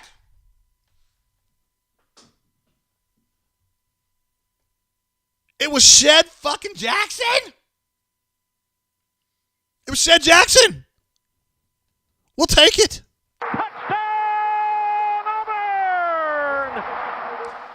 Oh, my God. Just when I thought TJ Finley was about to trip his way out of the ground and lose his fucking game, he finds Shed Jackson open, and they're going to go for 2 because there's every reason to do that. No reason not to. What's up, bro? Look how happy he is. My man right there. Uh-oh, Georgia State fans not happy. Came back to beat Georgia. State getting ready for their 2-point conversion here to put them up by 3. Wow, that's crazy. Some dude says he just had a code brown. I think a lot of us did, including that Georgia State fan right there. Ay. Young J Swag says, TJ, now look at this play, man. Oh, my God, that dude missed him. And and a quick throw, and Shed goes up and catches the ball. I can't believe it.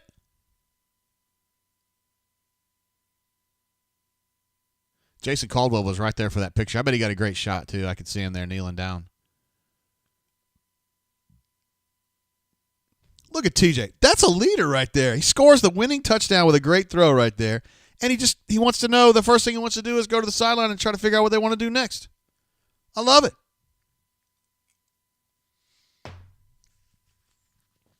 Shed Jackson. Dude, who had TJ Finley to Shed Jackson for the winning touchdown in the 4th quarter of this fucking game, huh? Who had it? Whoever had that gets the glass from tonight. That's Fat Crack's glass. This is the one right now. We're going to give this summit away tonight. The Brain Drain Swoogan. Number 5. It's got a game to remember. Certainly a game to remember.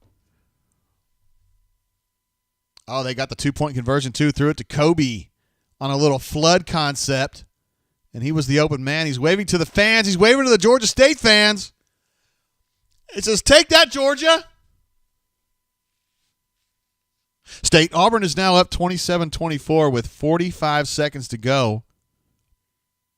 Wow. David Pless says, BRB going to go pet my pet again. My man. Everybody in this chat knew that this thing was absolutely going to happen. Everybody here did. I mean, obviously knew that. I mean, that wasn't even questionable. We did have a super chat there during the melee, the craziness that was going on with this big game-defining drive against Georgia. State, risk no reward, says Auburn always does this to us, no matter if it's Georgia State or Georgia. I don't make any difference between the two, honestly, and I don't think you should either. Fat Crack jumps in and has a great question now. This is probably the question of the night at this point.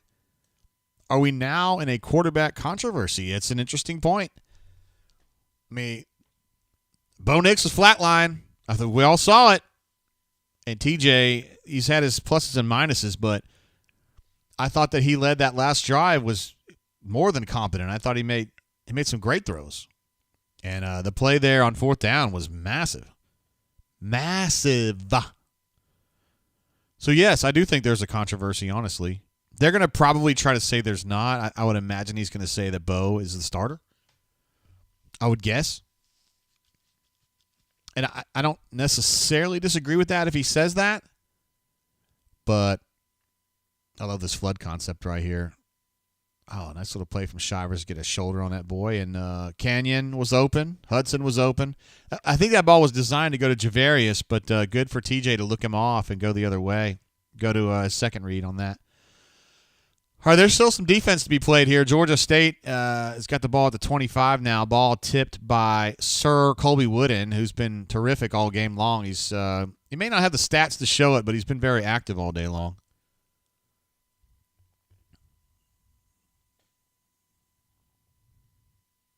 Williams says, come on, defense. Let's see. Tiger Man says, TJ was the only quarterback with touchdown scoring drives. He won in my book. Yeah, fair. It's fair. Spicy P says, Bogon, bro. Oh, shit. That's going to the house. It's going to the fucking house. It's going to the fucking house. That's it. Ball game. Spicy P says, ball game. Get some. Pick fucking 6. You're done, son?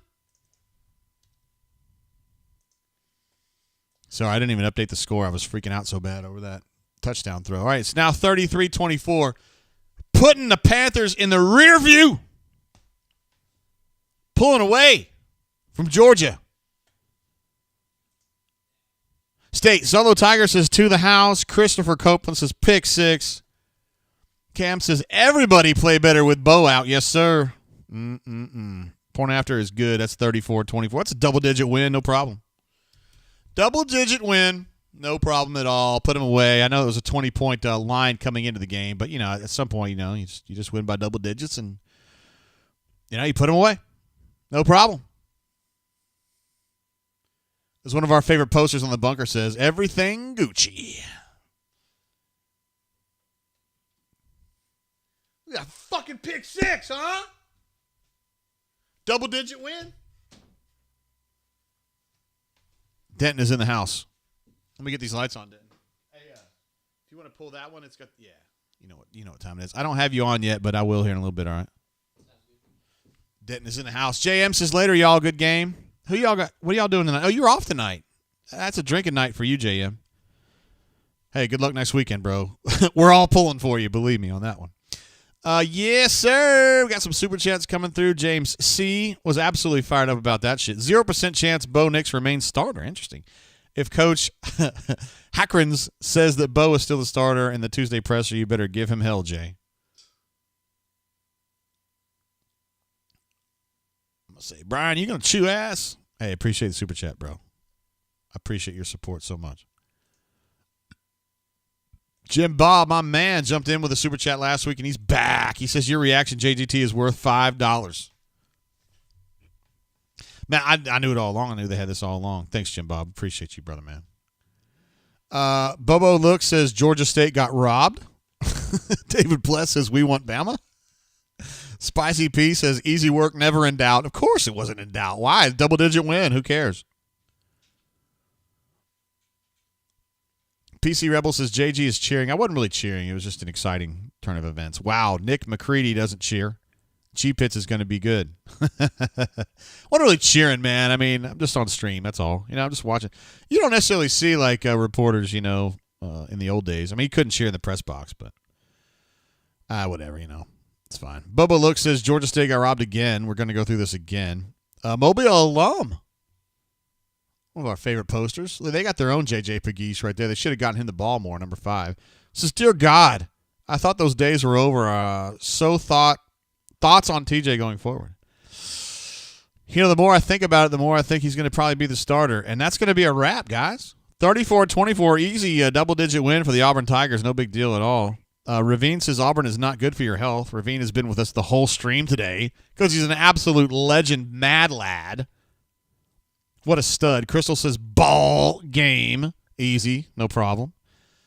Bobo looks as every Auburn fan on here knows the refs got paid off for that terrible call. All right, Bobo, we given you 3 chances, and you know what? That's a wrap, buddy. Game over for you. Go back and watch your Vanderbilt game again, bro.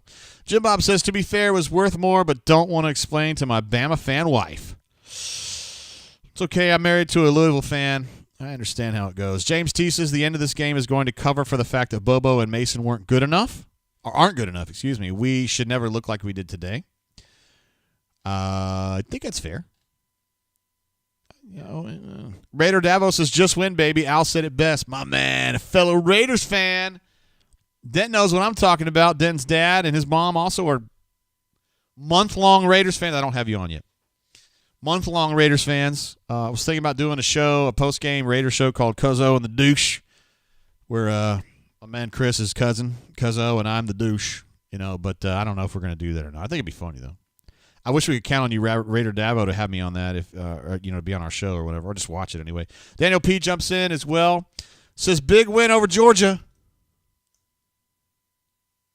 State. Moving on. What else we got? Michael N. says, ain't nothing worse than an Auburn hater. Yeah, we got rid of him. He got the shit knocked out of him on that. He got punched in the face. Not actually, but you know what I mean. Look how happy they are, man. Look at TJ Finley. Look how happy he is after that. He's praying with solemnity. Just happy, man. He's happy to be here, yo. Jordan W. says, stream saved my sanity. Thank JG, you the man. Thank you for being part of the stream, bro. It's a pleasure being here for show. Dwayne P. says, sorry, Bo fanboys. It's Finley time. War Eagles, he says. You're probably right on that, honestly. Life with Maine says, War Eagle. Woo, that's right. He's an Auburn fan, and he's happy to see the Auburn Tigers win. He's probably wondering why the hell it took so long. Look at the mullet on Barton Lester. Is that guy a stud or what, man? Jeez. Sam H. says, I don't think we benched Bo soon enough. I have to agree. I got to listen to this interview, man, because, hold on, Fat Crack. I need to see what Harsin says about the quarterback. He said Georgia State did a hell of a job. Found a way to win. We did make a play when we needed to.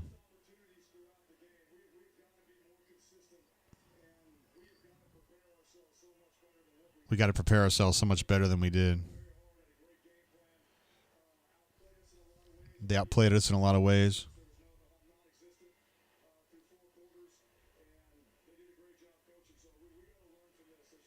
We've got to learn from this.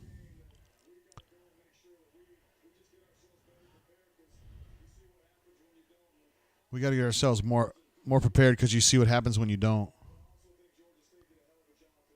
That's pretty damning coming from him. We talking about quarterback. Here we go. Atta girl. He said we just needed some momentum. It wasn't just him. We were just trying to find something, which I agree with. Bo did some things out of character, or Tank, I don't know.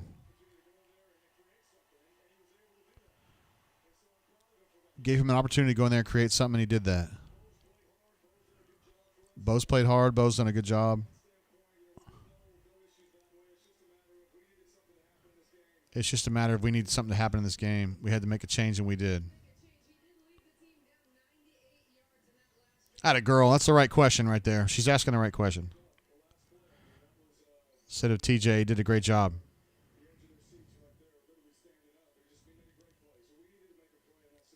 He's trying to avoid it. He doesn't want to tell you that he is or he isn't.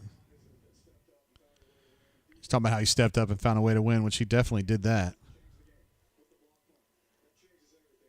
He did mention the block punt, which was huge. That's a huge, huge play we've overlooked.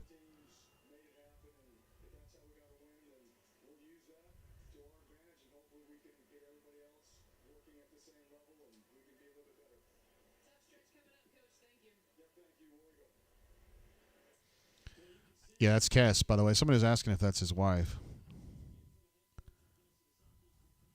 All right, so that's just an easy double-digit win, guys. I don't even know what you guys are talking about. Yeah, PC Rebel doesn't know that is his wife, by the way, blonde-haired girl, and yeah, she's very attractive. Let's see. Spicy P says that according to BDB that Kalen Newton blocked the punt. I don't remember. I thought we knew who blocked the punt, and it wasn't Kalen Newton, but I'm not sure. But anyway, So that's a 34-24 dub over Georgia State. Let's see. Somebody says, hi, AA. Is she on here? Did y'all see her?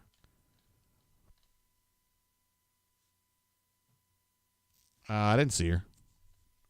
I don't know. She's with the girls in Atlanta, so I don't know if she's checking in or not. Trinity T says, can I reverse the feed?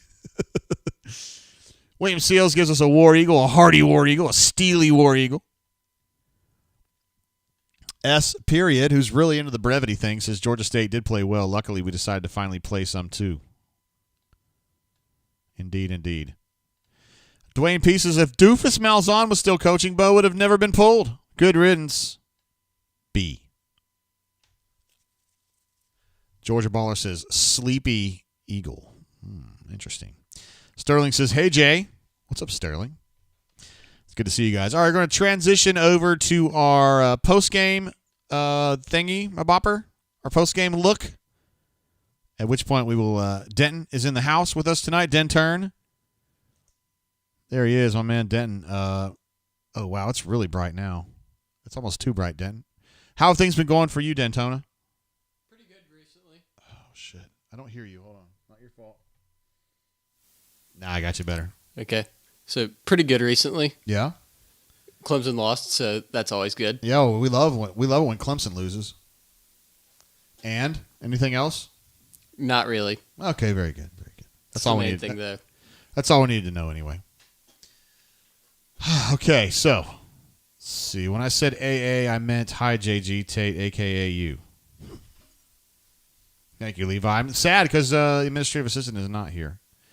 Josh C says, JG, going to cut to the press conference. I am not able to do that. Okay, so the Auburn Sports Network, not Auburn Sports Network, the Auburn Sports Network has total control of that, and so I'm not able to jump on that.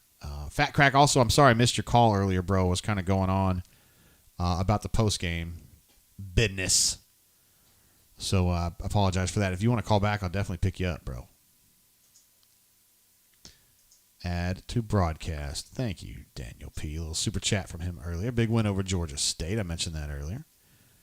Yes. Let's see. James C. says, update the schedule, Jay. We are now 3-1. That is absolutely correct. So I will take a moment here to do that. Den, I don't know if you have anything you'd like to add to anything that's gone on today at all, but you're welcome to speak your mind if you would like to at this point.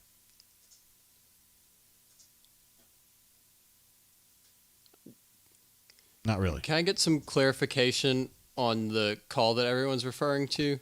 Was that the call that on that last drive that was ruled a catch and then reviewed? Yes. And they called it stands? They did. Call stands. Yeah. Absolutely. You got that one right, brother. If you want to know the honest truth, I don't think that was a catch, but it doesn't really matter what I think, does it? Nope. All about what the ref thinks. It's all about the Benjamins, baby. And I'm ghost like Swayze. All right, I'm trying to get the schedule thing set up, and I made one little mistake there. And I have corrected the mistake. So now we put this thing on. Yes. Got a super chat from Trent, my man. What's up, bro? Appreciate you jumping in. All right, there we go. I hope it was 34-24.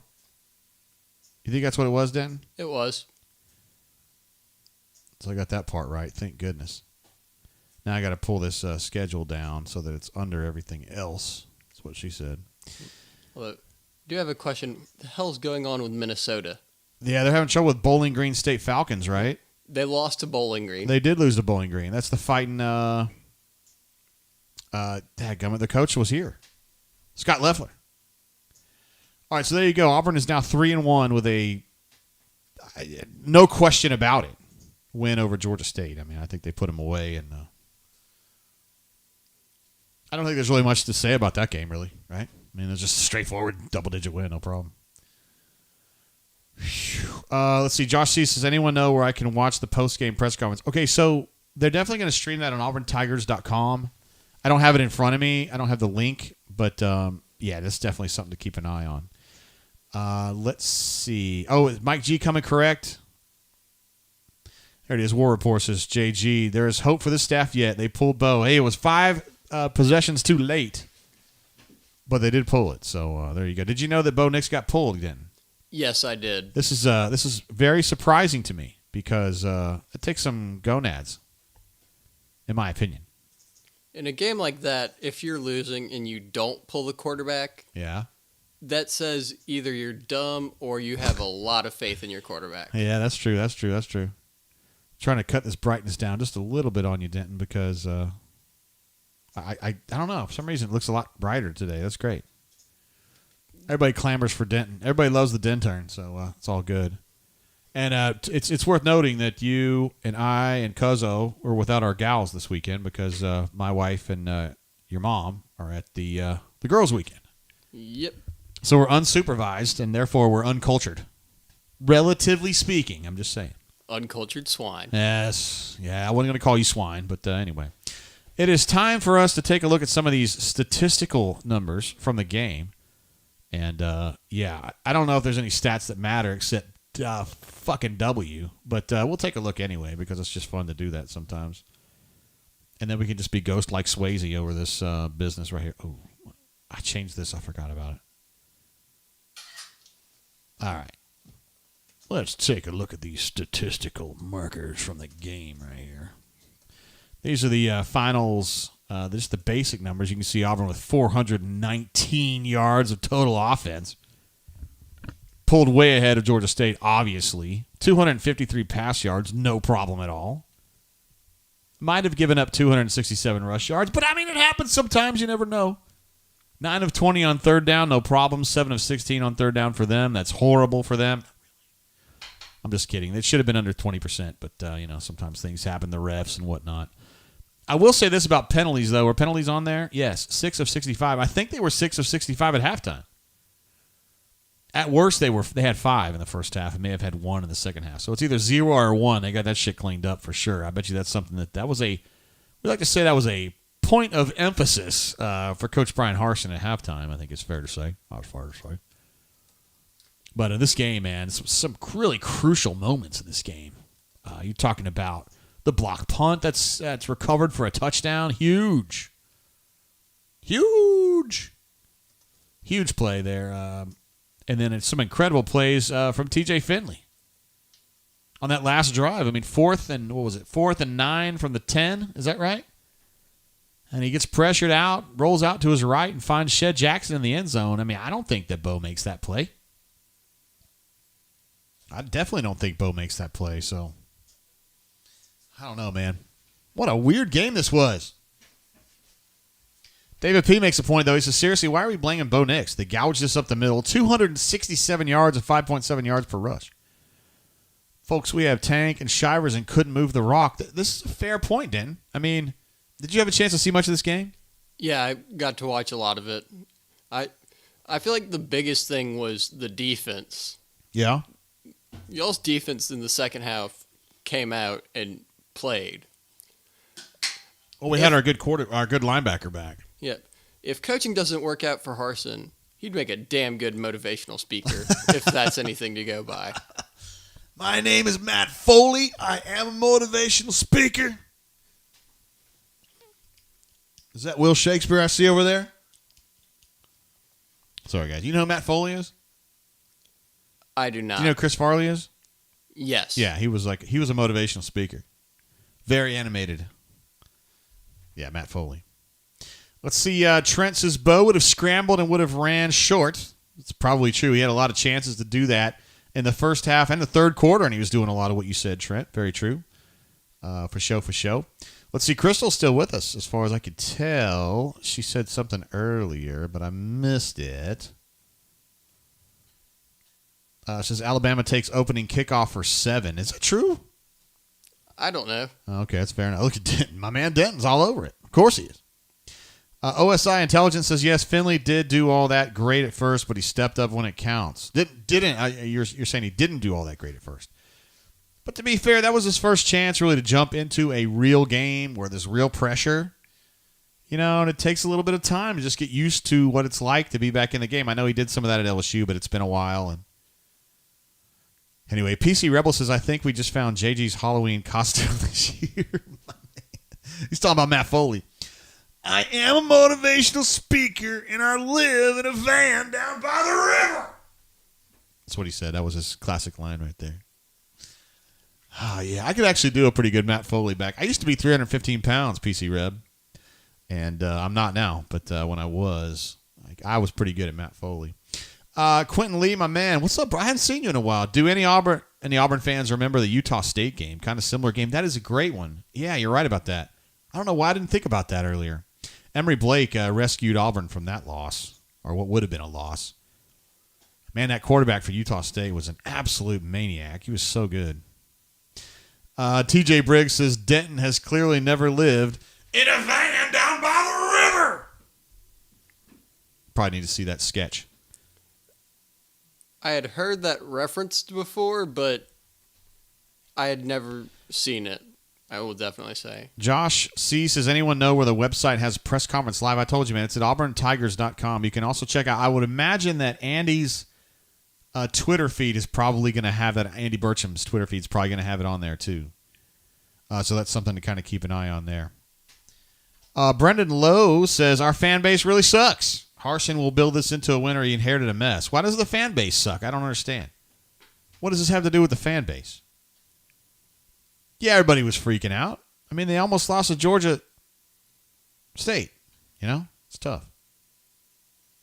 PC Rebel says, you're going to have a lot of time for doobie rolling when you're living in a van down by the river. My man. Let's see. What's up, Quan? This is Chucky Keaton. That's my man right there, Chucky Keaton for Utah State. He was so good, man. I swear he played football in college for like 8 years. And Crystal's still fired up about Texas A&M losing. I am too. I called that when I said Arkansas was going to win that game. Arkansas had a barrage. They got up like, was it 20-0? Want to say it was 17-3. Oh, whatever. And they just kind of coasted after that. Texas A&M can kiss my ass. Yeah. You like Texas A&M, Denton? As a matchup, no. Yes. Just say no. We'll move on. To play against, yes, 100%. Those guys are nerds. Dustin H. says TJ Finley played great. Him being mobile on all three of those big-time throws has me excited. Interesting.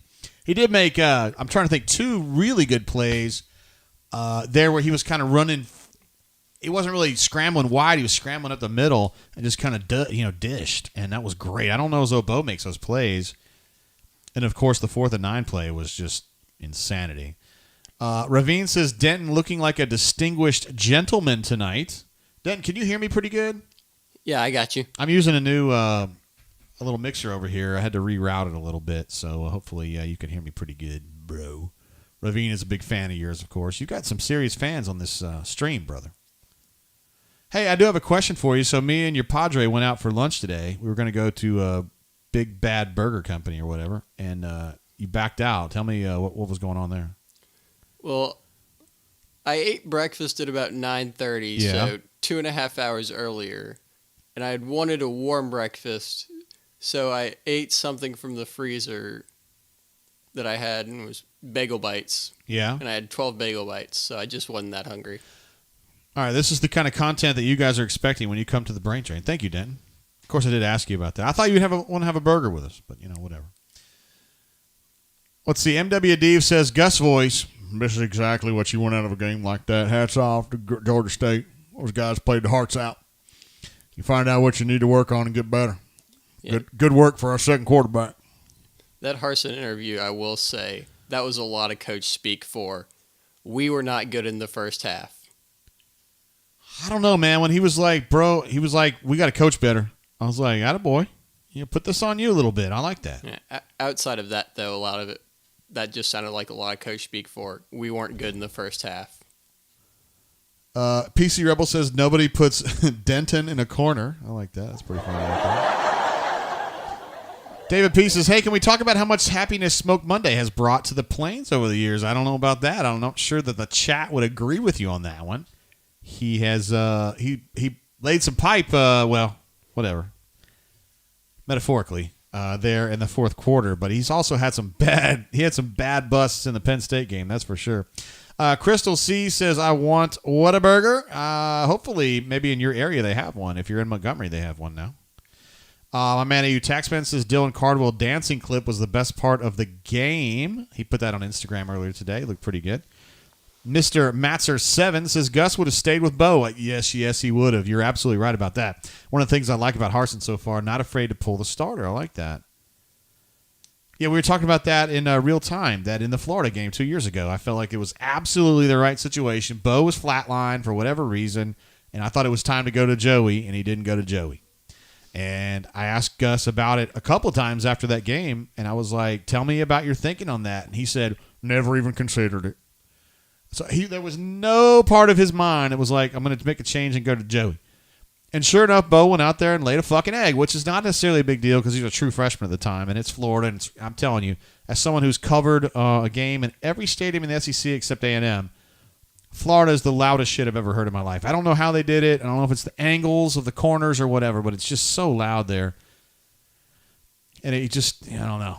He just wasn't up to it. But he was a true freshman at the time. But, today you don't really have that, you don't have that alibi.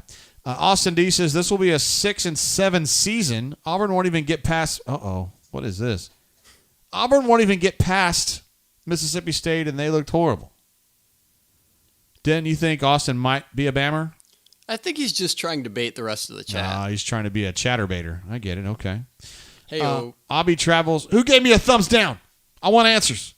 Abby Travels says, I never want to see Bo Nix start a game for Auburn ever again. I got something for that right now. Sometimes maybe good, sometimes maybe shit. Crystal C says they have one in Opelika at Tigertown, not here in Phoenix City. Down there at our friends that live in Phoenix City, Alabama / Columbus, Georgia. Good folks down that way. Let's see. Dustin H. says those wide receivers seem to play with more urgency and seem to want the ball thrown their way more when TJ was in at quarterback. I noticed that myself. It did seem like I thought Harsin addressed that in the postgame. He was like, it wasn't necessarily that we were mad at Bo. It was just we needed a change.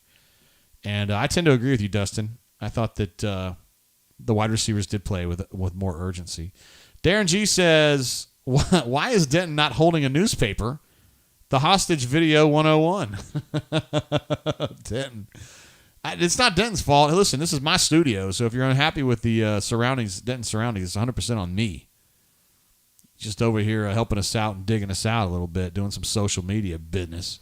Solo Tiger says you got to have a love-hate relationship with Smoke. I think he should have tried to bulk up and play linebacker because he's an absolute liability against the pass. I don't necessarily think that that's an incorrect statement. Ravine jumps in, a guy who has been with us. He was one of the very first people to comment when we fired up this stream 4 hours and 18 minutes ago, and he's still fucking here because he's Ravine and he's a legend. He says, a win is a win. I'm not satisfied, nor am I good. Thanks, JG, for all you do, Ward M. Eagle. Thank you, Ravine. What a stud you are. Absolute stud. Mobile Lump says, JG, are you channeling Matt Foley? I am indeed. I was. Denton, I don't think, was totally aware of it. To be fair, Denton was born many years after Matt Foley was at his peak. My name is Matt Foley. Question. To do without laughing. Yes, sir. If Smoke is such a liability in, yes, sir. In the pass game, indeed, as a DT, wouldn't moving him to linebacker just make him even more of a liability? Did you say a DT? Isn't he a DT? No, Smoke is a safety. Oh, I thought he was a DT. He's a safety that's really good playing forward, and he's bad playing back. You know what I mean? So he's terrible in coverage. Yeah. But he will hit a man. And he did plenty of that today, really. Well, like Landon Collins was in the NFL. Yeah. It was a little bit better. Yeah. Same concept, absolutely. Yeah. There's no doubt about that. It's my fault. I just thought he was a DT. Jeb Step Twitch says, why don't you be the head coach? I would be a terrible head coach. I would lose my mind. I would pull Bo in like the first quarter. Let's see. PC Rebel says, was Denton born before Chris Farley died? Let's see. Chris Farley died in 96, maybe? You were born in like 02, right? Denton? What year were you born? I was born in 02. Yeah. He died in 97. Long time. See, 5 years. Yep. So that's not your fault. Although, to be fair, you know all about Blink-182, and their peak was in probably the 90s, too. Yep. That's okay. I'm more of a 90s music guy. I've never really gotten into 90s comedy. Do you like Nirvana? Yep. Like a lot? They're up there. Like, what's your favorite song by Nirvana? Come As You Are. That or Lithium. It's two good tracks right there. Something in the Way is highly underrated, I will say. It's a good song. You're right. Rape Me is my favorite song. A lot of people had a problem with that when that song came out, but I was like, it's not about rape you, it's about raping me. You know, it's like it's internalized. Yeah. I find that a lot less bothersome. Let's see. JV May says Spurrier would have pulled Nix 2 years ago. Yeah, you're probably right about that. Spurrier had a tendency to pull. He had a quick trigger on quarterbacks. To be fair, he was one hell of a quarterback himself, so I kind of understand that. PC Rebel says I feel old now because he remembers when Matt Foley was at his peak, and some of our great people here in the community, including Denton and others, weren't even there. James Carson, who does not know you very well, says, Denton, you might want to check out Oasis. I like Oasis. Denton is familiar, I promise you. If it's 90s, Denton knows it. Quentin Lee, who is not an old person, says, wow, Denton, I was a senior in high school when you were born. How about that, huh? Class of 02, represent. That's not me, by the way. I'm class of 90. Got my 31st high school reunion. It's supposed to be 30th, but COVID messed it up. 31st high school reunion coming up on Auburn's off week. I'm pretty fired up about going back to Tulsa and seeing those people. And, of course, I'm going to lamp about how I run a awesome message board with help, of course, from Brian and the assassin and Brian Stultz as well. But I run auburnsports.com, and they're going to go, what the hell is that? And I'll be like, if you don't know, it's your problem. Coming back in, Chip says the heavy version of Something in the Way is awesome. I did not know there was a heavy version of Something in the Way. I did not either. Chip is he's next level when it comes to grunge and also Weezer. Crystal says Nirvana is okay. I prefer Type O Negative, Led Zeppelin, and Queen. That is 3 bands that I would never have put together. But I don't know Type O Negative, but I support Led Zeppelin and also Queen to some degree. MWD, my main man who was searching the sin caves at some point in the last year, says Nix never would have gotten this bad with Spurrier coaching him. But the ship has sailed. Time to move on from all of the old ways. Sometimes it may be good, sometimes it may be shit. What's with the Spurrier talk? I don't know. He's old as shit. This is the second time he's been brought up as what would have happened if he was coach with Bo. Well, I just think people think of him as like the most ruthless quarterback user, you know. He was very ruthless with quarterbacks. Do you remember that? Somewhat. He had a whole fucking year where he just rotated quarterbacks all year. It was like Eric Kresser and like David Johnson or something like that. Yeah. Sound right? Shane Matthews, maybe? Most of my Spurrier knowledge is from South Carolina. I understand that. Yeah, I mean, that's more relevant to your lifetime. But when he was at Florida, they were really good. They were like Alabama is now. They were like that, and he was just ruthless with his quarterbacks, and he just demanded more from them, you know?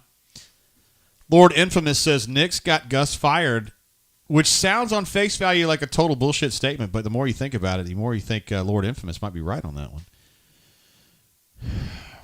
I was thinking about this earlier. Sometimes when I'm in my car, guys, I'm going to be honest with you guys, I just lecture myself about shit.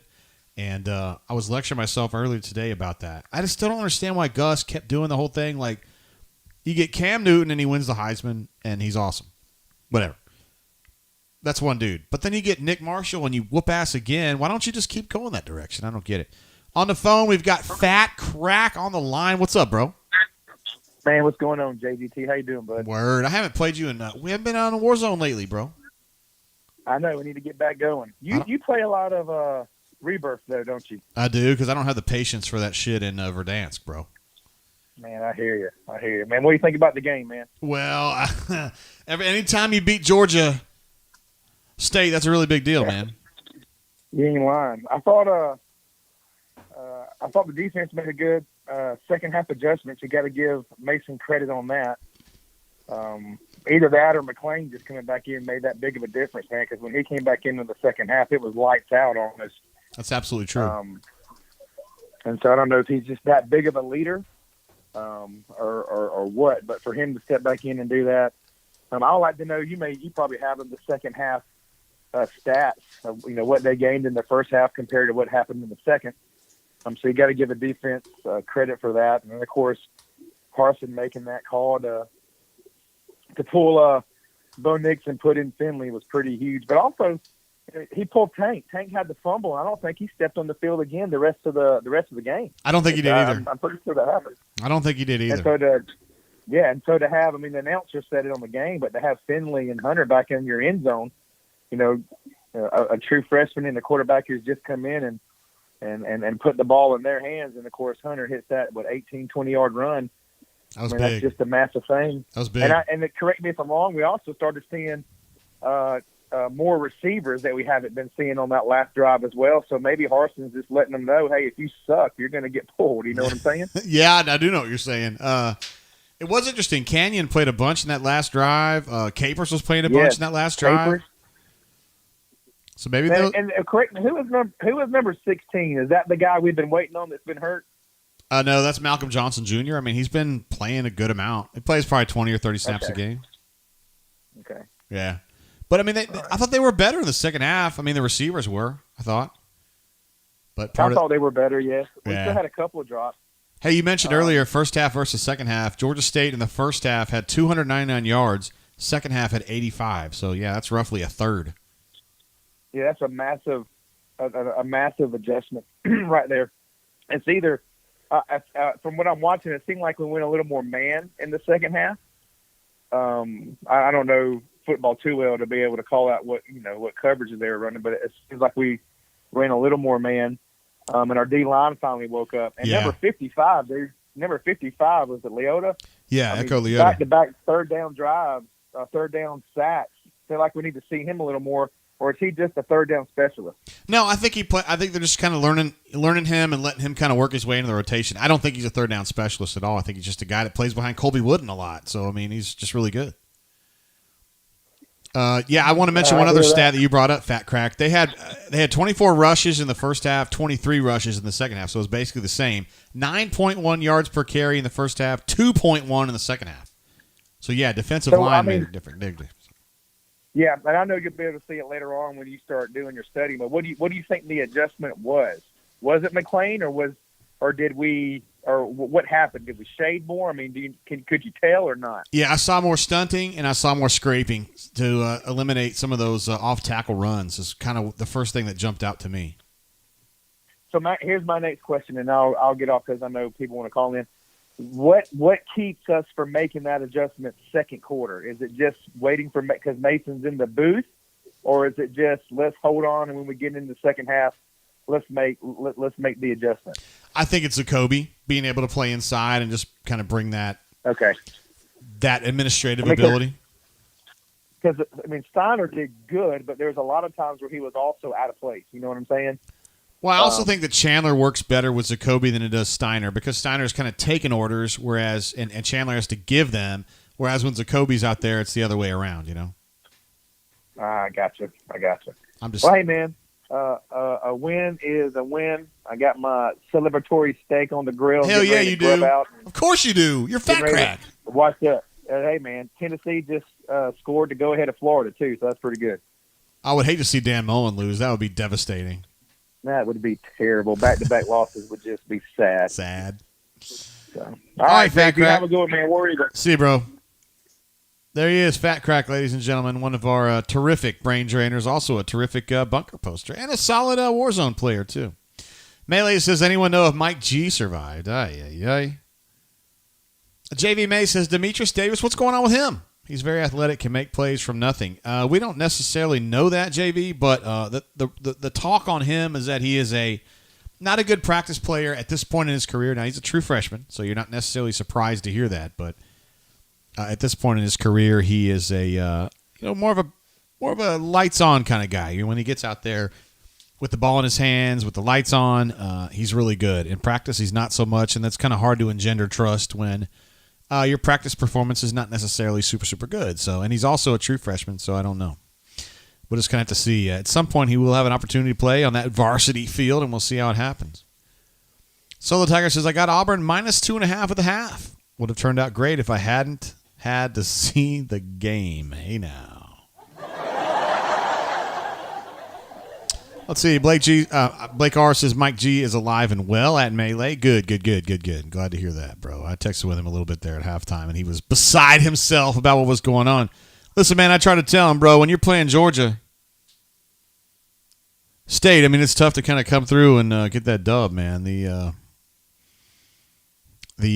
Panthers are tough. Jeb Step Twitch says, TJ, I won't spam anymore. Okay, thank you very much. Let's see. We got an unidentified call coming in from the 706. It could be anyone. Let's find out who it is. Hey, caller, welcome to the show. How you doing? JG. Word. Hey, what's up, brother? Who I got? This is burnt orange and navy blue. Hey, what's up, man? Hey, what's going on, brother? I'm coming to see you live from Wichita Falls, Texas. Yeah, well, I know that's where you're at, right? Well, yeah. Well, of course. Yeah, because when you called in last time, you told us about that. It was really cool. You were doing some stuff down there. It was really awesome.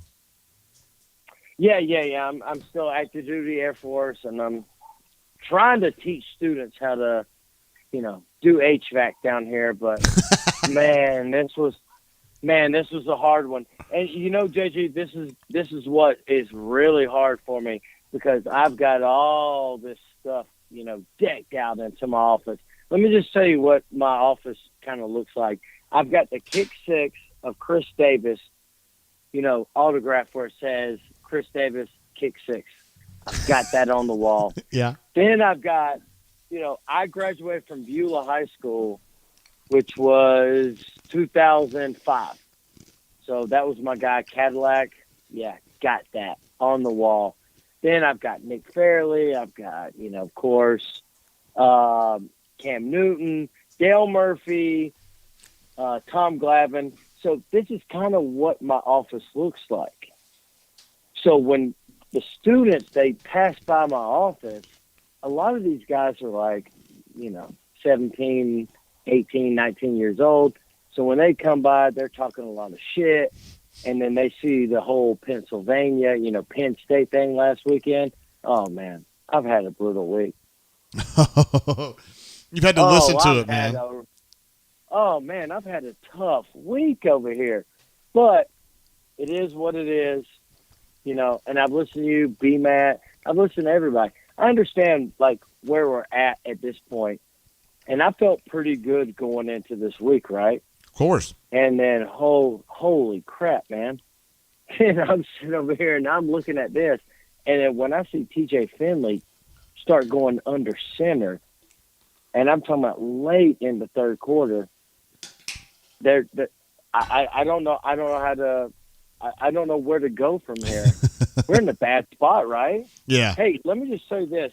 I'm out here in Wichita Falls, Texas, and, of course, my wife, she is, diehard, Giants fan and all that, and we got down here in Texas. We're having a great time. I love Texas. We bought tickets to go down to Baton Rouge, I don't know, 6 months ago. So we're going to get in the car with my father-in-law, her, and I have 2 children under the age of 2. Yeah.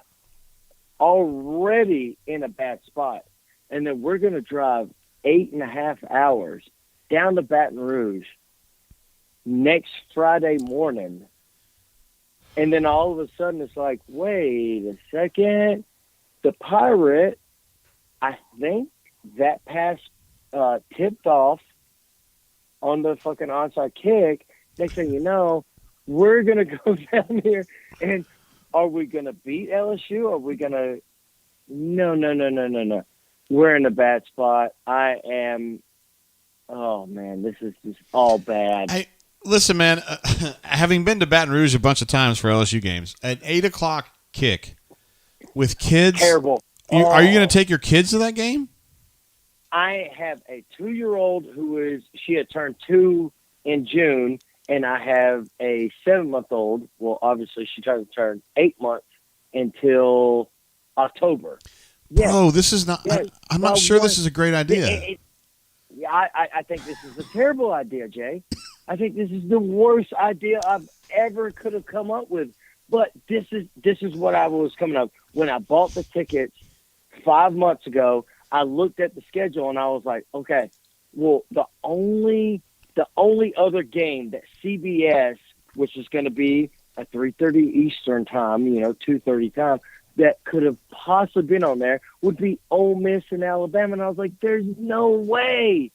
Come on, there's no way. Bama, Ole Miss, and look at me now. Now I look like a complete freaking idiot. Now, Ole Miss and Alabama, number 1 versus number 13. Oh, now I'm going to have to keep my children out until 8 p.m. Central Time, which obviously I'm in Texas. It doesn't matter. It's completely torched. Oh, man, this is bad. I don't know what to do. And I got a hotel room for Friday night, and then I've got it for Saturday night. We're going to drive 8.5 hours to get to Baton Rouge on a Friday afternoon and then have to deal with it. So Jeff B in the chat says, don't take your kids to that rowdy, obnoxious environment. Is there any way you can leave your kids in Wichita Falls and just you and your girl just head down there by yourselves? Maybe, but this is what I am. Like I've told you before, I'm active duty Air Force. So my father-in-law, he has moved down here and bought a house here in Wichita Falls, which is great. I mean, we love it. We love to be down here in Texas, but there's no one here to watch my dogs. I have a pit bull and I have a Chihuahua mix. Now, my father-in-law is coming with us with my 2-year-old and my 8-month-old. Yeah, there's no one down here to watch. Wait, you have a pit bull and a Chihuahua? I'm in a bad spot.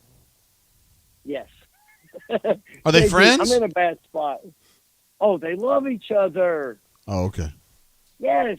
Do not take your kids down there. Burn Orange, do not do it, man. Don't do it. I'm telling you, it's going to be like Beirut. I'm telling you, don't do it. Yeah, well, where we're at, this is where I'm at. Officially, 1999, I was in 7th grade. Come on, man. We got to beat them at this point. We got to get them. We got to get them. Hey, I'm going to tell you this. I watched that ball kick off an LSU player today. I don't know what everyone else saw today, but Mississippi State should have had a shot at least at pushing the ball downfield today. Yeah, I got you. Ooh, hey, the hell with the breaking chicken bones and all that. We're going to win down in Baton Rouge next Saturday night. I don't care what Auburn did today with Sean Elliott. I don't care if he souped these guys up on whatever the hell he had them on. I don't care if it's Bo Nix or TJ Finley. Man, we're going to win down in Baton Rouge next Saturday night, JG. All right, bro. I'm calling it right now. We're winning. All right. All right, brother. Thank you. See you, Burn Orange. Thank you. Be good, bro.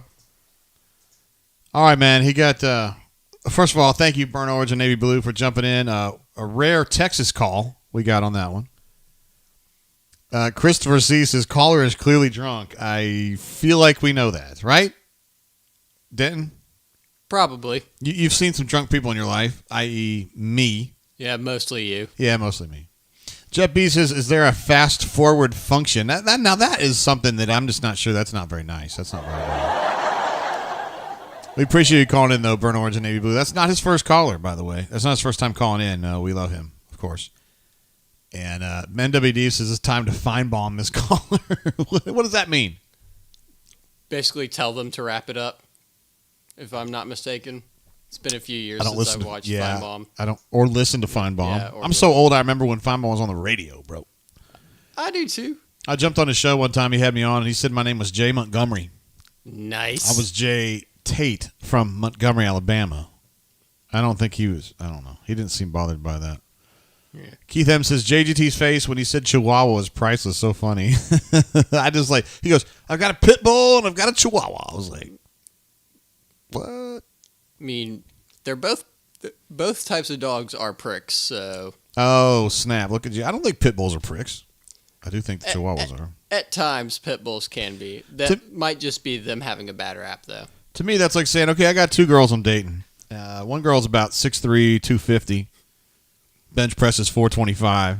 And I'm also dating this girl who's like 5'2", 105. And I like them both. And you would just look at this person and be like, what the fuck? Why? Why would you do that? You know who's on the horn right now? AU Storm 20. What's up, bro? Hey, Jay. How's it going, man? It's great to talk to you. You're a Montgomery guy, right? Yeah, born and raised there, man. Absolutely, that's my 25 years. That's my guy. Are you still living here? No, I live in Auburn now. Okay, but hold on. When you say 25 years, you spent 25 years here? Well, so I went to high school, all the way up to high school, went to Auburn, moved back to Montgomery for 2 or 3 years, and moved to Auburn. I've been in Auburn ever since 2015. What high school did you go to? ACA, Alabama Christian. Attaboy. That's my guy. It's a fellow. Why are you nodding your head, Den? Don't do that. ACA is a fine school. Are you mad because they beat your ass at some point?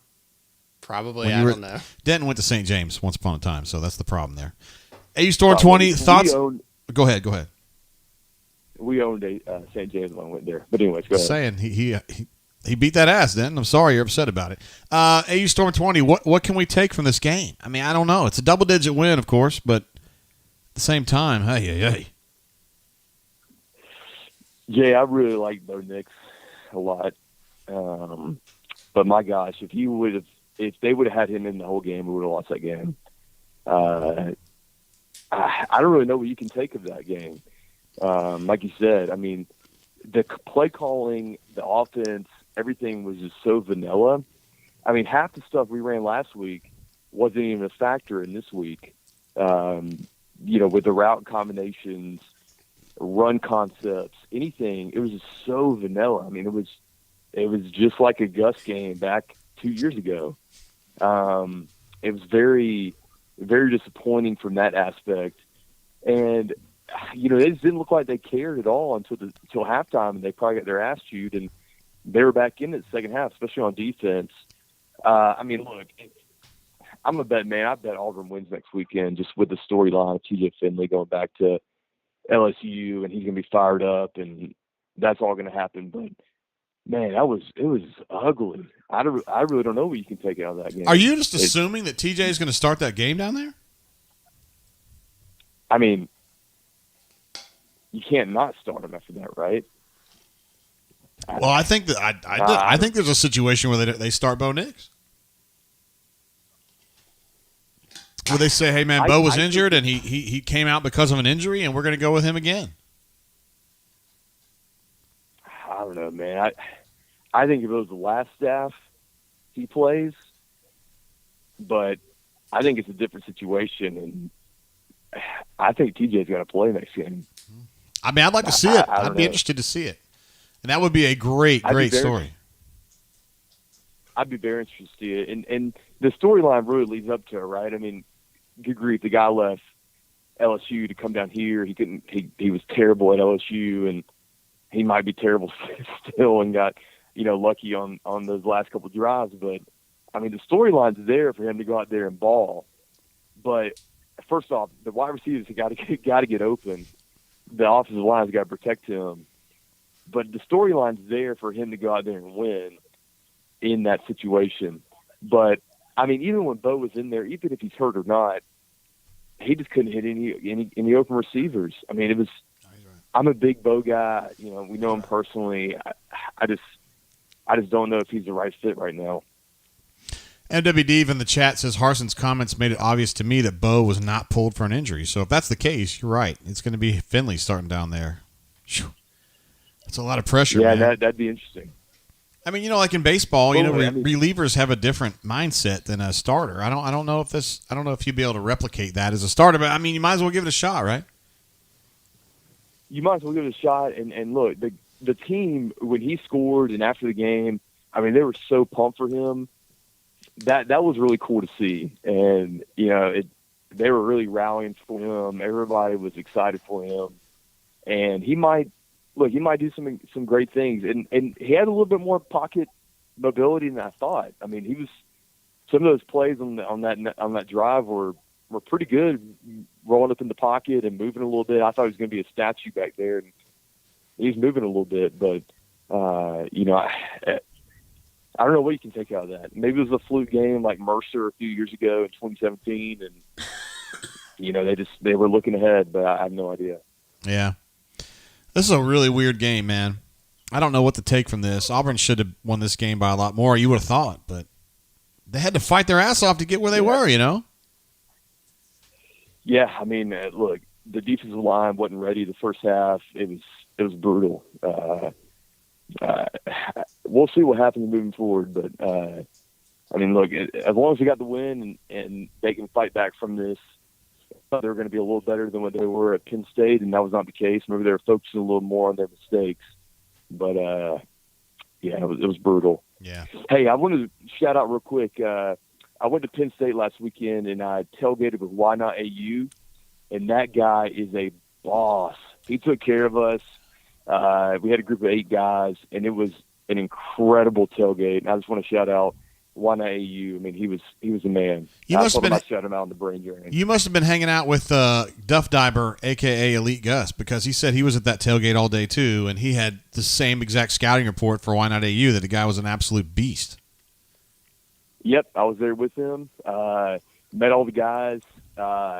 If it was not for him, it would have been a miserable day. I mean, we had the best day because of Why Not AU, and totally made that trip a whole lot better than what it was. What a stud. So I told Why Not AU I was going to – dude, I pulled up. Why Not AU was on the DJ board. He had a DJ station with 2 speakers, a CD mixer, and he was ripping it. Was he the DJ? I was like, you were a legend. Yes, he was a legend. He was amazing. Fuck, I didn't know that the guy could do all that now. I mean, he was throwing it down. All the Penn State people were coming up, dapping him up. I mean, we represented Auburn in the bunker very well. Did you get a picture or something? I told him I did. I'll DM it to you. Yes, please do. It was legit. Wow. He was I told him, I was like, man, next week I'm going to call and I'm going to shout you off in the brain drain. He was a legend. Oh, wow. He was a man. So unbelievable. Thank you for that update, bro. Everybody knows Why Not AU from the brain drain, but wow, to know in real life he's that awesome is just incredible, you know? Yeah, he was a dude, man. I appreciate. I hung out with him for 8 hours. I mean, it was legit. All right, AU Storm 20, you're just making the guy's legend just even grow even more, man. But you're a legend yourself. You're a great caller, and we appreciate you being on the line with us, bro. Yeah, man. Hey, look, I appreciate what you do. I hope we can have a little better show next weekend. It's going to be a long night for you. I hope you're ready for a 2 a.m., 3 a.m. Ain't happening. Ain't happening. Ain't happening. All right, bro, you be good. But, all right, man, appreciate it. See you, man. Bye. See you.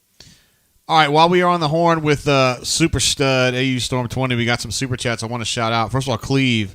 This is going to be a big one. It's going to cover up a lot of the screen, but that's how Cleve does it because Cleve's a fucking badass. That's why. It says, JGT, you've done an unbelievable job today keeping the show alive and keeping us believing. If you are a Georgia SU fan, this has to be about the worst game to lose, as tough and as good as they played. Absolutely. They were absolutely up to the task. But as the saying goes, it takes 60 minutes, my man. Cleve knows about 60 minutes for sure. Living over there in middle Georgia.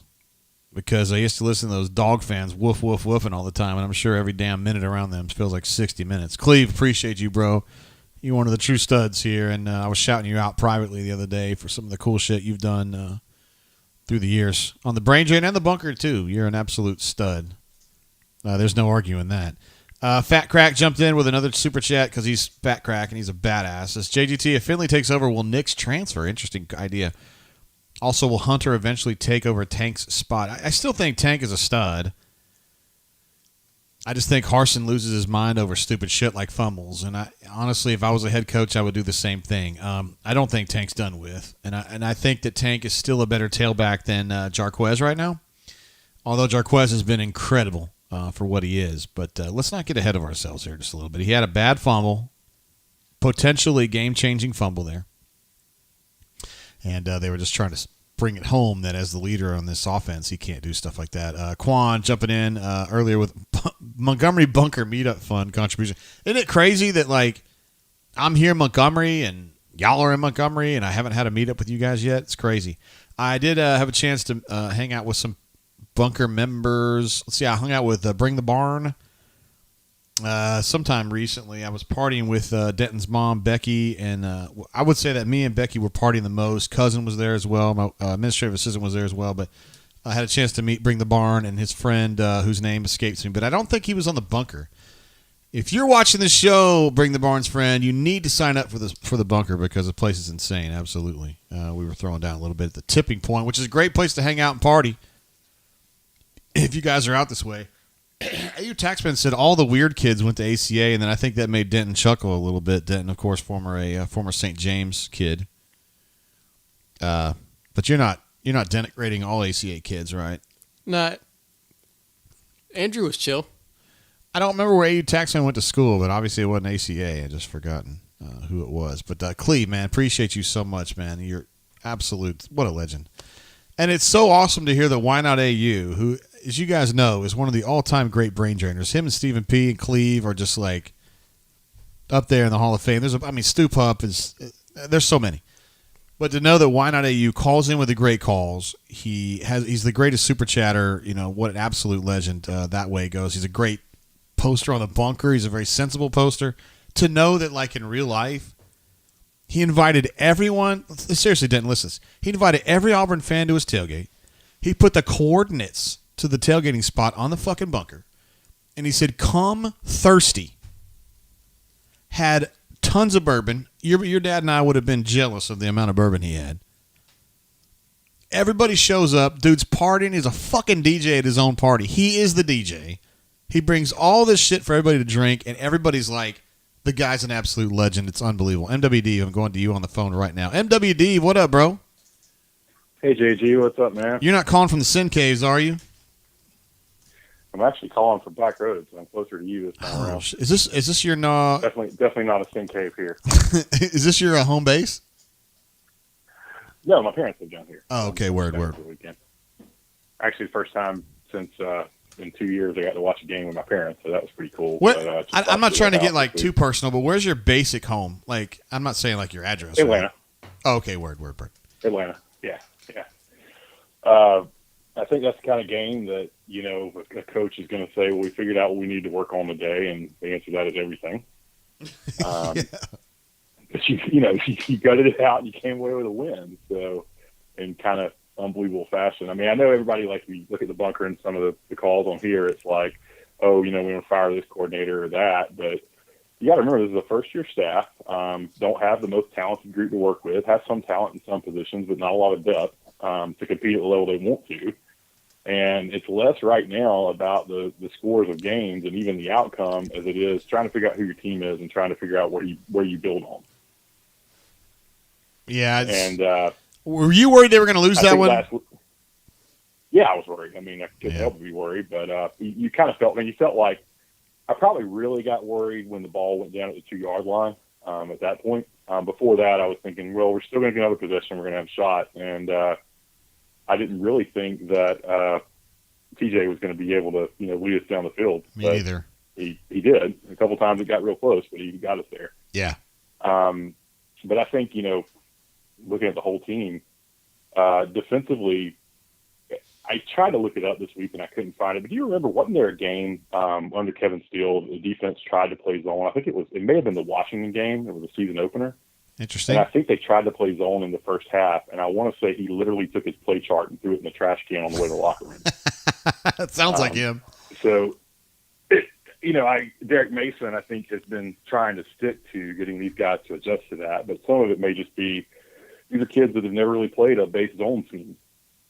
And I think that's shown. I mean, I don't think he's coaching them to be passive. I think they don't know how to play a zone and go and make contact with a player or make a play on the ball. They're waiting for the ball to be caught and then hit them.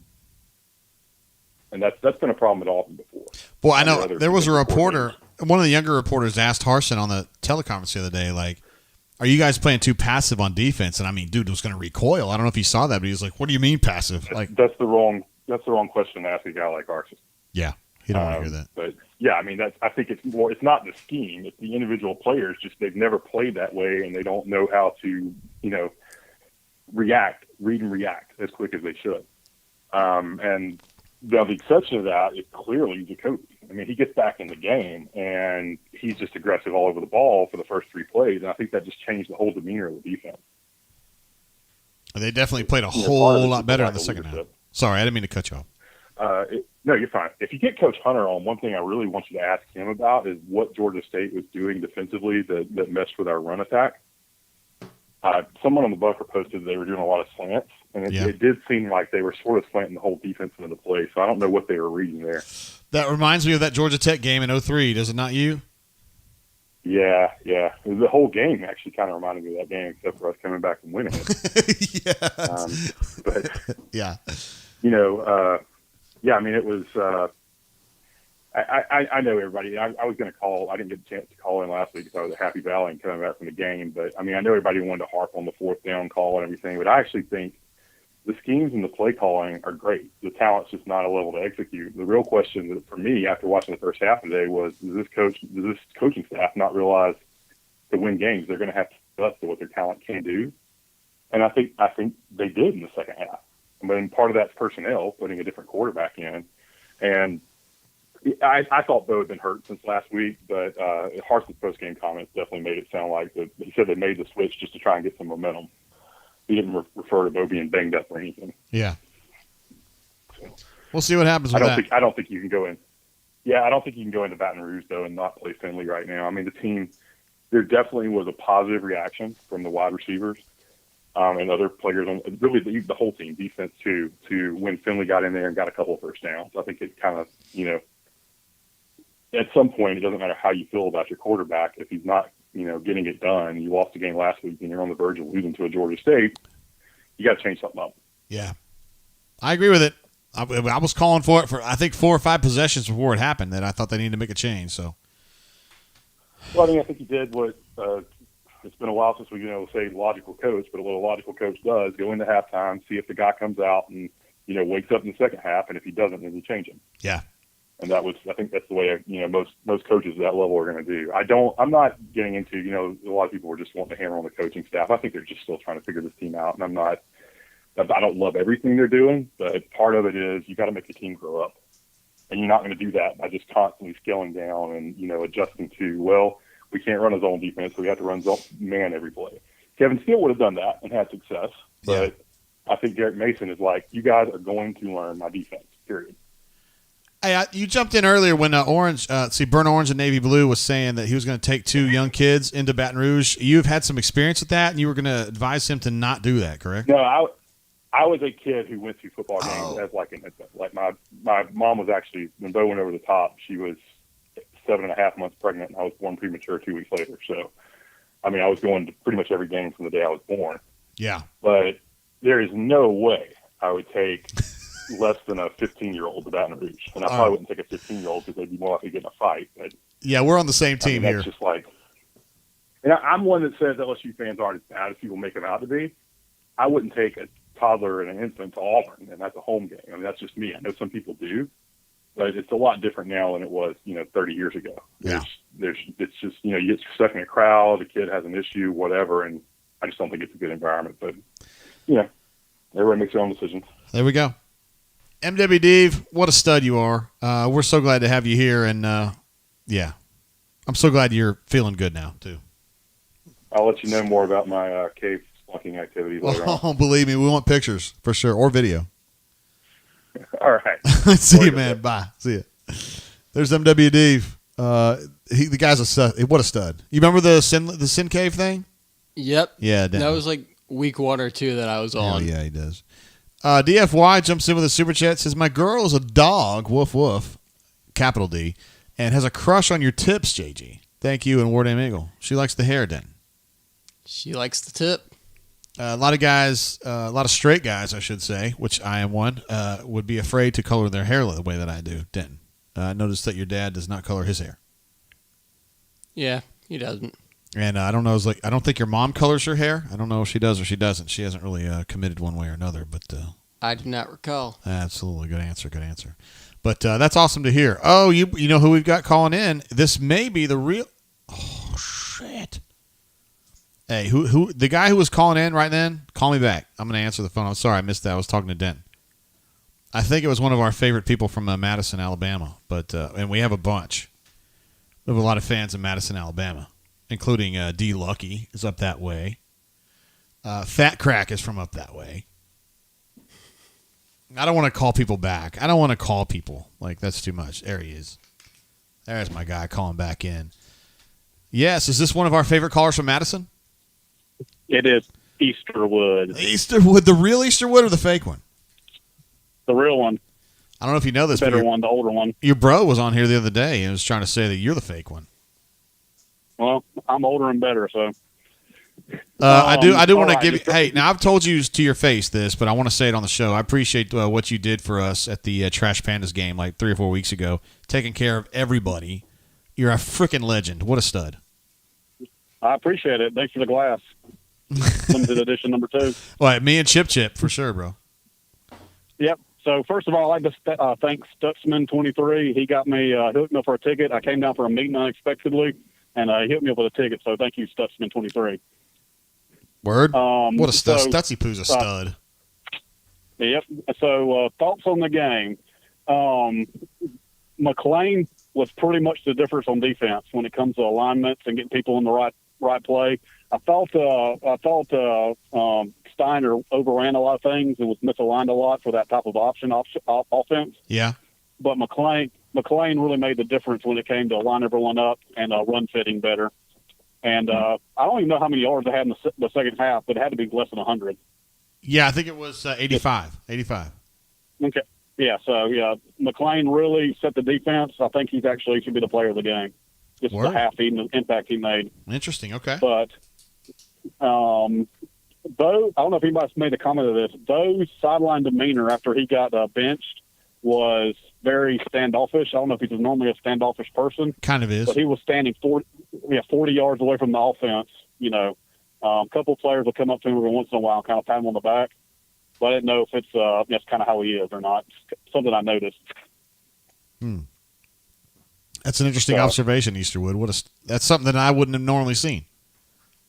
Yeah, so he's pretty dejected. So I don't know if his shoulder was bothering him or if he was benched for performance. But he was pretty dejected. Just my observation on the sideline. Interesting. Let me ask you this: who do you think starts at LSU? I mean, at this point, it's got to be Finley. Yeah. I think Bo's got a bum shoulder, just the way people are treating him right now. And every time he come on the sideline, people were talking to him, and he was exercising his shoulder and stuff. I think you got to go for Finley. He's motivated. He's got a little bit of a chip on his shoulder, so I think you got to go with Finley. Interesting. Okay. What else jumped out to you today? I mean, it's tough to beat Georgia State.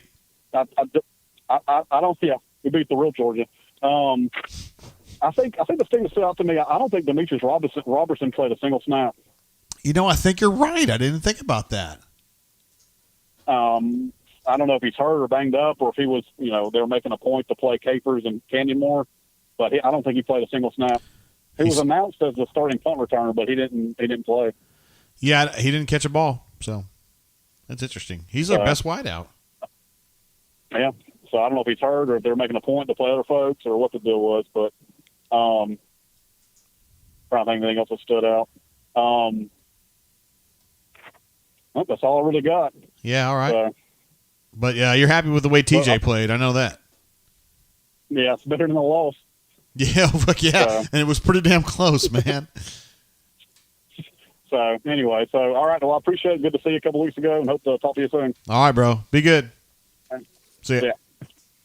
There he is, Easterwood. One of our the problem is there's so many awesome posters and brain drainers from Madison. Specifically, Easterwood, also D. Lucky, and Fat Crack as well is another Madisonite, and we have a bunch more too. And what's funny is Denton knows a little something about Huntsville, just because his your uncle's up there and your grandparents are up there. This whole division between the Madison people and the Huntsville people, it just kind of cracks me up because they all act like they live so far apart, and they're really not that far apart. It's like Montgomery and Pike Road, but Madison is actually decently sized. Ah, interesting. And you're saying Pike Road is not? They are not. Pike Road's an all right community. MWD was calling in from there today. From my understanding, Pike Road was the loud voices. Interesting. That's how they became Pike Road. Interesting. I think there's some truth to that. Let's see. Adam S. says 1 a.m. beaches. Kyle S. says pity party. I guess that's talking about Bo, maybe. just being sour on the sidelines. Henry S. is typical Knicks showing attitude. He does seem very animated, expressive. Wears his emotions on his sleeve. I don't necessarily find that to be a problem. But when I think about leadership, this is just me talking. When I think about leadership, I always think about John Wooden, the famous, the outstanding UCLA coach, basketball coach from years ago. Always talking about how a leader needed to be disciplined and have his emotions in check. What's up, caller? How you doing? Welcome to the show. Hey, how are you? Word, who I got? This is the Runner 24, and I'm trying to mute my fucking thing so you don't hear me. I apologize for the language there. No, I've used plenty of it tonight, Runner. How you been, bro? I'm good. It's been a little while. Since I called in. Yeah, when do you think the last time you called in was? Probably 2019. Okay. Post, some knucklehead of Gus doing something stupid, and the last year I was like, it's COVID. Like there's a part of it going to pass, and it's all SEC. So maybe not last year, but well, we're glad to have you on. We're glad to have you on the horn right fucking now, Runner. What do you want to talk about here? Oh yeah, I don't know. Like I just watched this game, and it's like I honestly thought Bo Nix was probably going to be the guy. And even last week, and we watched Penn State after being there. I watched it last night on the DVR, and was like, oh, Shed Jackson stumbles, and Robinson drops the pass, and I think maybe it's mostly the wide receivers. And today was a whole different world, and I don't know if that's sort of post big game letdown, post God knows what, but it was not pretty today. No, it was not. It was not. But I mean, listen, dude, when you go toe to toe with Georgia State, you got to know that it's going to be a big game. Well, yeah, no, that's I thought I was going to drink it like 2 beers, maybe 3, maybe not so few beers today. It's one of those games. And you just wonder, like it's hard to make sense of what it was. And to be quite honest, I deleted the DVR taping, so I'm not going to watch it again. I just can't handle like seeing what the hell happened there. But I'll be curious to see like what some of those like Pro Football Weekly numbers might be, because it did feel like a lot of the younger receivers played, and one of them, maybe Canyon, didn't have a chance in the end zone early. Capers completely dropped one in the end zone early. So I'll be curious to see what some of those numbers look like once you guys have a chance to sort of parse through some of that and see how the non-core guys did. I'll definitely be able to get you those numbers in the morning. I was just looking right now, and they're not up yet. But I mean, they got to go through the tape and shit. It'll probably be midnight before I get those. Oh, I'm sure, and that's that at the end of the day, like that's where this team needs the most help, and they did not get it, to be quite honest, right? So yeah.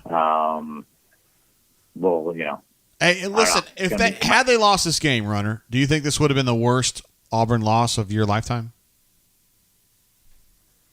I can't think of one worse. I mean, earlier in the chat today, or in the cast today, that Jacksonville State game that was close, would have been one that that felt very, I won't say familiar, but it felt like we were necessarily, we were definitely in those waters tonight or today. And no, I don't know. I'd have to think really hard about, something. Yeah. Maybe from 25 years ago. Yeah.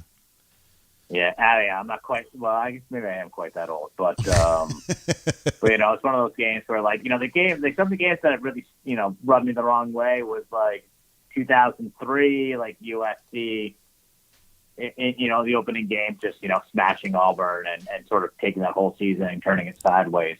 But not necessarily, like, I don't have a lot of games where it's Georgia State that just stick out to me. You know what I mean? Definitely. Who you got starting at quarterback for the LSU game?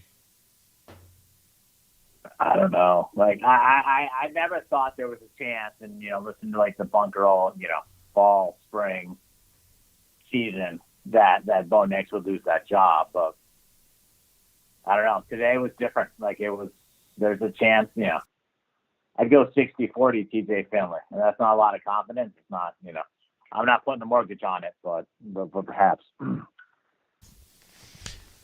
Word. Well, so I think it's going to have to be TJ, yeah, for sure. Yeah. All right, Runner. Okay. That's a fruitful call. We'd love to hear from you again next week, too, if you can. Sounds good. Take care. All right, bud. See you, bud. All right, see you. There he is, the Runner. Thank you, Denton. You're an absolute stud. The Runner 24, calling in for the first time since he believes 2019. We'd love to hear that. We love our regular callers, but we also love our non-regular callers, too, because they're studs as well. There was a really funny comment earlier. Adam S. said, Carlson gets steak all week. Everybody else gets hamburger helper. My man. I love the steak jokes, man, because the Auburn offensive line has been NIL'd by a steak restaurant in Auburn, and they all get steak, but it's just funny that they would share it around or whatever. Only if it's been soaked in Dale's. Hey, now. Levi says 5 players who get steak. Interesting. Okay, so Anders, Snapper, Jacob Quattlebaum had a great day today. TJ Finley.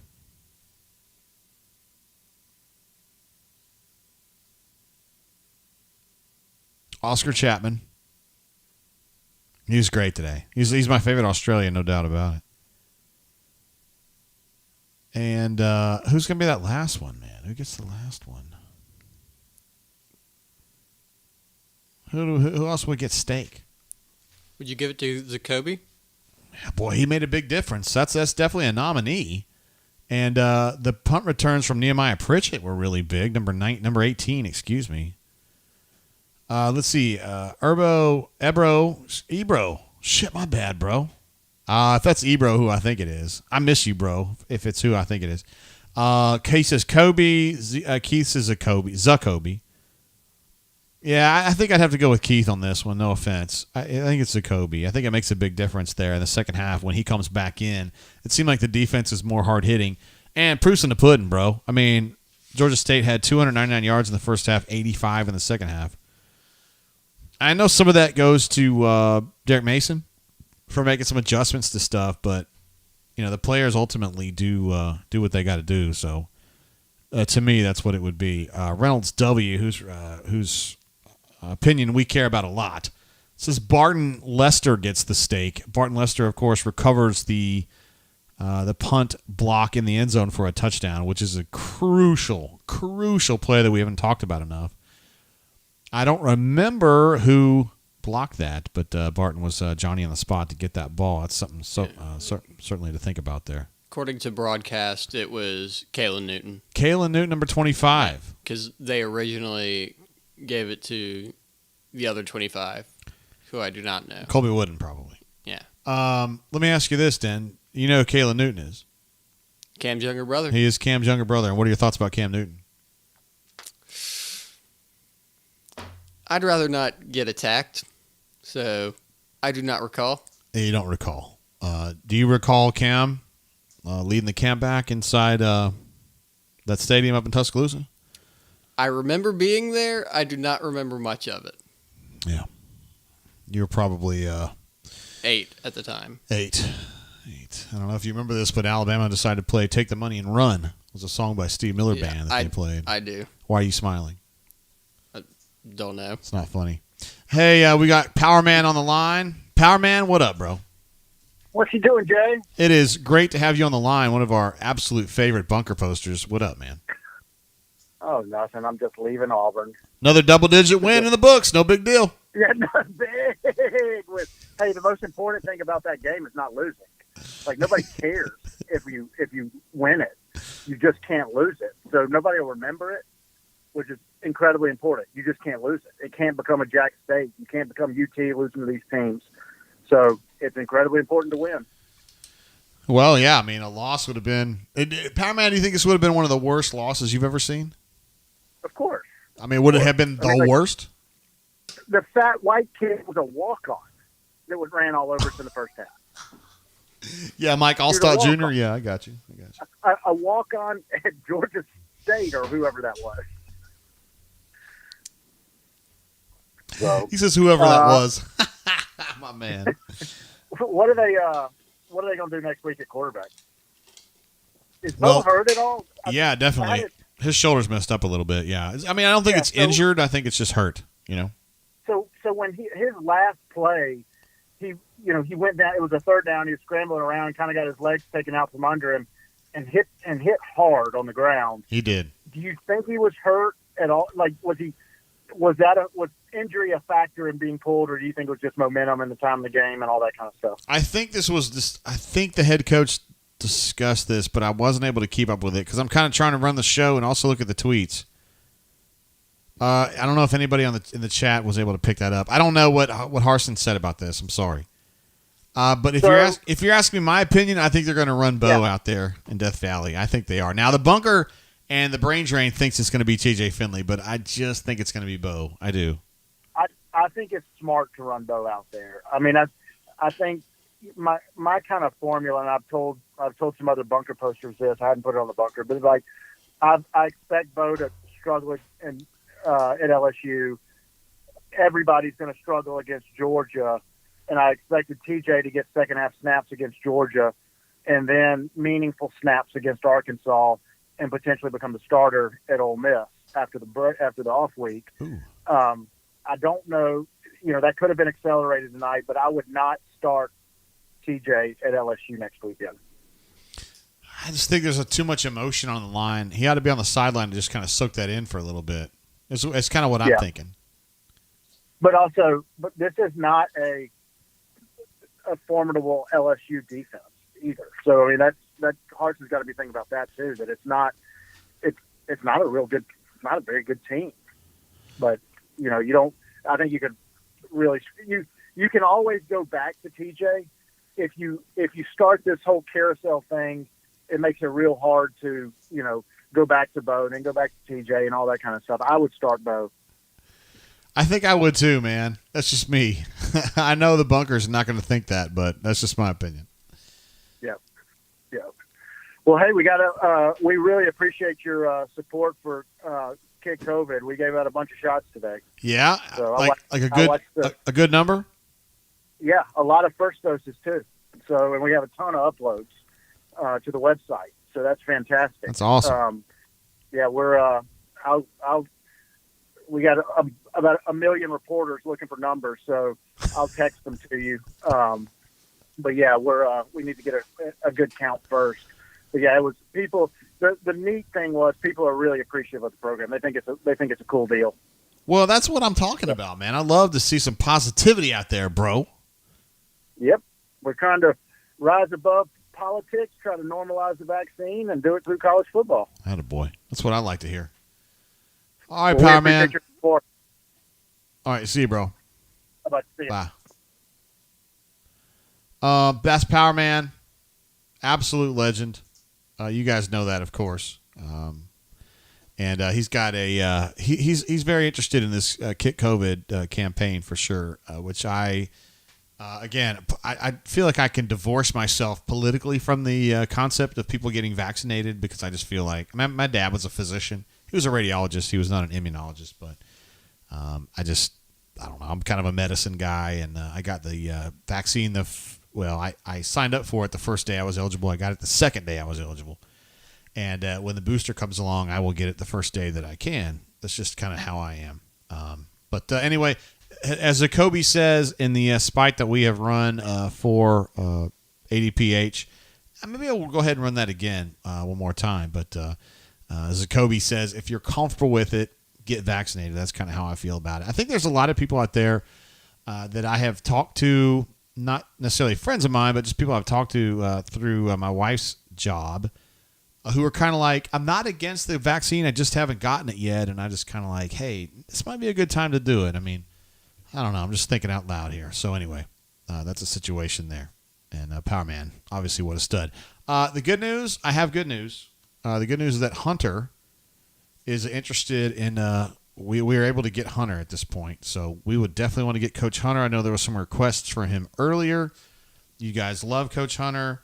I don't know why you wouldn't, because he's an absolute stud. And I would like to see Coach Hunter versus Denton in a cage match fight. Coach Hunter's, I'm just estimating here, Denton. Coach Hunter's about 5'11", 255, body fat about 2%, biceps about as big as your head, never lost a fight, played linebacker at Troy State, and probably would tear you in half in about 30 seconds. Thoughts? And you want to see this fight because? I don't necessarily want to see you get fucked up. I just would like to see him fuck somebody up. And if it happens to be you, it just happens to be you.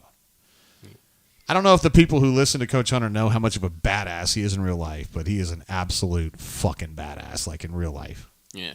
Anyway, we're going to try to catch up with Coach Hunter here in just a second. Hello? My man, Coach Hunter, what's up, bro? What's going on, JG? Word. I know that you were out in the lake today and maybe didn't have a chance to see the whole game, but did you have enough to get a feel for it? Yeah, I got to see about the last 10 minutes and then rewatched the first half, with being able to cut out commercials and whatnot. So, Word. So yeah, I went back and bust through it pretty good. How do you kind of assess this one? Because you're a former college football player. You win the fucking game, you're happy with that. You know what I mean? But at the same time, it took a lot of effort late to get that done, All right, here's three things I'm going to say. One, those dudes, they're happy right now in the moment. They're not happy for real in terms of how that game played out. Two, it was pretty freaking evident practice had not been targeted specifically for Georgia State, if that makes sense. Tell me more. I think practice was more geared towards SEC play next week, and the reason I say that is because the first half defensively, they tried to play just a general base standard defense against that option attack, and you can't do that. You specifically have to attack it a certain way, which they did in the second half, and you saw that change the complexion of the game completely. And then last but not least, I had a kid there on a visit today, and there's a pretty good halftime quote that I hope will make it out to the media. If it doesn't, I'll tell you in private one day. It's pretty epic, that came from the boss man that would probably win in some fans. But oh damn, we'll leave that one as it is. But no, man, they can you kind of give me explain it without explaining it exactly? Pat Dye would be really proud and maybe a little jealous of how it was articulated. Okay, was there maybe one cuss word used at least? Plurals. Yeah. Did he make a reference to a cat? Not necessarily a cat, but he used some terms that fans might chant and things of that nature. Okay, all right. But I don't want to sell it out too much. I got you. I don't want to betray the kids that were in the locker room confidence. You know all that stuff. I understand. I like the Orgeron, like the Orgeron cell phone video. That just doesn't need to get out. That's bullshit. Who starts in Death Valley? Who starts at quarterback in Death Valley, Coach? Ooh, million dollar question, man. For me, right now, just for the moment and probably the mojo of the team, I'm staying with number one, but I'm giving them equal reps all week. Interesting. And again, it's an energy thing. It's a mojo thing. I'm not convinced that Nix is in the trash heap in any way, shape, or form. But it's also evident this offense doesn't have an identity right now. Yeah. You kind of want to think it's going to be those tailbacks, but then they don't accentuate them, You do. They don't, but also, man, I think they're protecting Tank. I think he's playing at about 70% on a bad hip. Dang. And I don't think they can lean on him right now. I think Hunter's starting to show more and more that he can be leaned on. And if you get more Hunter and more Shivers, really, I was kind of worried when they gave Shivers the ball 3 plays in a row today. Listen to that this dude just came back from COVID, and he gave coach it 3 times in a row. Didn't know how he would come back in terms of physical response, but yeah, there's definitely some merit to that. But I think it's hard to lean on the tailbacks, man, because Georgia State did something smart up front, and Auburn's O-line didn't adjust and the scheme didn't really adjust to it. They were slanting the guys opposite the quarterback into the path of the running back, like into the zone track. And so what it was doing is kind of creating panic double teams, if that makes sense, because everybody's supposed to be zone blocking one way, and then everybody shoots to a gap. And so those guys, instead of trusting the guy on the backside of them to do his job and climb, everybody just kind of anchors down, you know, in double teams and tries to hold the fort, and that lets everybody at the second level run free, you know. And you adjust to that by coming back with some misdirection or flipping the strength of the back pre-snap or running the ball on the same side of the back's pre-snap alignment. You didn't really see him come back and do those things. No. This was good. It was a great move by Georgia State. Worked the entire game. Was never really an adjustment in that chess match on the Auburn side. Interesting stuff. So people had asked about that, what you thought they've been doing, and there's your answer right there. Playing some games with the that might not be worth squat to some people, but that's what I saw. Playing some games with the fronts and the twists, the slants, the things like that, right? It was a more advanced version of what Alabama State threw at them in the first half that kind of gave them trouble. Mm-hmm. If you think back to that game when they really threw some obtuse stuff at them and the O-line kind of panicked, it was the same thing, man. The O-line, I don't know what the PFF grades will look like, but there can't be a passing grade on the offensive front today. Not a single flipping one. Ouch. That's not good, man. No, it's brutal. It's not. Absolutely brutal. Do you think they can win this game? Can they win this next game? They can. You know, they can. I mean, these guys are all Division I athletes. It's going to come down. I'm not going to say it. I'm not going to say it because it's going to sound Malzahnian. But, it's going to come down to how well they play. It's going to come down to specific play calls on maximizing opportunities. What's the difference in the game if the number of overthrown wide receivers today, if 75% of those were completed? Yes. You know, and that wasn't just Bo. That was, one when he came in too. He overthrew two balls that were wide open over the middle of the field that were touchdowns. Absolutely. Long gainers. So if they're just completing those open downfield passes, man, the complexion of everything's entirely different. So while the O-line's playing bad, there's opportunities left on the field everywhere. And Bo's just overthrowing dudes. I mean, I think a lot of that is his shoulder, though. I think his shoulder's giving him a problem every single throw. I think so, too, and I think he's winding up too much in it. Almost like when you crow hop a baseball trying to throw from the outfield to home plate. Yeah. I think he's kind of getting some of that into his throwing motion, like he's overthrowing. Yeah. In terms of the amount of hip and torsion he's putting into it. Yeah. Well, hey, how about Jacoby McLean though? Wow, what an effect he had on the game, man! It's a freaking dude, man. He is a dude. I mean, they just played. The defense was totally different. 299 yards they gave up in the first half, 85 in the second half. Huge difference. Yeah. Which part of that too was a schematic adjustment. Now, when you play an option team. You, especially with Division I athletes, I don't care if it's Georgia State, if it's a service academy, if it's Nebraska in 1994, right? Like, you've got to attack each phase right now. You can't let that phase unfold and then work to it.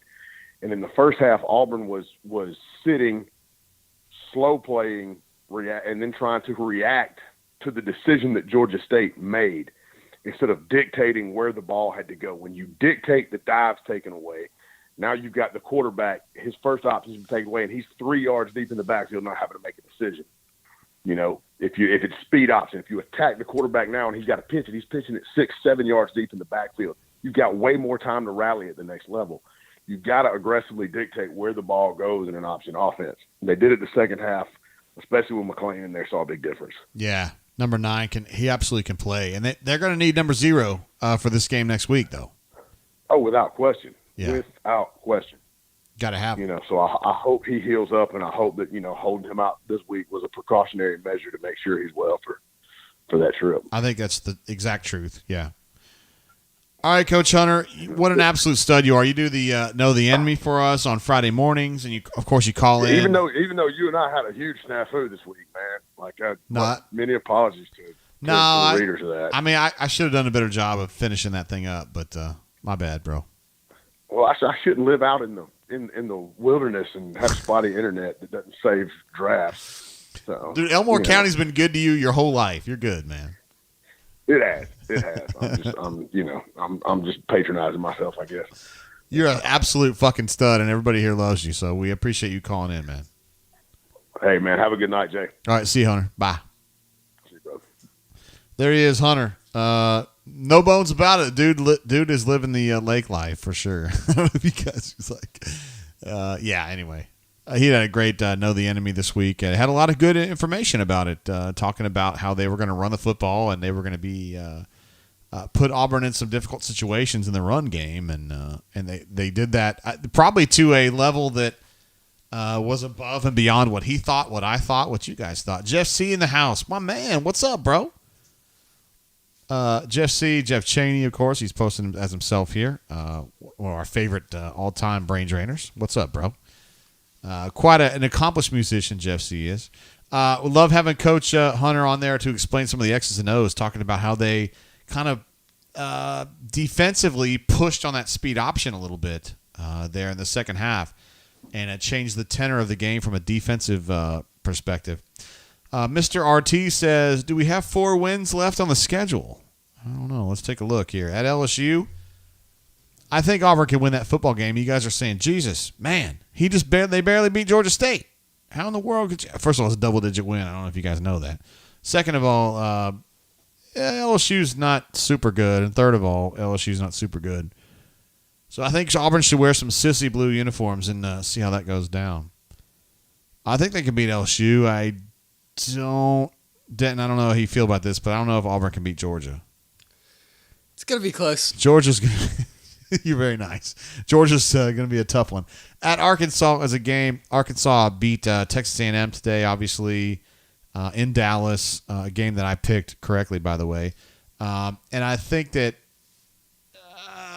Auburn's had a lot of trouble at Arkansas through the years, Denton. You probably don't know that, but I don't know. Ole Miss is going to be really tough at home. Ole Miss is the kind of team that if you don't do something to impede them, they will score 50 or more.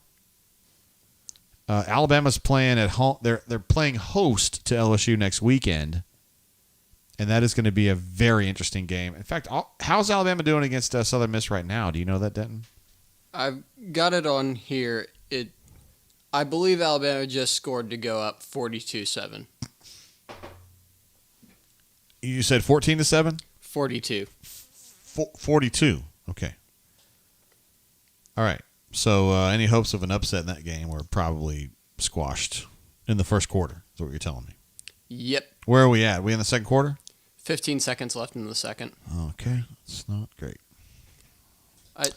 I think after Ole Miss, as long as y'all beat LSU, after Ole Miss, I see 3 games that should be wins based off the play this season. Yeah, I don't think the way that Auburn played today, I don't think Auburn plays that way all the time. Yeah. You know, I'm excluding today because to me today is an outlier. I have to think it was an outlier. You're very nice to say so, Dan. The Auburn team that played today was not the Auburn team that played against Penn State, Alabama State, or Akron. Yeah, word. I think Auburn's got a real shot at LSU. I think Auburn's got an okay shot at Arkansas. I think Auburn's got an okay shot at home against Ole Miss. I think Auburn's got a great shot at Texas A&M because I think A&M's not very good, and Auburn plays well there. Yeah, generally. A&M was hyped up based off last year, and they don't have it. They do not have Isaiah Spiller's a good player, but their quarterback is not. And it's their second team quarterback, by the way. Mississippi State, I think Auburn can beat them. Worse than the SEC West. And at South Carolina, I think that's probably a W. It's kind of weird for me to look at that, though, because Auburn played at South Carolina last year. So why are they playing there again? That's kind of bullshit. I think they're just kind of scrapping last year from a scheduling point of view. Well, you should scrap yourself. And then Auburn plays host to Alabama on the 27th of November. And we need to see a little bit more about Alabama. Alabama's good. They won at Florida last week, which is certainly not something that's easy to do. But in watching that game, I just don't think this Alabama team is quite as good as some of the really good ones they've had before. Yeah, this is definitely not last year's team. Right. So, I mean, look, Man, everybody, as Harsham would tell you, everybody's getting better. Every team is getting better. It's a matter of getting better faster than your opponents are. Yeah. Yeah. I think Alabama loses to either Ole Miss or Arkansas. I think Alabama is 11-1 going into the championship, SEC championship. What? You think they're going to get that far? Yeah. With Bryce Young a quarterback? I think they're going to be 11-1 going into the SEC championship. Jesus. What? This was last year's team. I see them going undefeated and beating Georgia. But okay, with Ole Miss, unless we stop them. Wait, when you say we, I mean, you're an AUM student, so. As an Alabama fan. Well, you're an AUM student, though. Yes, I am an AUM student. Yes. Yeah. Unless Alabama does something to stop them. Have you seen any, offensively? Talking about your time at AUM, have you seen any cute girls there? I have. Mm-hmm. Have you got any digits or any Instagrams? I have not. Have you thought about it? Not really. Why? Don't know. I mean, hot chicks are fun to play around with, right? I don't know. That's your experience, not mine. That is definitely my experience. Yeah, that is definitely my experience. Okay, cleansing breath. Okay, here we go. I really thought Southern Miss might have put a fight into that game tonight, Denton. Southern Miss has been awful this year. What do you mean awful? So what? They lost 31-7 to South Alabama. Lost 31-7 to South. Everybody loses to South. They beat Grambling 37-0 and then lost to Troy 21-9. Well, the Trojans are tough. Ask J-Dub. You know who I'm talking about. Yep. Mr. RT has a great question. He says, "How did Arkansas get so good so fast?" I got an easy question. I got an easy answer to that. I'd like to hear Denton's idea on that. Coaching. Good coaching. I agree. I think Kendall Briles is an absolute fucking stud, and I was shocked that I thought that Auburn was going to hire him, but that was actually before Harsin got here. That was going to be the last offensive coordinator that Gus had hired, because Gus had a relationship with Daddy Briles, Art Briles. And I thought he would hire Kendall as, I trust him. I trust the Briles guys. But he didn't. And I think Kendall Briles at Arkansas has really proven his worth. What an absolute stud. Ryan D says, Denton didn't seem interested in talking about women, LOL. I don't know what that means, Denton. Maybe you just kind of feel like maybe the AUM chicks would be hotter than they are? Or, I don't know. I don't really know how that goes. Joey K says Penn State almost beat us twice last week and tonight. We're going to bounce back after that struggle win. That's the kind of positivity. That's what I'm fucking talking about, man. I like that positivity. Hell yeah. That's what I like to hear right there. Look at that. Cleve C still in the chat. It says, at Deacon, the toughest team that UGA plays in the East is UF. Yeah. SEC East has one solid team, which is Georgia. SEC East is just a joke. Well, so the SEC East is basically Florida, and then probably Kentucky is the second best team. I would, excluding Georgia, I would say Kentucky is second best team in the East. And then it's just kind of some dudes that you're not really worried about, like Missouri, Tennessee, South Carolina, and Vanderbilt. Yeah, not really worried about any of them. Yeah, no. I mean, Georgia almost outscored the amount of yards Vandy had. Is that true? Going into halftime, Georgia had more yards than Vandy did. Wow. Well, Georgia had more points than Vandy did yards. Vandy ended up with 77 yards and gave up 62 points. Aubie Laker says that 98-yard drive in the Auburn game was the start of he just said dynasty. I was going to say an effing dynasty. How about that, man? Blake R is being nice. He says the SEC East is average outside of UGA. I don't even know if it's average if you take everybody in aggregate. I mean, I like Missouri. Missouri won at Kentucky, so you got to say Kentucky's ahead of them in the pecking order. It depends on what you're comparing it to. Other conferences, I would say it's an average division. But if you're comparing it to the West, it's not good. So, I don't know if you guys remember the call that Hunter had about 10 minutes ago. I was able to get a more or less transcription of the statement that Harsin made to the team at halftime. I am not at liberty to discuss exactly what he said word for word. But, yeah, I probably shouldn't do that. There's one word in here that really hits home for me. I'm not going to say what the word is. I don't want to, you know what I'm talking about. Let's just say that he let it be known that they needed to play a little bit harder. And they needed to stop being so soft. Yes. Jeff C. says Georgia had twice as many touchdowns as Vandy had first downs. Vanderbilt sucks, man. I mean, come on, let's be real. Every now and then they have one good year. Blake R. says, are we getting Clementine, or did I miss him? No, we didn't get Clementine earlier. Probably need to go ahead and get him, though, if we're going to get him, right? BMAT as well? Is he getting to be? Well, we talked to BMAT twice, I think. You did? Yeah, we talked to him pregame and then also at halftime. Okay. I wasn't aware. And then... No, so Christian did something that you would never do, Denton. So he was at Penn State. He got out of the press box at about 1 o'clock. His flight out was at 8 o'clock. So he just went to the bars at Penn State and just got fucking lit. And then didn't even go to sleep, just went straight to the airport and flew home. Didn't know they let you on planes drunk. Well, he didn't tell him. He didn't have to check mark and say, I need Must have not gotten too wasted. Well, then. I mean, he's Clementine. He's an absolute legend. Is what he is. Clementine says he's transcribing interviews right now, so I don't know if we can get him. Let's see if we can get. Maybe we can get 5 minutes. Okay, and then to everyone hoping for TJ Finley, I don't think that's going to happen. Ooh, interesting. The main comparison people have mentioned, well, at the start mentioned, was the Saban benching Jalen Hurts and bringing in Tua. Yes. And then vice versa for the Georgia game in... The second Georgia game. Yes, second Georgia game, SEC championship of the next year. Uh-huh. The reason Tua ended up the starter for the next season. If there's one more game, I don't see Tua starting that game.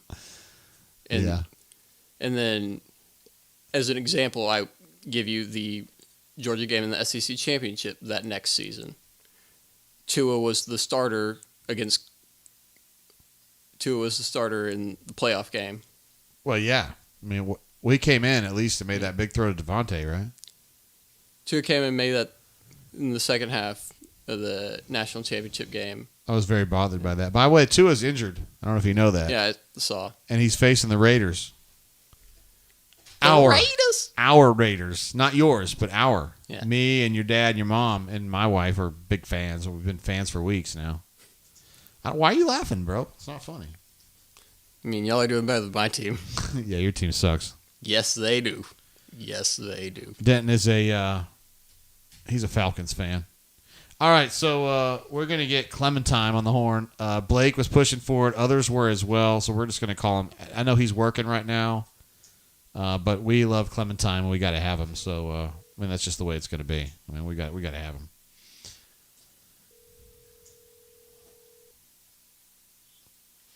Hello? Yeah, is this Clementine? It is. Are you being quiet because you're in the press box or whatever? Yeah, I'm walking to the back now. Should be able to talk a little bit louder. Yeah, that's cool. What was going on post game? Like, what was kind of the tenor of the interviews that you were part of? You know, I would say Brian Harsin was very matter of fact. He wasn't holding back. You know, he said Bo's probably going to be pissed. TJ played damn good, and he was pretty proud of the performance that they had. The players were obviously very excited, but they also knew that it was Chandler Wooten's quote was, it was unacceptable, and it was not a performance up to the standards that they were looking for. So that's kind of the vibe that we got post game. Damn.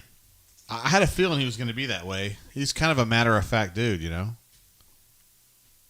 He is, yeah. No, Brian was, I mean, he was not holding back at all. He was very quaint. He didn't say, you know, moving forward, whether or not they have a game plan for the quarterbacks. I think we all probably expect it to be TJ moving forward for the next game, but he didn't say that they have a plan for any of that, and he didn't give us anything on that. Yeah, so you couldn't really read anything into what he was saying about what he might do at quarterback for the next game? No, BMAT was the one that asked him, actually, do you have a plan moving forward for the quarterbacks? Do you have a game plan on when you'd like to name a starter for the LSU game or anything like that? And he said, nope, don't have a game plan. I make those decisions, and once we come to a decision, you guys will find out about it. So, damn. Okay. He didn't give us anything on that. I think everybody would expect it to be TJ for the LSU game, but we'll just have to wait and see. Damn, son. Okay. Word. What are your thoughts just from having watched that game? Just, I don't know. It's Georgia State, man. But at the same time, it took a lot of nuts to kind of get back in that game. You know what I mean? It did, yeah. No, I give them a ton of credit. A 98-yard drive with the backup quarterback who got subbed into the game is not very easy with the game on the line. So I give them a lot of credit for that. I give the offense credit for that. But they've got to be better. That was a terrible performance. They probably realistically should have lost this game. So defensively, I think they did improve. They had 4 straight 3-and-outs. I will give the defense a lot of credit because they were getting gashed in the first half, but they turned things around in the second half, kept the game manageable, and then the offense was able to pull through just there at the very end. So I'll give them some credit, but they've got to be a lot better than that, man. What happens with Tank going forward? He had a big drop there, or fumble, I should say, and then they didn't bring him back for that final drive. Yeah, I think we had been hearing it a little bit. The Tank was just a little bit banged up, a little bit of a leg injury. So, I don't know how much Tank's going to be available moving forward with that injury, but I think he's still RB1. Jarquez Hunter is going to be getting quite a few carries, and then Warren will get carries here and there a little bit, but he's still going to be RB1 for them. Word. All right, Christian, we appreciate you jumping on, bro. I know you got some work to do for the folks at auburnsports.com, so we appreciate you knocking that out, bro. Yep, got to get some of that writing in, but you guys have a good rest of your night. All right, see you, Christian. See you. Peace. There he is. Clementine, Blake R. I know you're a big fan. Jeff C. jumped in also with a super chat, my man. Says, miss you, JG. Look at this guy. Look at the picture of this guy. He's a freaking drummer, among other things, and big Van Halen fan. I'm not going to go into details, but he puts his money where his mouth is when it comes to being a Van Halen fan. I'm just going to leave it at that. We love some Van Halen, too. I don't know. My favorite Van Halen tracks all time, let's see. Jamie's Crying, Eruption, Unchained, oh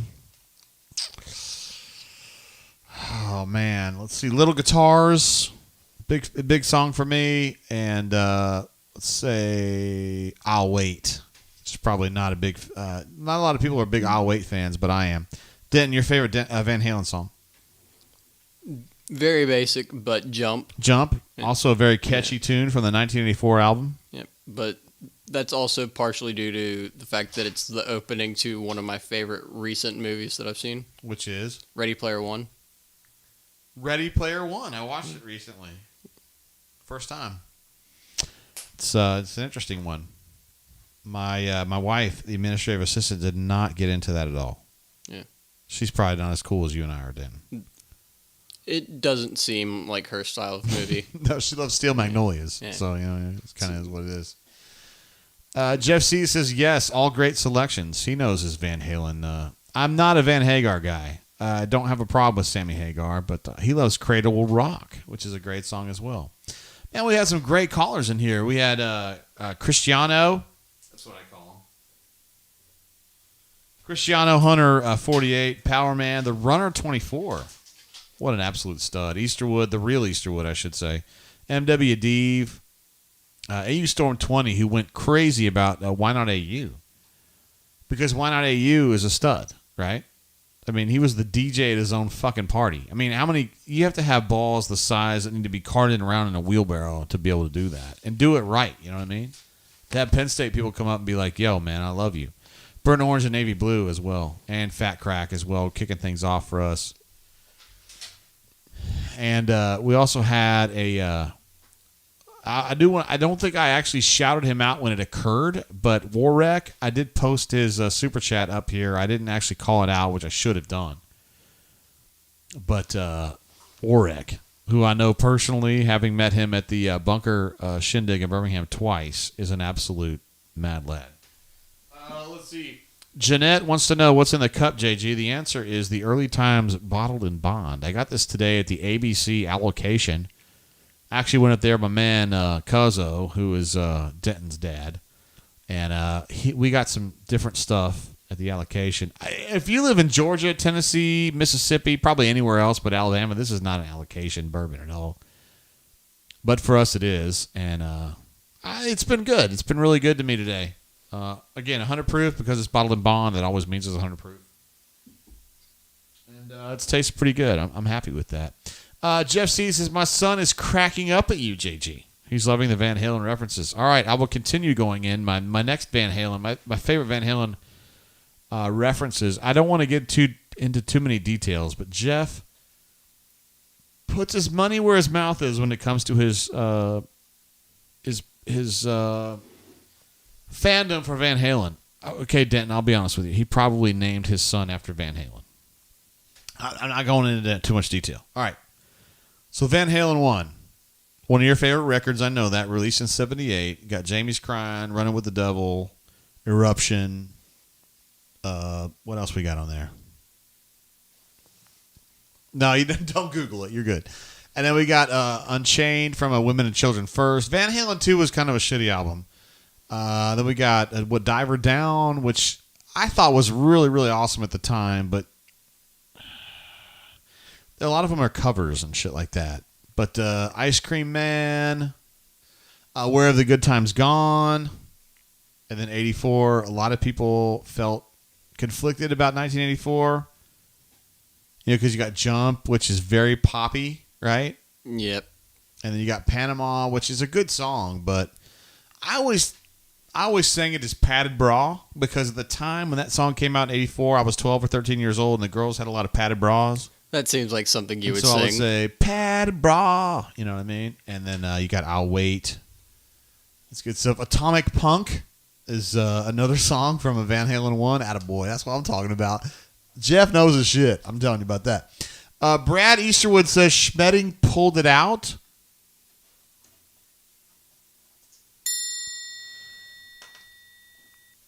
With a very, very minor editing of that statement, you could say Schmedding pulled out. I'm just saying. SSim008, who had at least 2 super chats with us earlier, possibly 3, says, damn son, you're still on. One word, hero. No, you're the hero, bro. I got to change this up because my man Christian Clementine is no longer on the line right now. Let's see. Jeff C says, Ice Cream Man. I'm your Ice Cream Man. Stop me when I'm passing by. Are you familiar with Diver Down by Van Halen? I am not. That's too bad. That's too bad. My parents flew me from Tulsa to Lexington when I was, this was in the summer of 86. So I was 14. And I flew without any supervision, so my parents didn't go with me. And I was listening to Diver Down. And I was sitting next to a guy from the armed forces, and he was like, what do you listen to? I was like, bro, listen to Diver Down. And he was like, fucking awesome record, man. And I was like, yeah. And so we talked about Van Halen. That was awesome. One of these great memories that I've been able to add through my lifetime. Flying out of DFW to Louisville, I believe, at that time. Blake R., my man, says, love you, Jay, and your drain never in doubt. No, there's no doubt. It was a double-digit win, and we knew that. We knew that the whole time. Here's the thing. When people say, hey, man, JG, how did Auburn do this weekend? I would say, double-digit win, no problem. 10-point win, not a big deal. Playing Georgia State. Blake Reed, nice stuff with the Super Chat. Appreciate you, bro. Blake R says, Running with the Devil, which is a great song from Van Halen 1, of course.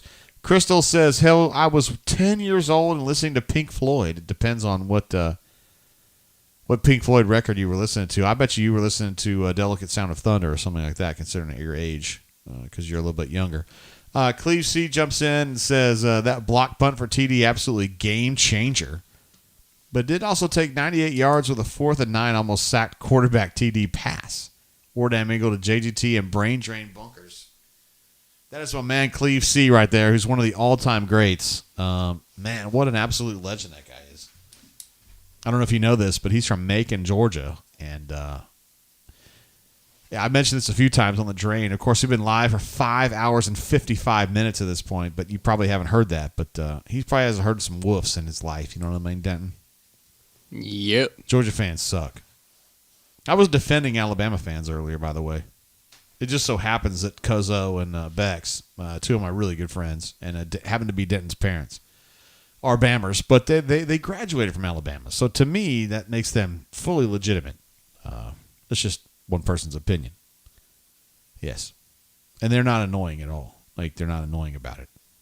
Like, they just kind of like watch Alabama, and they're happy for Alabama, but they don't talk about the 35 national championships or anything like that. It's great. It makes it possible for me to hang out with them as much as I do, you know. Definitely. Denton, thoughts? Would agree there. I would say Alabama is one of the more annoying fan bases when it comes to the non-alums. To be fair, I am a Kentucky graduate, and Kentucky basketball fans are probably the worst on the planet. They're terrible. Even as bad as Duke? Why do you got to bring that shit up? Are you going to bring up Christian Laettner too? No. Thank you. Duke fans are the worst, but UK basketball fans are a tough group. They're very full of shit, and they're very, very conceited. Anyway, let's see. Brad Easterwood says Barton Lestor. That sounds like a Superman bad guy, and I like that. I like that about him. Barton, of course, is from Montgomery, graduate of Montgomery Academy, and was able to collect that blocked punt for the touchdown in the game today, which is a huge play. We talk a lot about TJ making that great play to Shed late in the game. But the block punt by Kalen Newton that Barton Lester was able to collect, huge play. Crystal says, no, Oklahoma are the worst. I don't know about basketball. Kentucky basketball fans are bad when it comes to basketball. She thinks that Oklahoma fans are the worst. Probably football fans. It's tough for me because a lot of my friends are Oklahoma fans. I went to high school in Oklahoma. I'll be honest with you, though. When I was in high school, I was a Oklahoma State fan. My friends went to OU and TCU, but and actually I don't have a close friend of mine that went to OSU, but I liked that back when I was in high school, they had Barry, and they had Thurman Thomas, and they had Keith.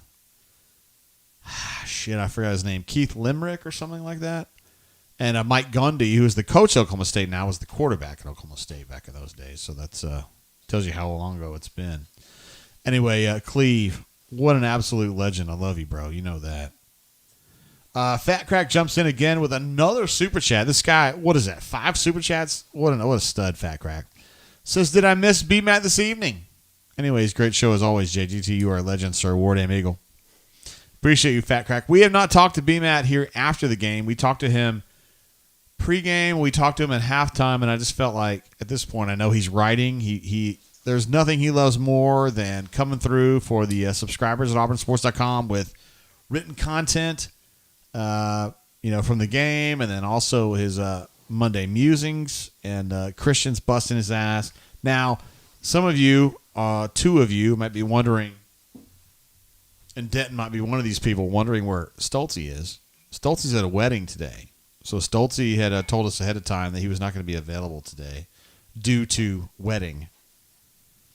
And he mentioned on the rundown the other day that he did meet the... did meet the cat? He met the dog owner. But I don't know. I think that girl is a lot younger than him. We'll just leave it at that. Adam says, JGT, how was your high school's wrestling team? What? I don't know what that means. There's some great wrestlers in Oklahoma. That is absolutely true. My high school did not have a wrestling team. I went to Holland Hall Prep in Tulsa, Oklahoma. I'm going there for my 31st high school reunion. Does that sound really old to you, Denton? 31st reunion of your... If you went to a reunion right now, it'd be your second. Yep. And I'd be going my 31st, yo. I'm going to bring Miss Courtney, though. Bring the administrative assistant? Me and the administrative assistant are going to go out there to Tulsa and tear shit up. And I feel like I've already taken those people by surprise because I've been like, all right, who wants to go out drinking on Friday night? And everybody's like, I don't know. And I'm like, fuck. You know how we do. The Tates. Fridays are not dry days for the Tates. You know what I mean? How many days are dry days in your house? Why are you saying that? Why, are you casting aspersions? I'm genuinely curious. Well, you would know because I hang out with your parents all the time, so how many do you think? See, the thing is, not every time that you drink, y'all get together. So I'm not sure that's 100% true because I drink with your dad and mom a lot. I know it is quite a bit. Like 80% of the time, if not more. So, I mean, if you're going to rag on me, you need to rag on your parents too. Unless you think that I'm getting significantly more drunk than they are. Jeff C. says, dang, JG, we're getting old. Yeah, you're probably right about that. You're probably about my age. Your wife seems a lot younger, but you're probably about my age, bro, Jeff C., my man. Melee says, out of breath. Adam S. says, Okie State has a great wrestling team. Oklahoma State has a great dance team, too. I don't know if you know this, but when Auburn played Winthrop in the 99, it might have been the 2000 NCAA tournament, we were all the beat writers. This is me, Troy Johnson, Charles Goldberg, Philip Marshall, Neil McCready. Who else do we have? Well, just leave it at that. We were all amazed at the Oklahoma State dance team. They were super freaking hot. They were really, really hot. And Goldberg had a picture. I don't know if Goldberg is listening, but Goldberg, if you have a picture, you need to share it with the team. Seriously, you to share with the Brain Giant community. Keith M says, "WTF, Denton? Don't throw shade on the Commodore. Were you throwing shade on me?" I don't think I was intentionally. I didn't notice that, so I guess I missed that. I don't know. Cleveland Brown has given us an update. Cleveland Brown, I think, was the first person to post in this entire frickin' show, like 6 hours ago, I think. He was, at least he was one of the first 3 or 4. He says, Florida scores again, 31-14 Gators. God dang it. I'm always cheering against those turds, man. You know what I'm saying? I'm looking for my TPIR. There it is, finally. God. Boy, man, I hate that. The hottest dance team we've ever seen was the Oklahoma State dance team from 1999. It's unbelievable. Maybe Neil McCready can get us that picture. I don't know. What's the hottest dance team you ever seen, Den? Please say Wake Forest. I would actually have to say Wake because that's the only time I've actually really paid attention to it. Man, that's what I'm talking about. Dude, Wake Forest chicks would have been right up your alley because they're smart and they're rich. So those are the perfect girls. Yep. I've got some, can I give you some advice on chicks? Sure. Here's the thing, man. First of all, lower your standards. Second of all, whenever you meet a chick, just focus on the good things about her and then you'll like them. So like, let's say that she has a really gross face, but she has a huge rack. Like just focus on the rack and then you're like, I love her boobs. And then you're good. You see what I'm saying? You just ignore the other shit. I'm telling you, it works. It has worked for me in the past. I'm going to put it that way. Whoa, buddy. Why is administrative assistant texting me right now? That's crazy. I do not know. What do you mean you don't know? I do not know. Let's see. Goose Fat Waterfowlers wants to know, JGT, any update on players who were out today, Papo, and the ones who got nicked up during the game? I don't think anybody's a serious out at this point. I almost feel like Papo was kind of not super hurt, but hurt enough to not play, but probably will be available for LSU is kind of my thought on that. Melee says, so is the Bo Heisman dark horse candidacy dead yet? Probably so, yeah. I think that's about it. Jeff C. says, listen to JG. He knows what he's talking about. I'm telling you, Denton. So every girl you meet when you're at AUM or whatever, if you're out at the club or whatever, you focus on the things you really like about her, okay? Sometimes she wears great shoes. There was a girl the other day that I saw at the tipping point. She had a great hair bow. That can be enough in a pinch. In a pinch, you can say, I love that hair bow enough, where I can focus on the hair bow enough to convince myself that girl's hot. And maybe she's a dog. I don't know. I'm not you, okay? But if you focus on the right things, you can do that. And girls, you can do the same thing. Let's see. Travis P says, did D-Rob play today? Didn't remember seeing him on the field. Travis, I don't think he played, bro. He did not accrue any stats. I will let you know tomorrow on the bunker when we do the PFF review of the Pro Football Focus stuff. But I don't think he played. I don't remember seeing him play. That is really funny when Cleveland said his administrative assistant trying to pull the plug on the drain from long distance. Denton, there's a lot of truth to that. Courtney already sent along the GIF of the wrap it up sign. Yep. Do you think that I'm loaded? I do not. Thank you. I just think we've been going for, you've been going for 6 hours at this point. Yeah. Let's see. I got a text from a few people here. Oh, wait. She's already given me the second warning? I just got the first warning. Tumblr? Oh, you're talking about Tumblr. Yeah. Yes, it is time for us to give. So Fat Crack won the Tumblr last week. You guys know that. I did not send that out because I'm a goob. I didn't get it done. The Tumblr this week. Today's Tumblr. This is show 5 of the season. Even though it's the 4th game, but we did a show before the first game. Here's my thing. I've got somebody that I feel like deserves this. Oh my gosh! Wait a minute. Did you see the administrative assistant had jumped into the chat, Denton? Did you notice that? I did not. Hold on. Lewis jumped in. He says, "I'm here. What did I miss? Jay drunk? ? Denton, your thoughts?" That's out of pocket. Out of pocket? I believe. Are you trying to say no comment? That was an unnecessary and uncalled for comment. Oh, that's not very nice. Aubrey Laker says David Lee Roth, California Girls. That's a good song, but it's a Beach Boys original, and David Lee Roth being a former Van Halen member. That's probably what we were talking about. Quan said, I think he got a snake late in the game, lined up in the backfield with Finley. Interesting. I did not know that. Let's see. Uncle says, I have no more brown water. That would never happen in my house. It would take years before we got to that point. AU Taxman is shocked by that too. He says, Uncle, how can you let that happen? Thank you, AU Taxman, who's been here from the very beginning. We're now in our 7th hour of streaming after this huge double-digit win by Auburn.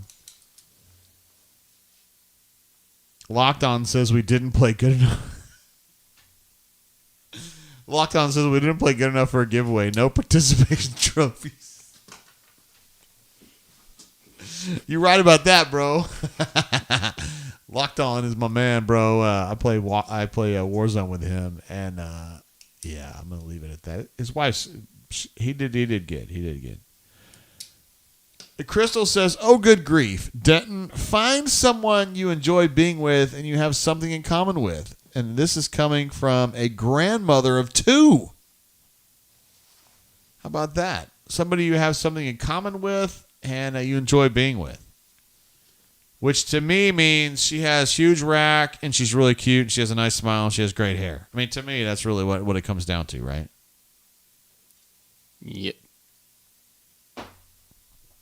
What? You don't really have much of a comment on that? I don't. Okay, that's cool. I mean, we love hot chicks, don't we? Johnny B. Good says, Jay, you hammered. I'm going to let Denton handle that. Denton, thoughts? No. There we go. That's what I'm talking about. Aubrey Laker says, Hagar equals Gus. He's doing some of that Van Halen humor. I feel like Denton would know if I was loaded or not because Denton's been around me sober and drunk a bunch of times. So you would be able to know. Angry dolphin. That's all I'm saying.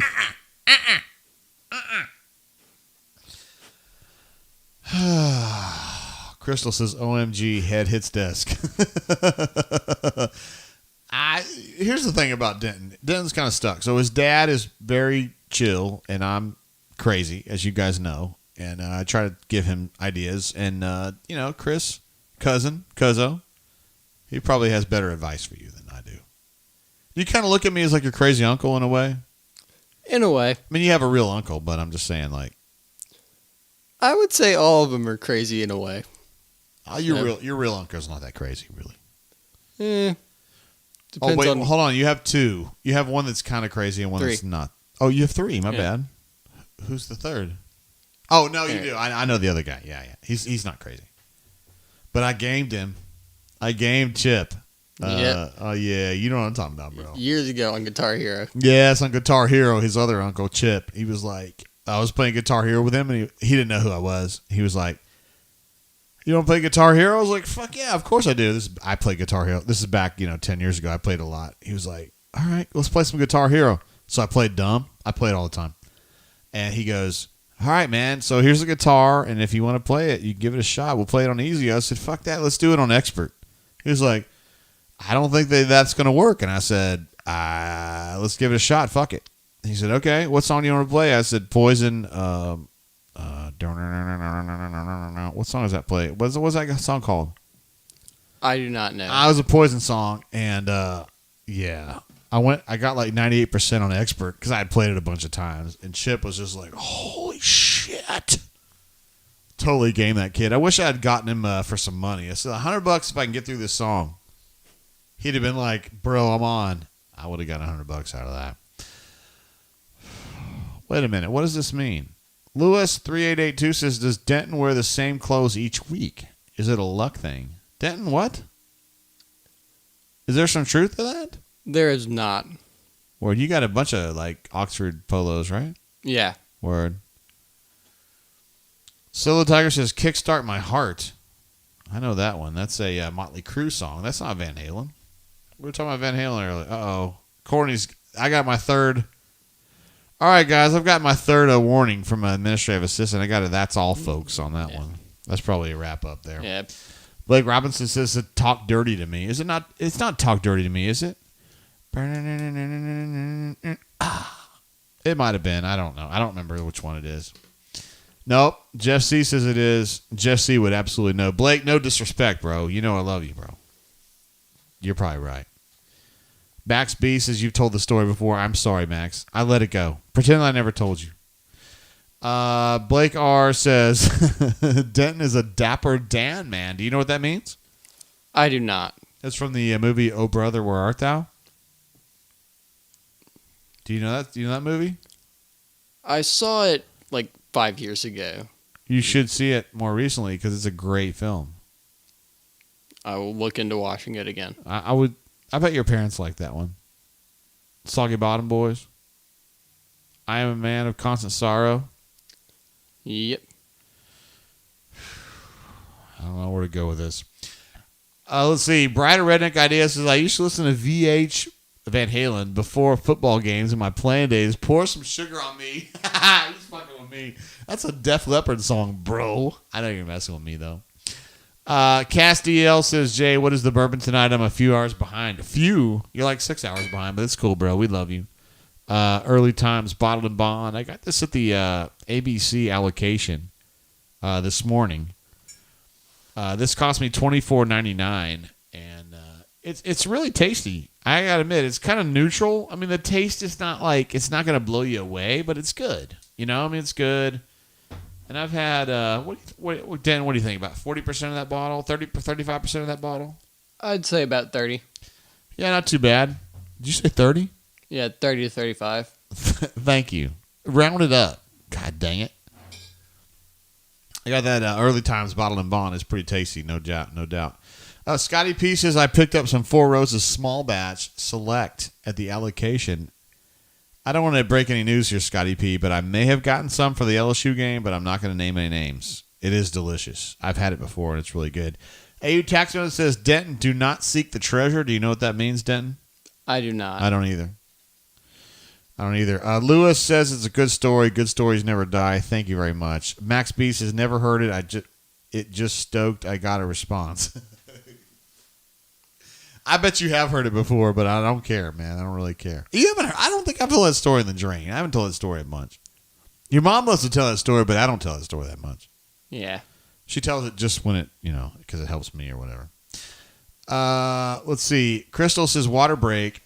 Pasty do. I think she means past due.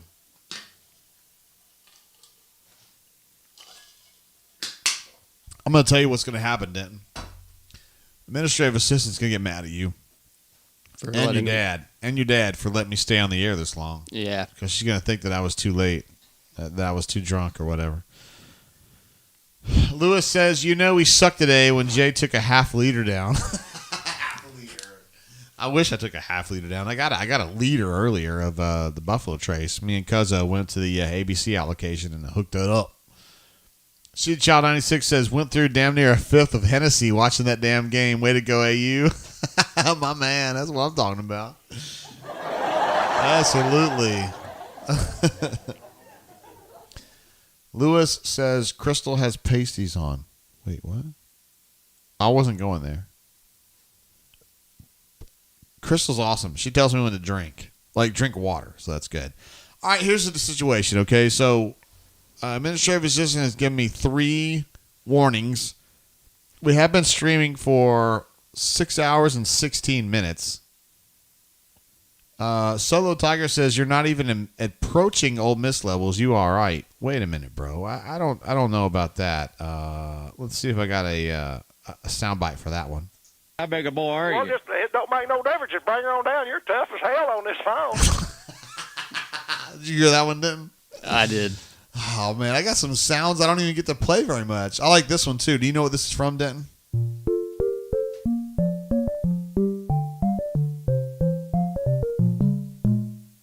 You know what that's from? I do not, but Donkey Kong? Yeah. Okay. I was going to guess either early 90s Nintendo or Atari. How about this one? Well.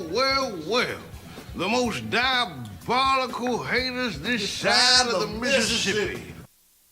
Is that Chappelle Show? It is Chappelle Show. Absolutely. Very, very nice. Very, very nice. What's this one right here? You could drop a tarantula into his shorts and he'll still be cool. I do not know that. Roy Hudson.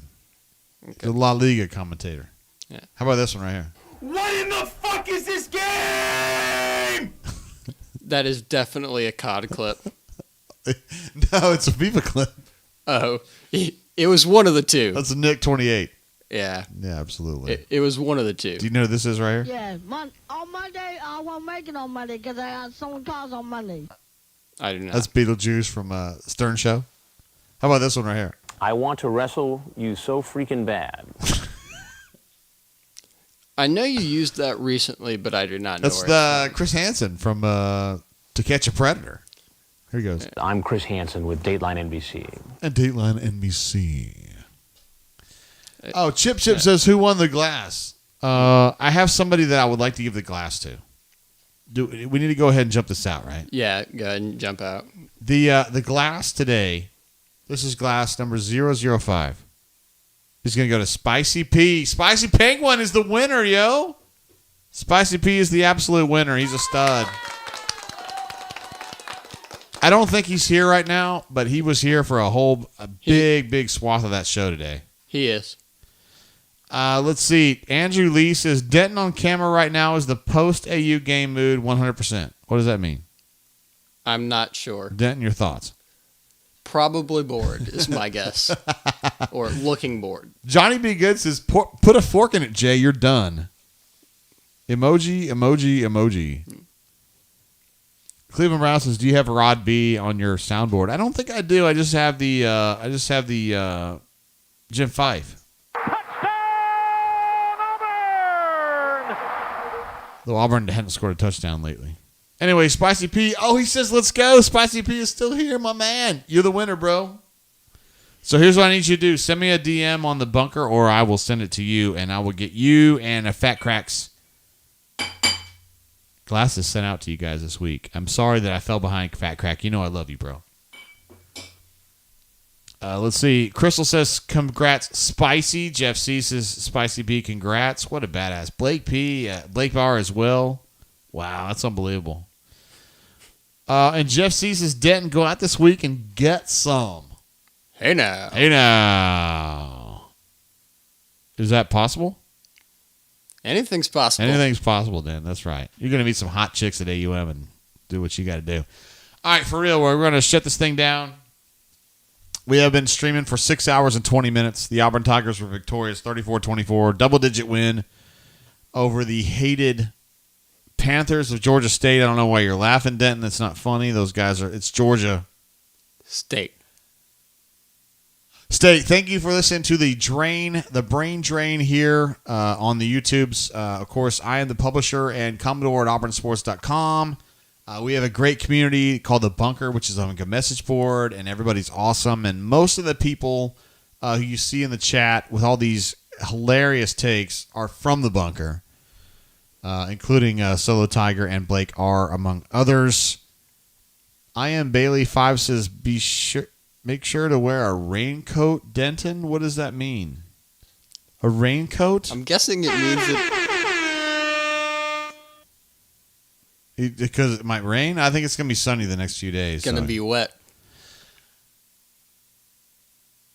Oh, okay. I see where you're going with that, buddy. All right, guys, we're going to wrap it up there for real. Seriously, listen. Thank you for listening to The Drain. Let me see if I can get a list of the super chatters, yo. Sometimes they let us do that. It literally says no new super chat members. What the frick, man? I got on the chat with them, and I was like, your super chat thing is not working. And they were like, what? Nobody told me. And I was like, I'm telling you right now, it's just not working.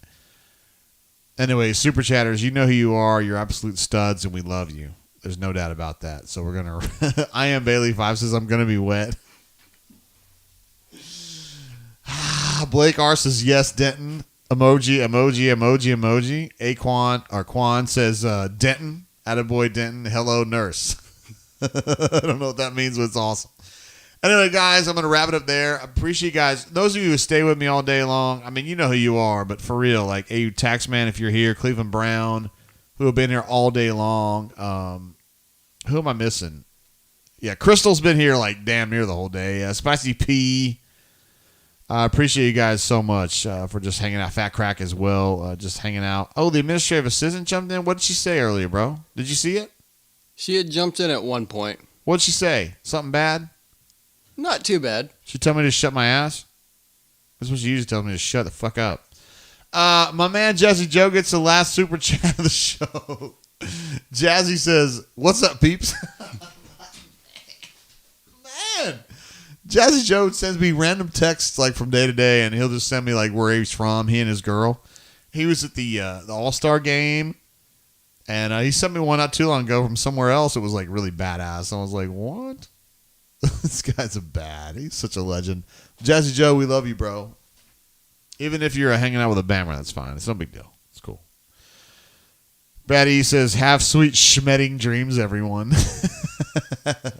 All right, guys, we'll wrap it up there for real. Love you guys. Jazzy Joe included, all of our super chatters, all of our chatters, all of our brain drain enthusiasts, all of our auburnsports.com subscribers, and all the people who are vaccinated, because the Kit COVID thing is for real. www.kitcovid19.com. It's a push by ADPH to get you guys hooked up. If you get vaccinated last week or this week, get a $75 gift card to the Auburn bookstores. That's huge. Also, Jazzy Joe jumps in again. He says Eagles? What does Eagles mean? Are the Eagles playing tomorrow? I'm guessing he was at an Eagles game. Yeah, I know he was. That's where he sent me the picture the other day. That's right. He was at the Eagles game. His girl's a Bammer, and they were cheering on Jalen Hurts at the Eagles game. That's what it was. I'm not going to say what I was going to say about the Bammers, but it's cool, man. I mean, sometimes, the girls that we like, I fell in love with a girl as a Louisville fan. What can I say? I mean, she's my kind of girl. I don't know what to tell you. Kaz DL says administrative assistant should do a super chat.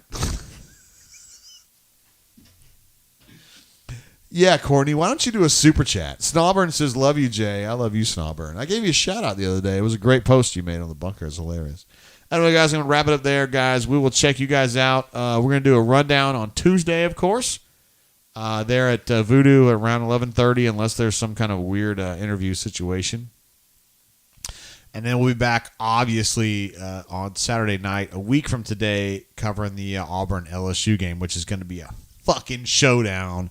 Drunk-ass night in Baton Rouge. We're still going to be here at the headquarters in Auburn, or in Montgomery, but you guys can be wherever you're going to be. That's what we're going to do. Cleve, my man, what an absolute super chatter legend you are. And we're gonna bounce, bro. Again, shout out to Spicy P for winning the tumbler. Thank you, Denton, for reminding me about that. And also, Fat Crack has one coming as well. Until we see you guys again, keep your feet on the ground. Keep reaching for the stars. I love you guys. Make great decisions tonight. Peace and love. Deuces.